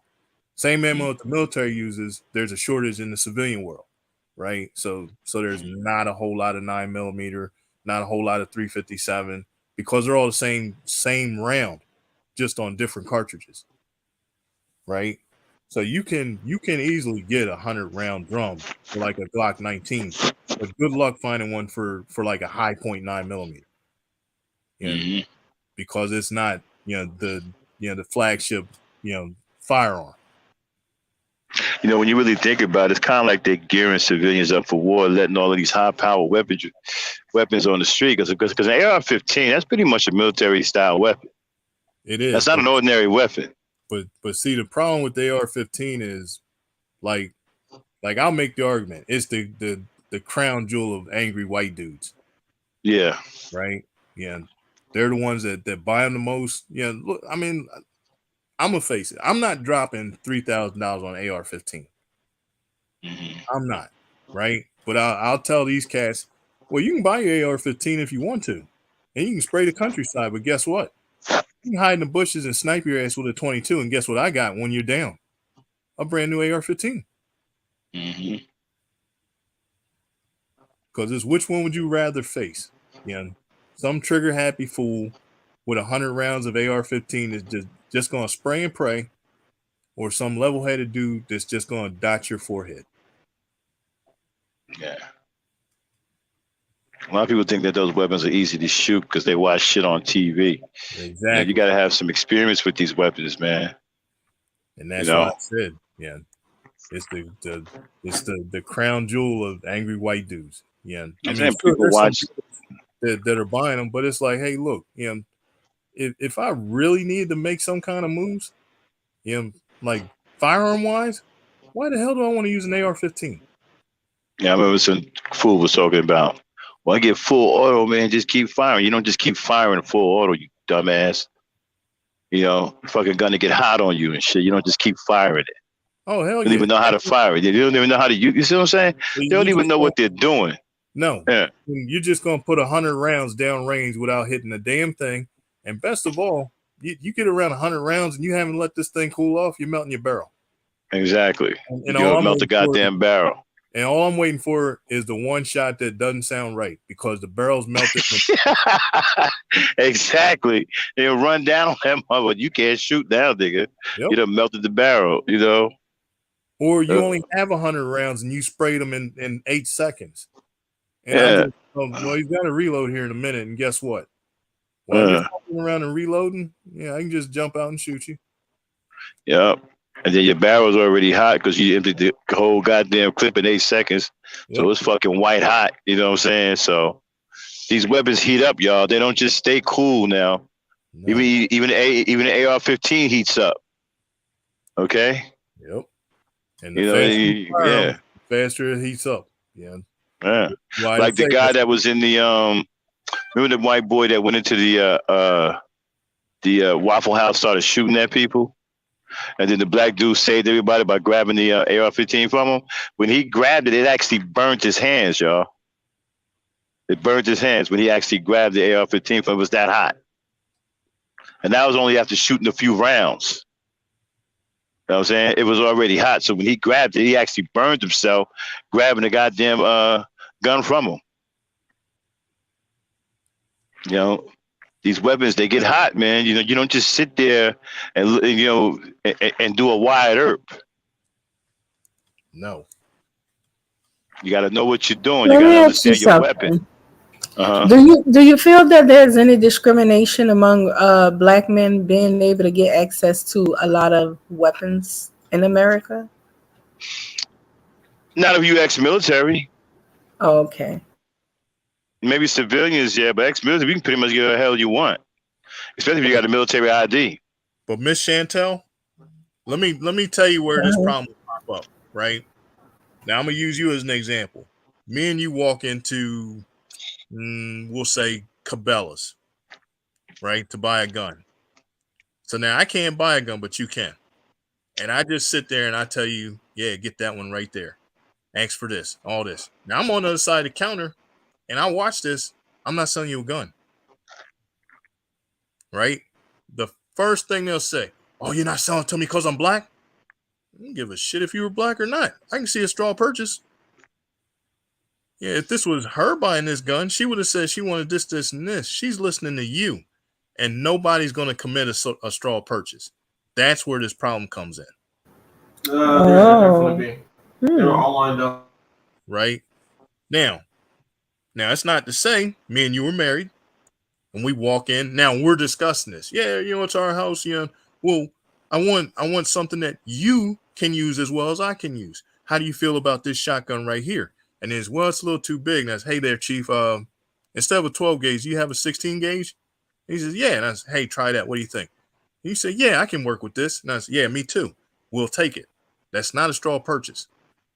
That's me and you discussing this, right? But when it's me sitting there telling you how, oh, I need that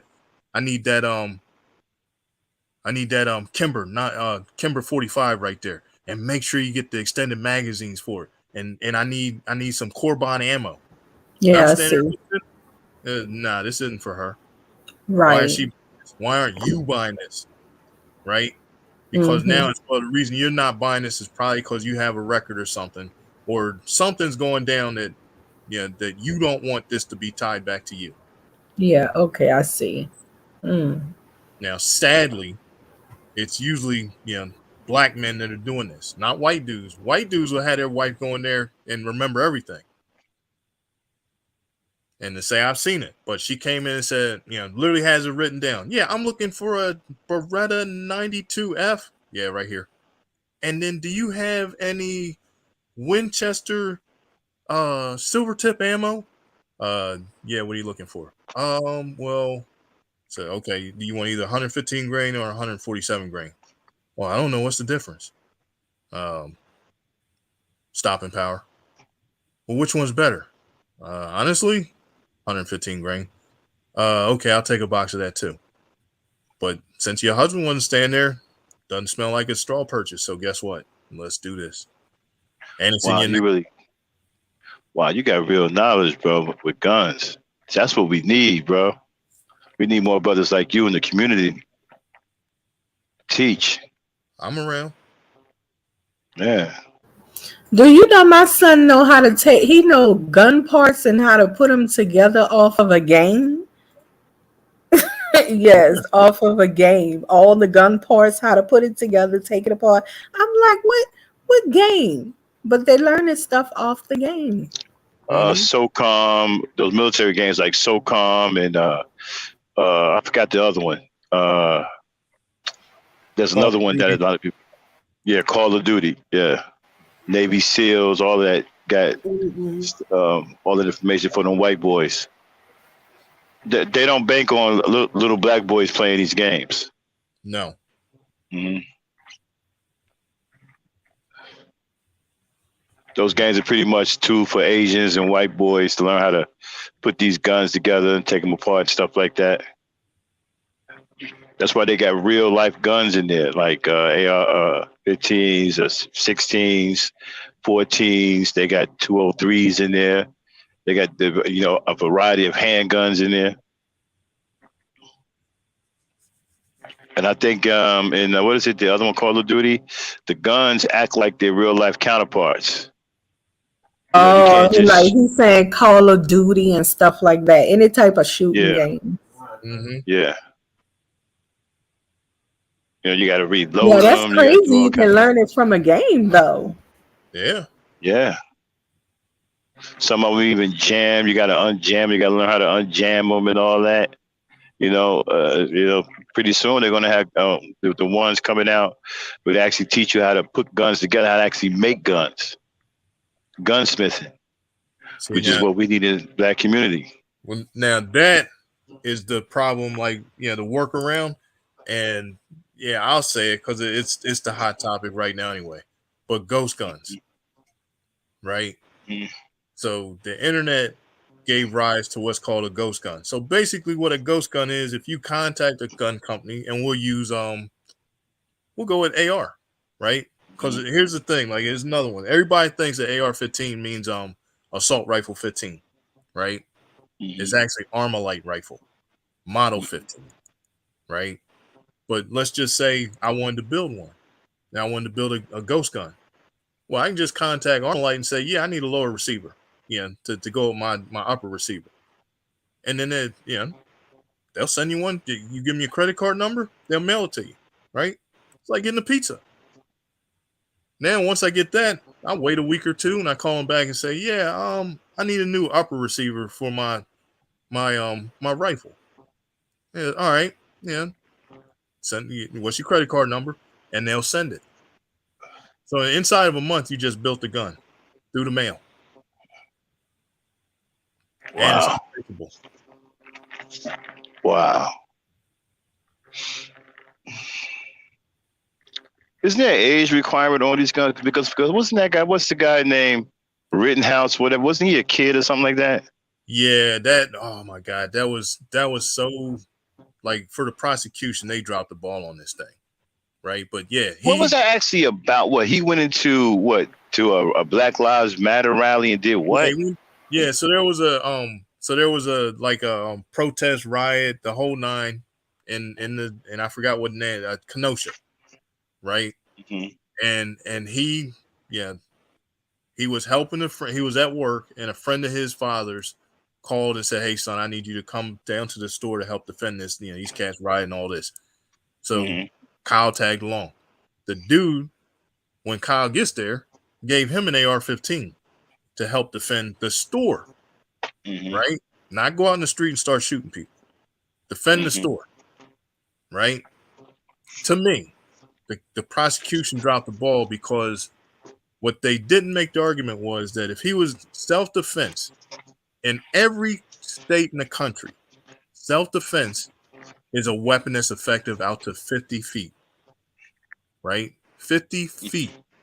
An AR-15 maximum effective range is 300 yards. That is not self-defense. That is an offensive weapon. You're not defending yourself with an offensive weapon. So what did they do? They let the state, work around the fact that at 18 he shouldn't have had the gun to start with, because if he were hunting, the gun would have been legal. They didn't make the argument that you can't defend yourself with an offensive weapon. Yeah, therein lies his. I don't know. He looked like he was not out there defending himself, but looking for trouble. Actually, right? Like I said, you see where this is going, though, right? How can you, if you were defending this store, then you should have been at that store, right? Not traipsing up and down the street shooting people, and then walk up to the police and get handed a bottle of water, right? But back to, like I said, you go look at your self-defense laws in whatever state you're in. I guarantee you, anything that's effective over 50 feet is not a defensive weapon. It's Kenosha, Wisconsin, right? Yeah, and I've been wondering about that, the part where he's not on his property, he's on somebody else's property defending. And he's not like he's a security guard or anything. Can that law even work with him? Or should it have been able to work with him? No. If he was doing, if he was at the store with the gun. Now, if he was at the store, see, now we're back to like this fine line. If you're at the store, you can make a defense argument. If you're in the store, right? Back to the same thing. Go look at your castle laws, right, for your state. Now, Delaware's castle laws are so messed up that his ass would have been in jail, right? But, Wisconsin's castle laws, I'm not sure. I know Missouri's castle laws because I was there for 6 years. And when that white couple for like the first Black Lives Matter stood out on their porch with their guns, I told cats they're going to jail. And they were, no, they're not. Because, dude, you clearly don't know, Missouri state law. As soon as that woman pointed that pistol at them people, that was assault. And guess what happened? They got locked up. And cats lost their minds over that shit. right? They were just defending themselves. No, they weren't. Yeah, if you go look at Missouri's castle laws, nobody set foot in their yard, which means that castle laws don't apply. However, assault does as soon as you point that weapon, defense or not. So they got arrested. And like I said, they lost their minds. But guess what? Yeah, once they learn the laws, those cats shut up. Yeah, yeah, he would have got locked up in Jersey too. Oh, New Jersey has done their police the biggest disservice ever. And I don't know how, even though I talk to a lot of them, that they're not storming the Capitol and telling them they need to fix this. So now here's the shocker. New Jersey banned hollow point ammo, right? But then turned around and issued bulletproof vests to all their police. So now here's the rub on this. Any bullet that can leave the barrel at over 1,300 feet per second will go through a bulletproof vest. Right? If you ban hollow points, guess what? All I can use is ball ammo. Now this ball ammo is going to go through the bulletproof vest on the police officer. So what good is the vest? Right? And then Not good at all. But look, if bulletproof vests were meant to stop hollow points, they just banned hollow points. Y'all gonna get lit up.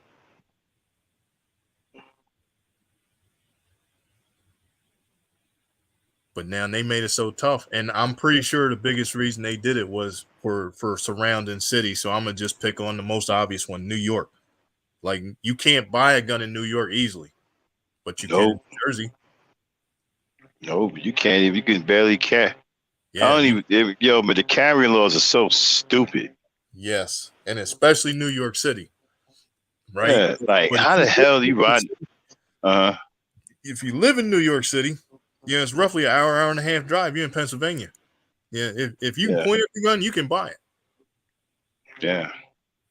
Right. The only difference in Pennsylvania is that if you buy a handgun, you have a 3-day waiting period. So now, if you live in New York, and you're worried about it, you can sweat these 3 days out, and then guess what? You got a gun registered in Pennsylvania. But we're still back to the original problem, like with Miss Chantel. If it's a straw purchase, it's not going to sell it to you. And then if you really, really wanted a gun in New York and you were willing to travel, you can come to Delaware or Virginia. And the only difference in Delaware is that we can't sell to New Jersey at all. You show a New Jersey license, can't sell it to you. Yeah, technically we can't sell it to New York City, address either. But guess what? Cats will work around that. If you really want it that bad, here's a tip. Go create a P.O. box.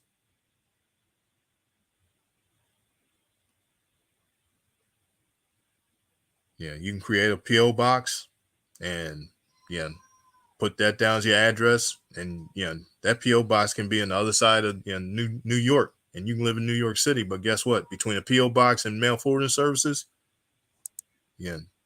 you don't live in New York anymore. And then you can walk in a Delaware shop, fill out the paperwork, and be done with it.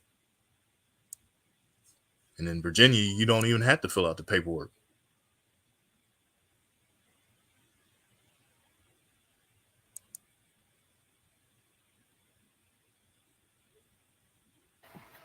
Well, that's some twisted, mixed up stuff. But how are people getting guns in New York and New Jersey? Most of them are is the illegal guns? Oh, most of them are illegal. I mean, now back to like in New York, for example, right? Because most states, I'm assuming both of y'all are women. I know Miss Chantel, it's in the name, so you have to be a woman. And then is it Dame Frankie? Yeah. So I'm guessing. So here's like whatever state you're in, it's easier for a woman to get a concealed carry license than it is a man. Right?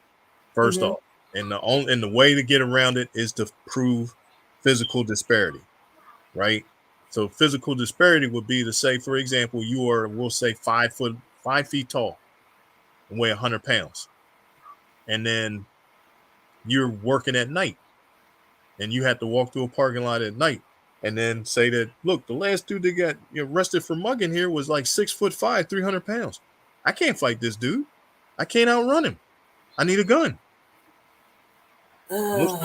Most states will give you a gun just by proving the physical disparity. Dang it.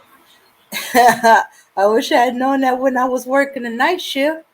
And shoots, we also had a serial rapist killer running through for a while. Shoots, we had the legal right not to stop as soon as the police come behind us. As long as we driving the speed limit, we can drive to the nearest lit up place with a lot of people. Yep. And then stop for the police. And they couldn't hold that against us because all this was going on. Yep. You still can now. As long as you're not trying to evade them, yeah. You can drive to like a 7-Eleven, but back to like the physical disparity. Mm-hmm. You want to hear an even quicker thing to throw in there that'll get you a concealed carry permit? There's a Walmart nearby. Oh yeah. Yeah.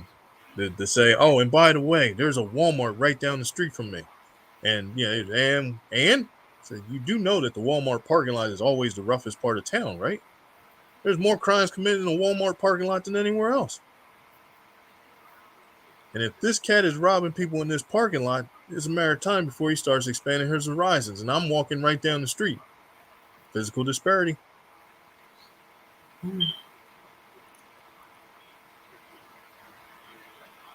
But it doesn't just have to be like that. Like I said, I mean, that's just obvious, that you're not, in theory, going to go toe-to-toe with a 300-pound man. Right? You need some kind of equalizer. But it can also go the other way. 70-year-old man is no match for a 20-year-old man. Mm-hmm. Yeah. So but any physical disparity. As long as you can prove it, usually greases the wheels on getting a concealed carry permit. Yeah. Unless it's like Missouri. Yeah. Missouri is one permit covers everything. Well, yeah, I think it was interesting. I used to wonder how my grandfather was able to get guns, and I didn't think about my grandfather was in the military. So was one of my uncles, his brother. I was like, how he was so easily able to get a gun? He would buy them, he would sell them. I was like, and he even got a gun for my mom. Right. Mm-hmm. Yeah, it was mostly pistols. Well, I guess they pistol. When they still had the barrel, like 5-bullet barrel. Yeah, revolvers. Revolvers. Yeah. Thank you. Mm-hmm. I get tired. I can't think.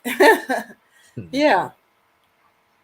In fact, he the one that taught her how to take it apart and put it together. That was her little hustle at one point.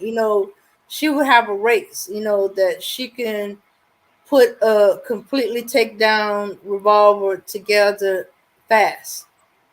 And she would win a bet that way when I was really young. Cause she would keep it apart all the time. Well, I'm a kid. I did. But I wasn't that curious about messing with any guns. I don't know if she put the fear of guns in me or what. So young that I don't even realize it. Because I've seen it together and in parks, and I never was that curious about it.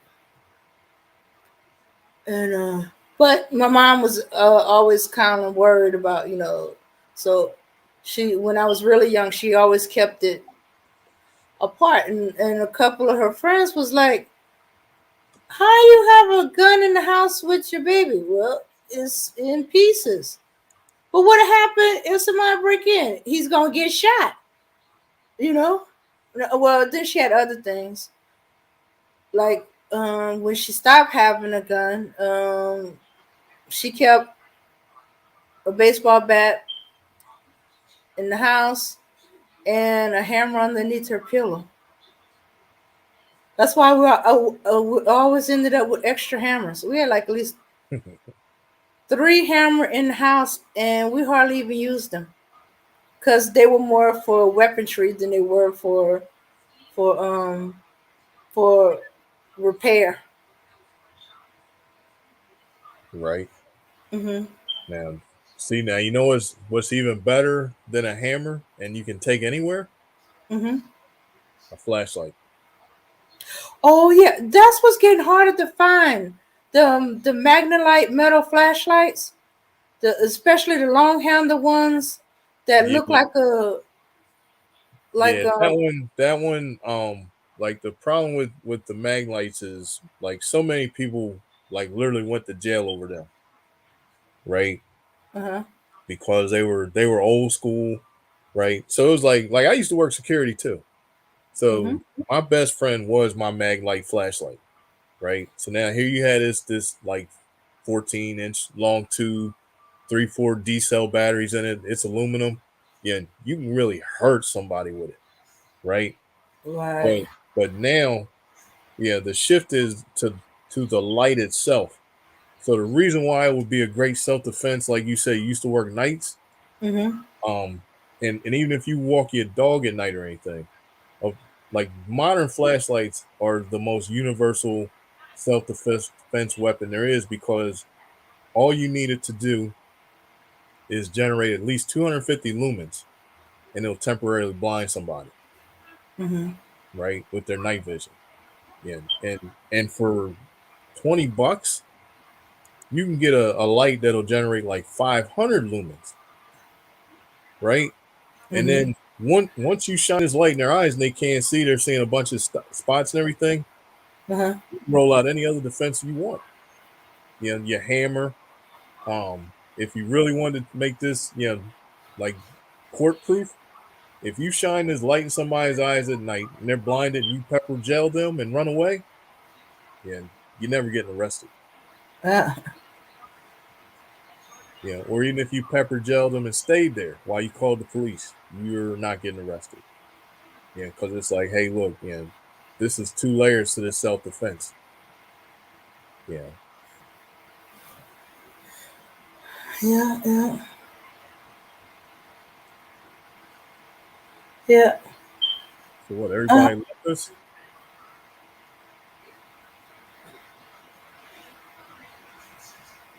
What they left us? okay. He kind of dropped him and Chantel. They dropped off. Mm-hmm. It Max is on the move, so it'll happen from time to time. I'll just give it a few minutes, see if it come back. Okay. But I never really learned how to handle pepper spray, and I used to carry pepper spray a lot. And Mm-hmm. then the moment when I stopped carrying pepper spray, that's when I started seeing all the results of pepper spray. And uh, uh, um, my mom was given some kind of stank perfume. Well, she said it was stank. I didn't care for it neither. That she didn't care for, Mm-hmm. but she would carry it all the time. She carried it for 2 reasons. It gave extra weight to her purse, and she would use this perfume. I don't know what was in it, but she said it was just good as pepper spray, and she could get charged because she wasn't using pepper spray. She was using what every woman has in her purse, perfume, and she was using it for defense. Because she had to do it one time with somebody that was obsessed with her, and she kept telling him no, and he wouldn't back away. And so he didn't pay any attention when she pulled out the bottle of perfume until she was spraying him in the eye. Sprayed him in the eye, hit him over the head, jumped in the car, and took off. And then he decided he's going to press charges. And the police kind of laughed it off, but they took it Mm-hmm. because one of our cousins by marriage was a police officer. He came to tell her about it and said, "Well, am I under arrest?" He said, "No, but you're being charged and you're going to have a court date. It said, I don't think you have anything to worry about. Because even in the report, it didn't seem like it was something that you could be charged over.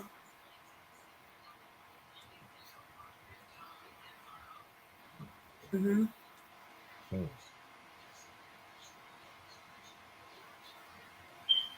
Oh.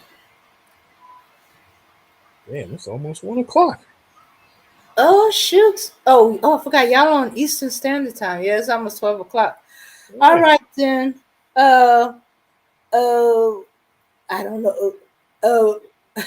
I just know you as Bomb Chair's husband. I don't know any name, but thanks for coming up and joining us in our conversation. I'm just gonna wrap it up and end it because I gotta get up in the morning.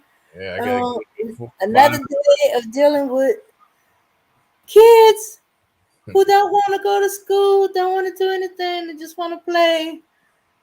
And then it's coming up it's Mardi Gras season, so I'm hoping that they'll behave and I could just pretend that they're doing work when I know they're just playing on them computers.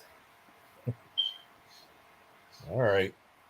All right. Yeah. You have a good night. Thanks You for too. all the information.